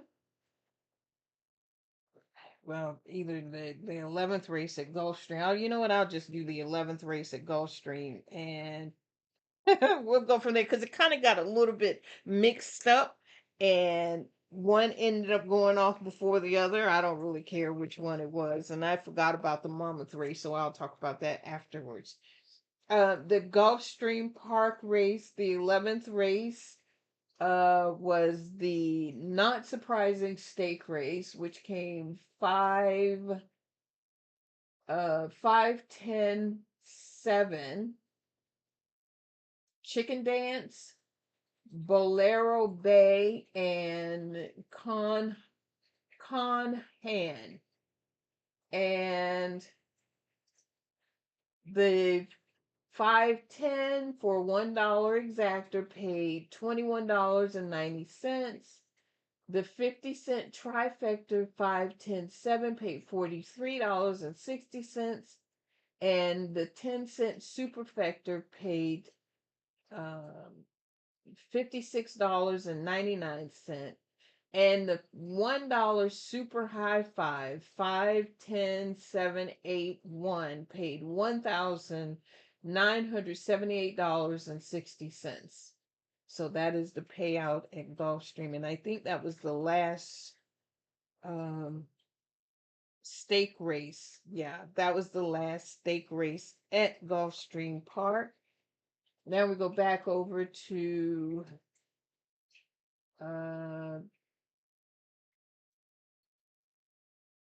Saratoga, and the 12th race at Saratoga was 528, and it was deterministic, test score, and one strike. And the $1 5-2 paid $66.81. 50-cent trifecta 528 paying $321.45. And the 10-cent superfecta 5287 paid $163.48. And that's it at Saratoga. And the last race, of course, is the Belmont Stake race. It came 9-7-4 with Golden Temple, Commandment, and Renegade. And that $1 exactor 9-7 paid $55.67 to win.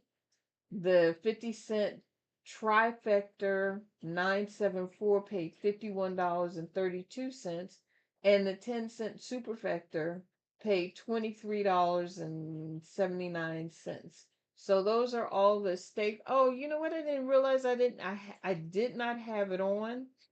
I thought I was showing it, but I guess I wasn't. I'm gonna go and see how much time we have at Santa Anita, and I might just kind of show you the races again, but I'm not gonna really say much because I've already said everything, but at least you can see it on the screen for yourself. And I will take my time kind of scrolling through it because I know I went through it pretty quick. Oh, the last race I didn't show was Monmouth. We'll go there real quick. Monmouth Park, the 7th race, stake race. See, it'll allow you to replay there. I don't know. Okay. 7-10-2. Summer's Coming, Jewel of the Ocean, and My Two Sophias won. The $1 exactor 710 paid $41.60. The 50-cent trifecta 710-2 paid $239.75. And the 10-cent superfecta paid $262.16. So that was the day of racing, and I'm going to go back and I'm just going to kind of scroll through each one slowly, see how much time we have at Santa Anita first.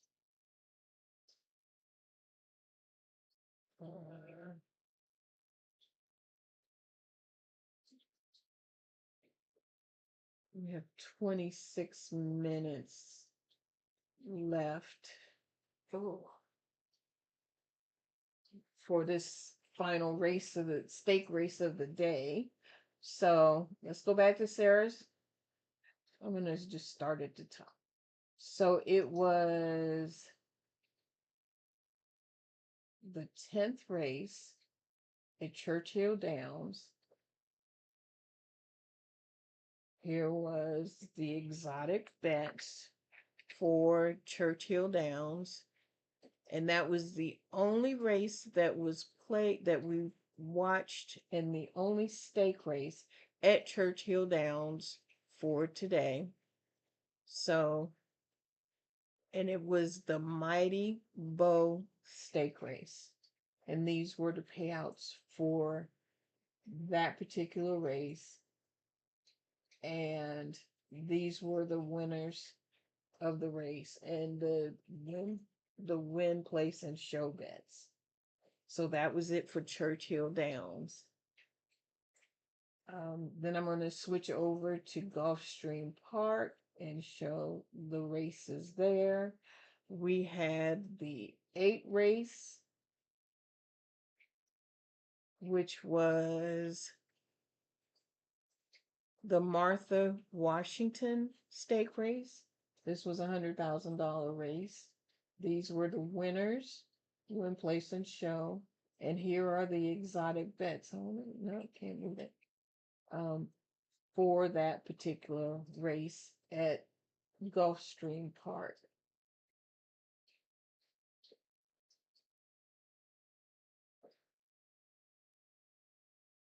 The next race at Gulfstream Park was the 10th race.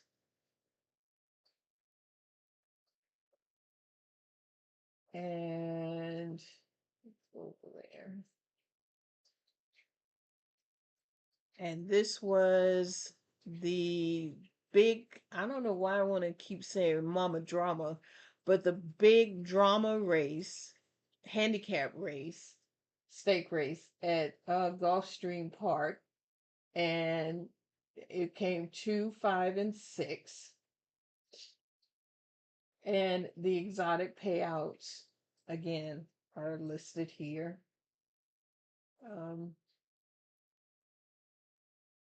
So these were the payouts for that.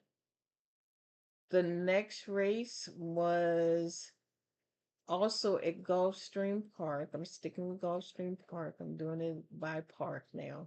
Is the Not Surprising stake race. That was race 11.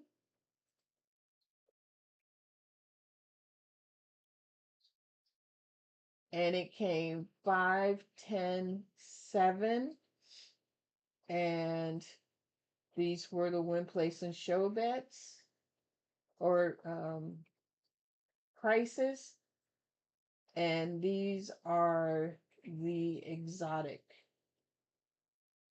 prices.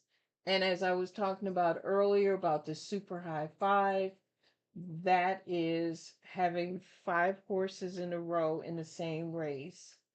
And again, I've never bet it because it's just a lot for $1. If it had been 10 cents, that'd be a different story, like the Superfecta is.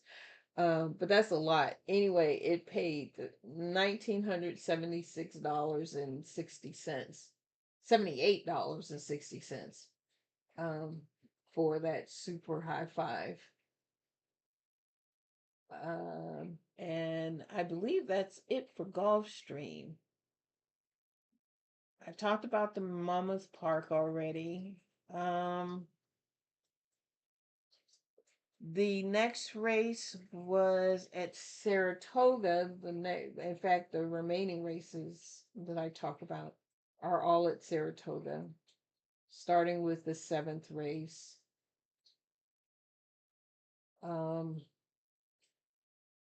Came 1, 4, 3.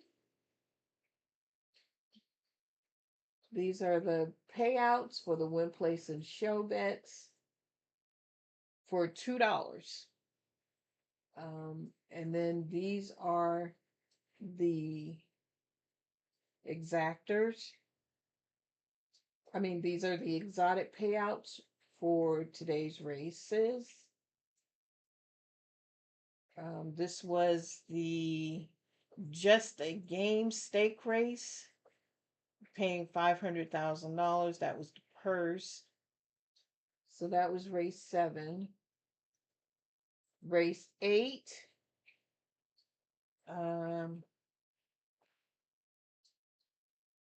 Was 634. These are the win place and show payouts. And this is the exotic payout. This was the True North stake race. I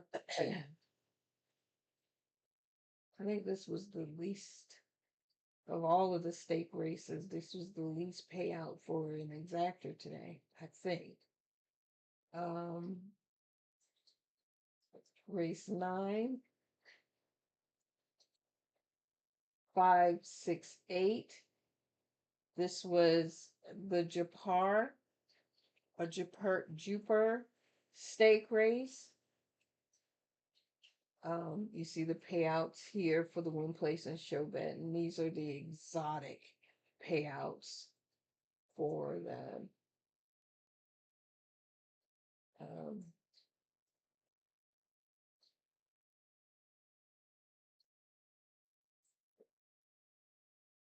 okay, I'm going to come back to something. I have to remember race 6 or race 9. I'm going to come back and talk about something in a minute. Anyway, going to 10.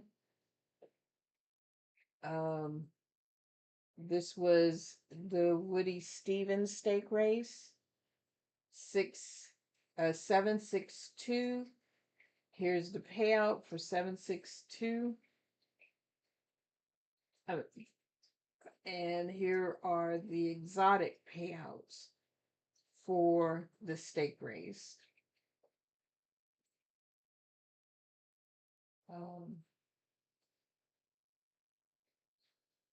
And then the 11th race, which was the Hillendale Metropolitan Handicap, 167.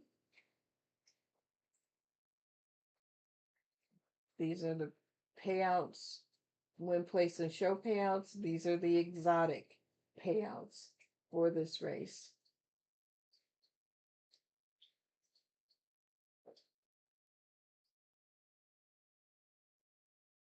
And the 12th race, stake race, the Resort World Casino Manhattan stake race came 5 to 8. These were the win place and show payouts, and this is the exotic payout for that. I have to understand what a grand slam is. I don't know what that means, so I will do my homework and let you know what that is, a grand slam. I've heard it, but I don't know what it means. And then finally, the big race of the day was the Belmont Stakes, race 13, came 974. These are your payouts. As you can see, the 9 was not a favorite. In fact, Renegade was a favorite and came 3rd. And then here are your exotic payouts.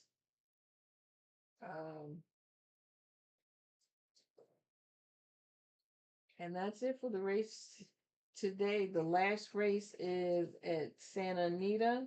I'm going to see how much time we have left for that. 17 minutes.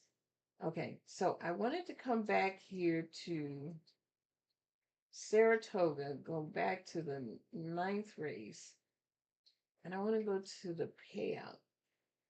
Because I see this $39,000 for a pick 5.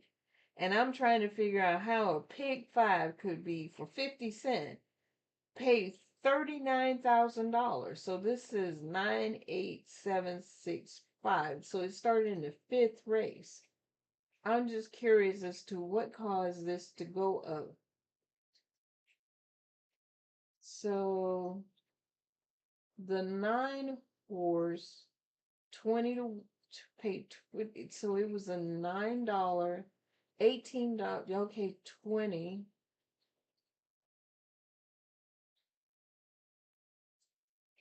Wow.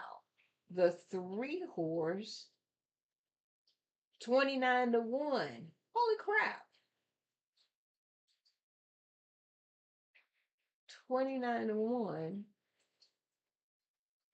7.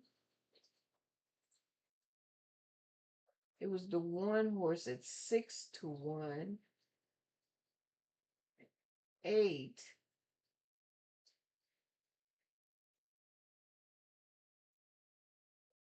Was a 6-horse at 9 to 5. And the 5-horse at 5 to 1. So $32,000. And this doesn't tell me whether anybody actually won. I'm assuming they did, because normally it would say it's a carryover if nobody actually had that pick 5. So I'm going to take a minute and see if I can find out whether anybody won the pick 5 at Saratoga today, starting in race 5.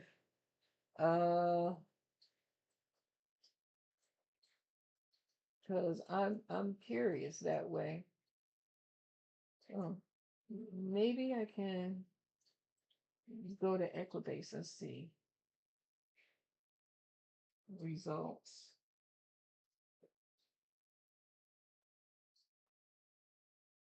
Because I'd be curious to see. I went to that one too fast. Oh no. Saratoga.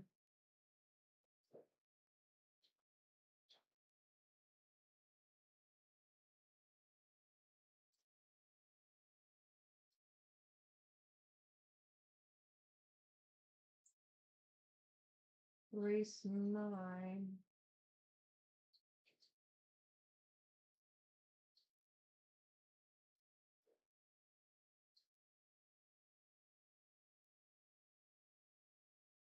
I'm looking at the right.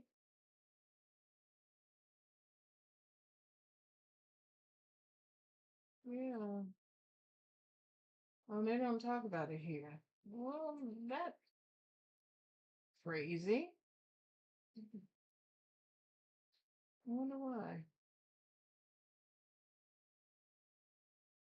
No, I went to the right. Today is the 6th. It doesn't mention.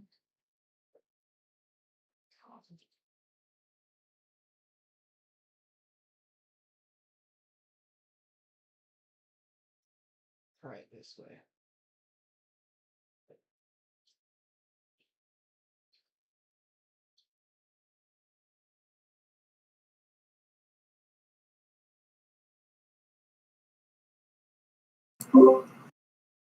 Got a couple more minutes, I guess. Okay.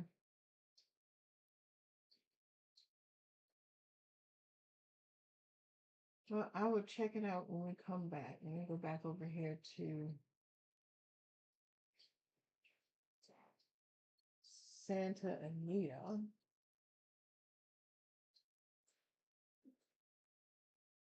Oh, we got 12 minutes, so I can go ahead and.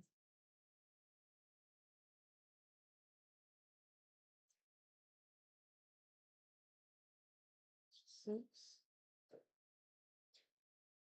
7, 8.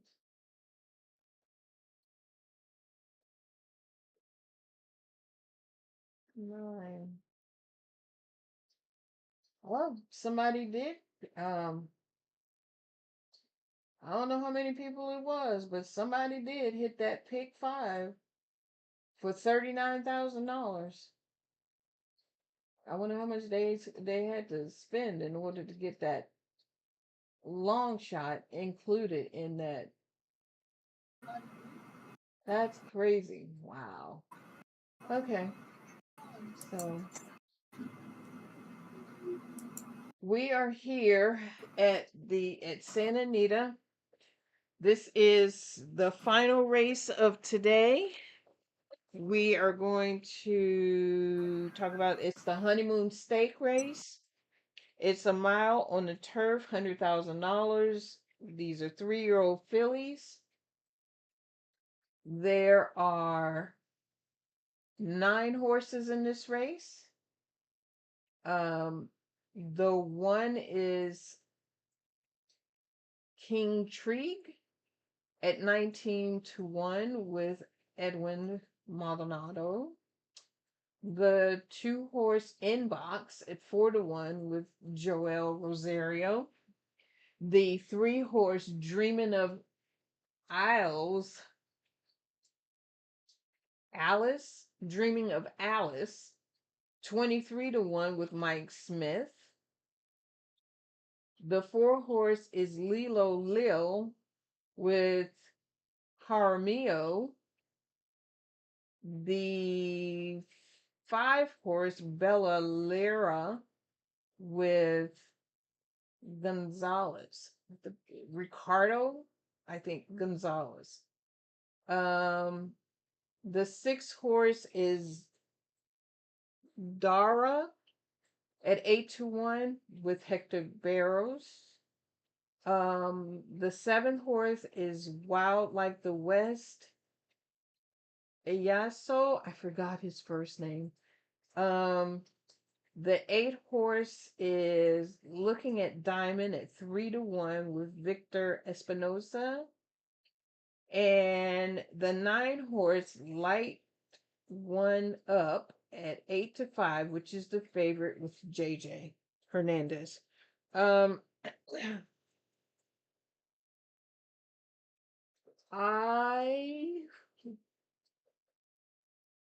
Let me see. First glance. I always have to go back and do my first glance.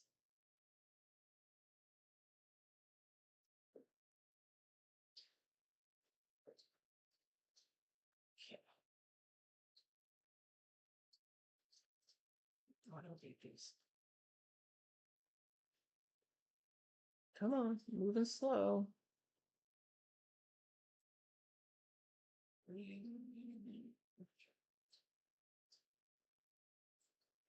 Oh, it froze on me.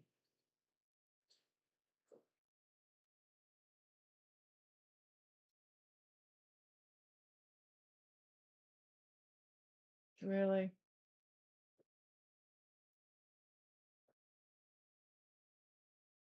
Of course, it would be the last race of today. Wait, the entire system froze, or just No, just Acrobat. Oh, Acrobat. Yeah, no, the rest of it is fine. I don't think this is, no, this looks like it's fine too. Just Acrobat. Yeah. And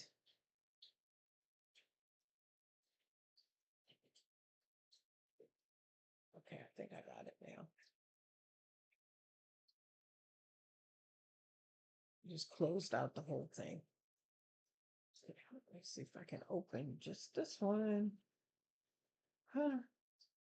We've got 7 minutes for this race.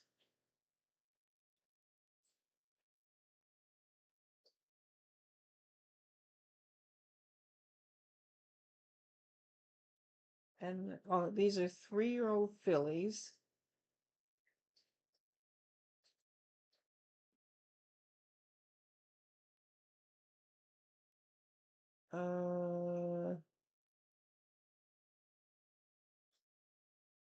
It's a turf race.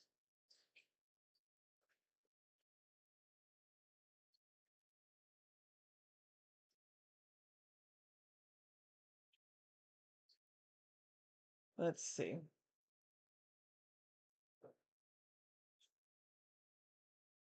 Oh, there's a 10. Oh, the 10 was scratched. The rain is heading this way. I hear it.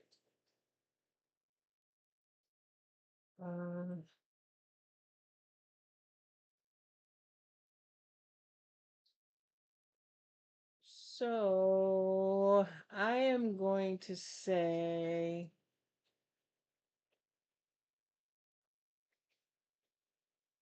I love Victor. I love Victor on the 8. But can he pull it off? I don't know. Hmm.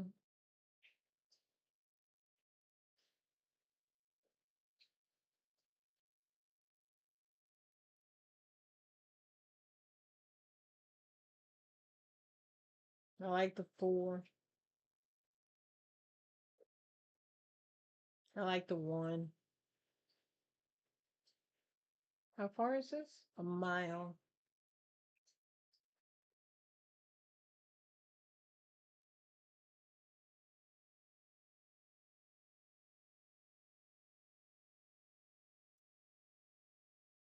The 2 hasn't gone the distance, but let me tell you something about Rosario.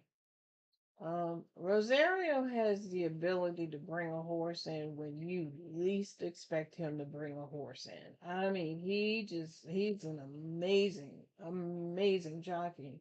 And he likes bringing him in from behind. He will come from behind in a minute and will kick your behind every time. That's why I don't ever discount him, because he's just that type of jockey. And then you got Mike Smith, of course, but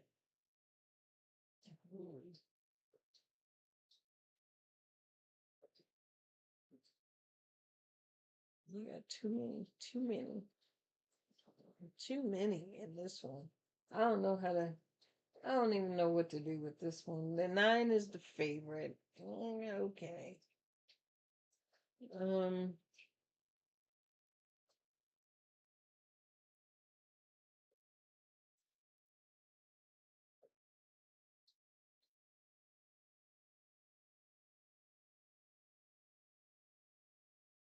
I don't know, this one might be over my area of expertise too, because again, I'm not professing to be any kind of professional not gambler. I gamble all the time. Any professional handicapper. I'm just not. I just pick what I think is going to win, and then I don't even. It's more with the gut and more with the what I think, and that's primarily it. Um, I don't know why my first instinct was the 8, but that was my first instinct. Um, we got 3 minutes to post. Sure, it's on the right channel. Um,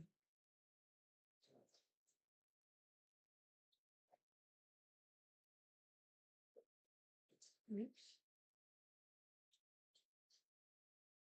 Okay.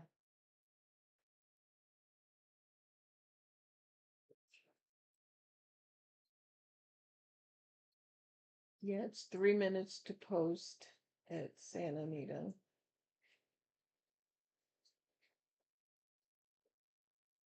So we shall see. I want to thank you all for joining me today. I had a great time trying to figure out these horses and horse racing. Some of them I won, or I picked the right horse, and some of them I didn't. But if you enjoy this, please share with your friends and like and subscribe to this channel. This is a channel that's purely for entertainment purposes only. It's not a site in where I give any real type of handicapping advice, because that's not what this channel is about. It's about new people that are coming in that know nothing about horse racing, that want to learn a little bit of the language and a little bit on how to bet and how to have fun with it without feeling intimidated. If that's you, then please join me. Also on Thursday, every Thursday up until the Breeders' Cup, which is October 30th and 31st, I will be talking about the Breeders' Cup. It's the Dabs Road to Glory, the Breeders' Cup, And because I knew nothing about, and I still don't, I still know very, very little. I'm a 2-year-old in the knowledge of the Breeders' Cup because I didn't know anything about it. So if you want to learn along with me, join me on Thursday at 8 o'clock. That's when I usually go live to talk about everything that I'm learning up to that point for the Breeders' Cup.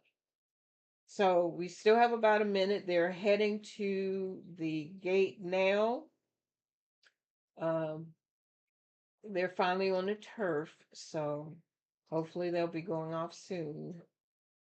But anyway, if you want to join me for my road to the Breeders' Cup, I will be there, and hopefully, I hope that you will be there too. So that's my spiel for the day. That's all I got. So they're making their way to the gate. They're doing their circle dance, what I call the circle dance. The favorite is the 9 to 5, as you can see. I can't fit all of the horses. It doesn't expand that way, so.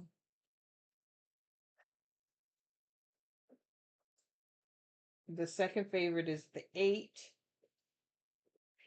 And the third kind of favorite is the 2 to 2. They're betting the 2, the 8, and the 9 pretty heavily. Everything else is over 10 to 1. So the last horse is going in, I think.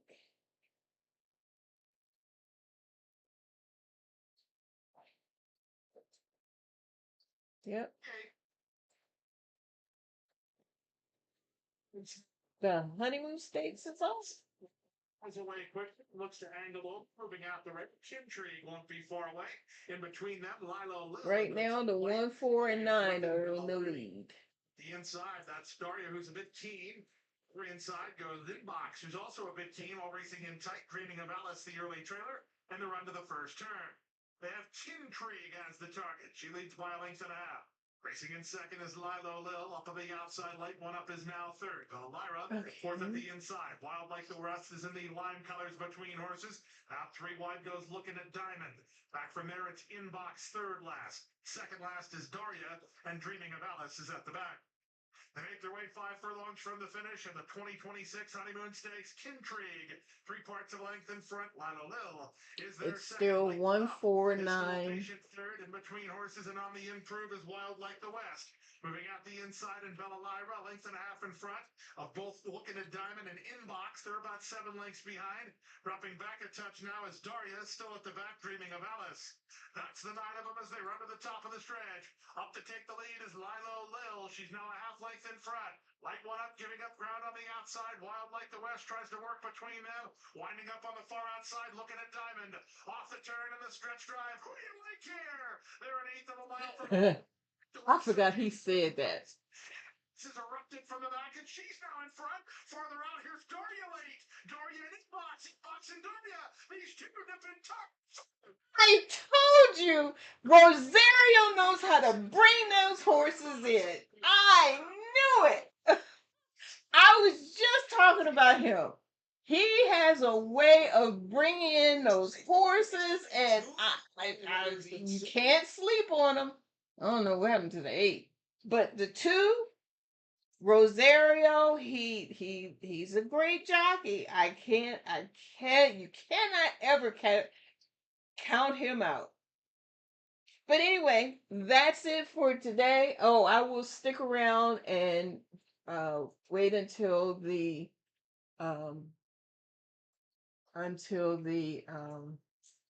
payouts are posted so that you can see what's going on with that. But other than that, that is it for me today. I hope you enjoy the rest of it's between the 2 and the 6. I think Rosario got there. Who's on the 6? Oh, Hector Barros. Yeah, he's good. But I think it was Rosario. Oh, it's hard to say. It's hard to say whose nose came across. It's at an angle.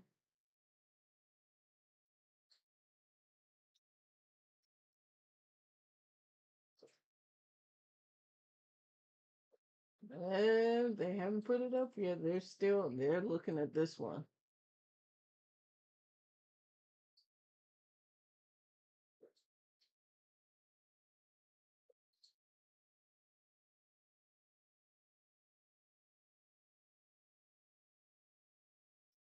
It's a photo finish.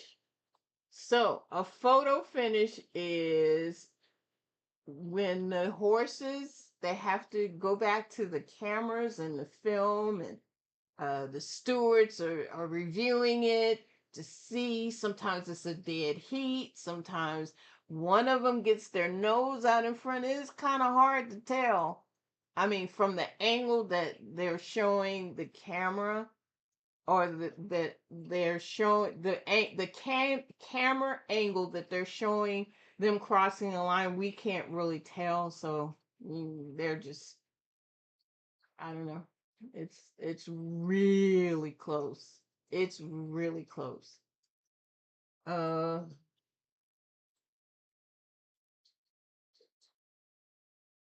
I mean, if the 6 came in front, that's a 6-1 over a 3-1, as opposed to a 3-1 over a 6-1. That's, to me, that's the only difference. They're doing an overhead view. You can't really tell. Oh, the 6 beat out the 2. It came 6-2-8. But my 8 was up there too. 6-2-8-9. I didn't have the 6. I didn't even think about 6. But there you have it. That is what it is. 6-2-8-9. Here are the payouts: win, place, and show. The exotic bet is 6-2 was 18 for a $1 bet. For trifecta, it's a $1. They don't have 50-cent trifectas in Santa Anita. 6-2-8 for $82.40. And then the superfecta was $18.86. So that is it. That is all for me. Enjoy your week, and I will look forward to seeing you next Saturday. Take care. Bye.